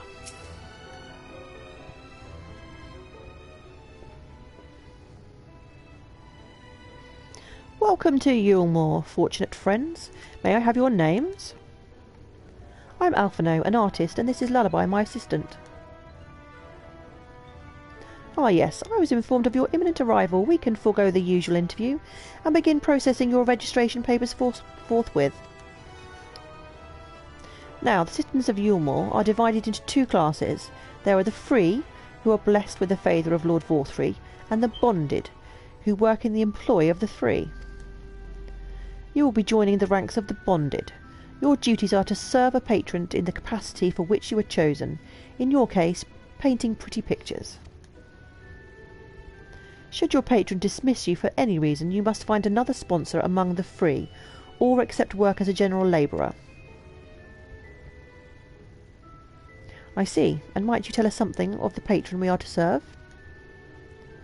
The two patrons, actually. Chai Nuz and Dulia Chai, a Mistel couple whom most refer to as the Chais. They are both gentle souls, but I would ask that you conduct yourself with respect and humility for your own sake as much as theirs. Now, a moment please while I complete the relevant paperwork.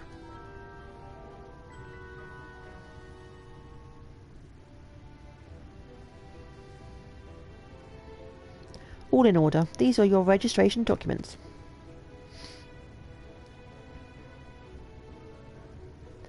Take those papers next door and submit them to the clerk. Once they've been stamped, you will officially be Yulmoran citizens. Enjoy your new life in paradise.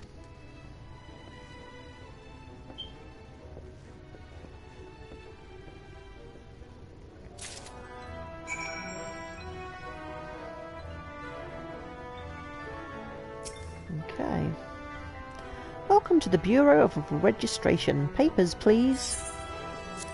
Here you go.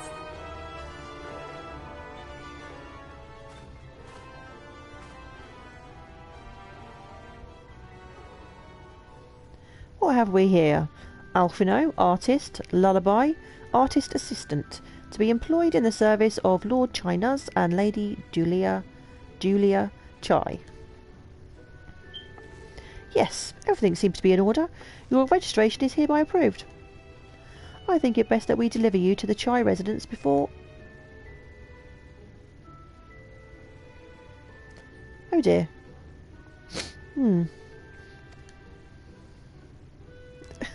You smell hideous. Okay, so it's not just my looks. Now apparently I stink.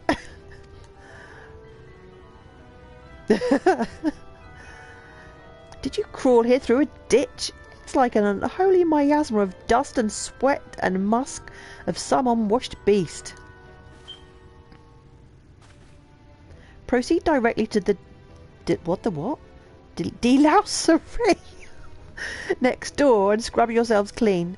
Use whichever showers are free. Okay, so now we have lice, apparently. After you've rinsed away that stench, you'll want to splash yourselves with this perfume liberally. Once you've made yourself presentable, then you may proceed to the Chai residence. Karen, the guard by the stairs, will give you directions. Right, I guess we've been told. I hadn't realised we were so aromatic.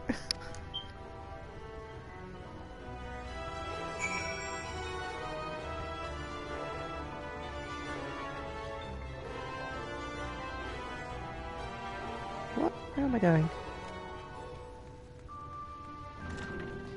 Oh. The delousery. The delouser.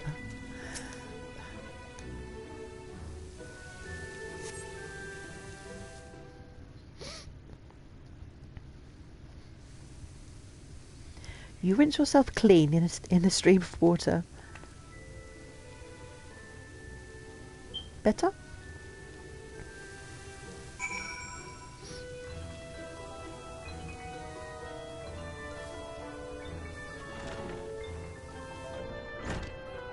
Where's Alphino? Oh, there he is. Where do we go now?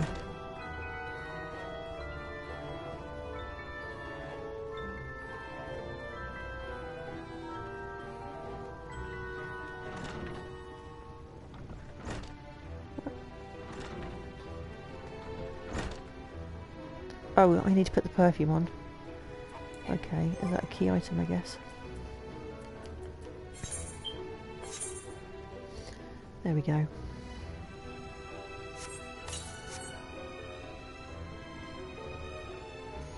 You apply the perfume as directed and the delicate scent of roses fills the air. Oh, you've showered and dressed already, have you? Is it not that's to say? It seems rather exposed for one's ablutions, does it not? Hurry up and shower, Stinky. Fine, just a quick rinse then. What is it with boys and water?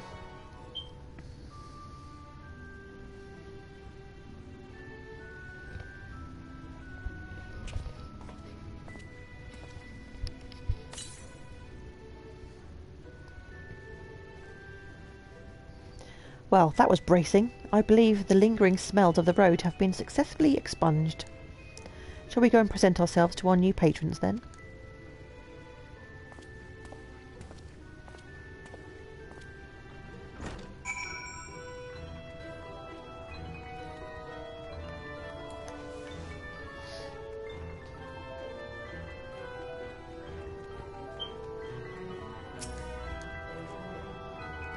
You're looking to present yourselves to the Chais, are you? Let me explain how the city's laid out then. Imagine 3 layers, one on top of the other. This layer here is called the buttress. Above us is the understory, where the military has its headquarters, and above that you've got the canopy, which is where the free citizens of Yulmore spend their days. So if you want to find your new patrons, you'll need to keep climbing until you run out of stairs, then look for the Grand Dame's parlour. They'll be in there, like as not.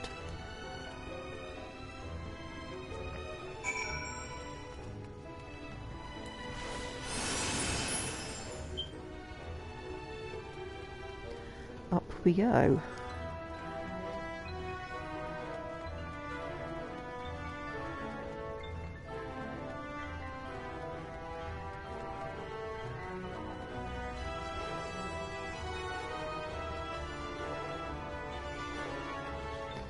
Canopy.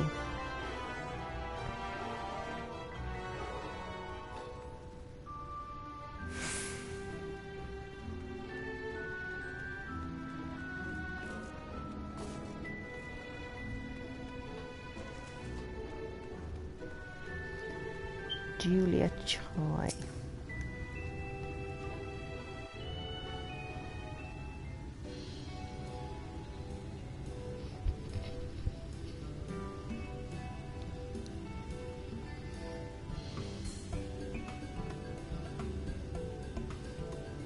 She's rather portly. Oh, who's this then?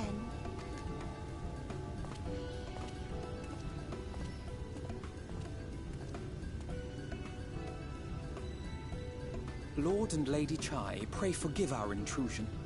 I am given to understand you are in search of an artist. Ah, you must be the new, Oh, goodness me! What an adorable boy! That silken hair, those pearly cheeks, oh, and you even smell wonderful, like a bed of flowers.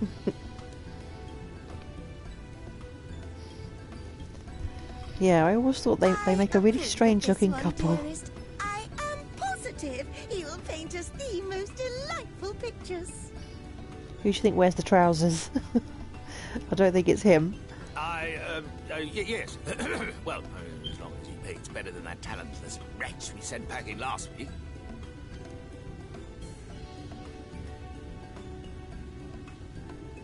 Wonderful wonderful.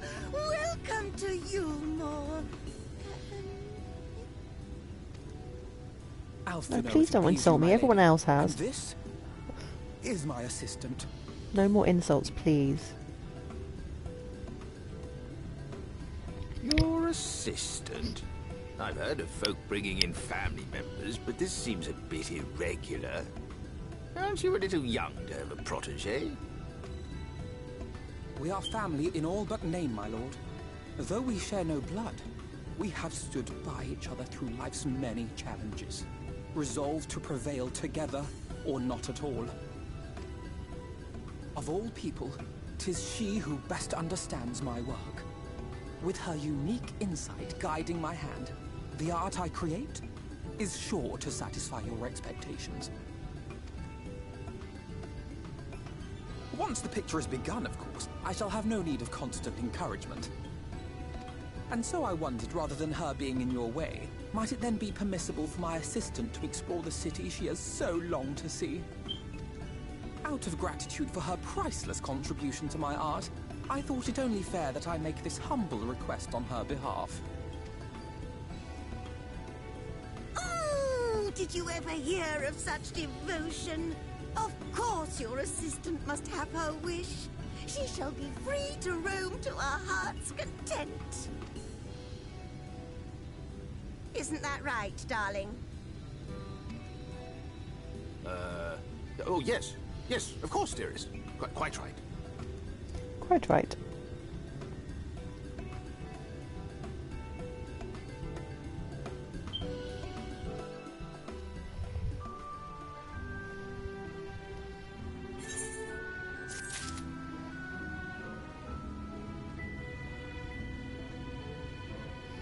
Free to sightsee. Right, I think I'm actually going to call it a night there. It's... what time is it? It's getting on for midnight. So, and I've been streaming for 4 hours. I think we'll pick this back up tomorrow. So, thanks for stopping by and hanging out. And see you again soon. Take care, good night.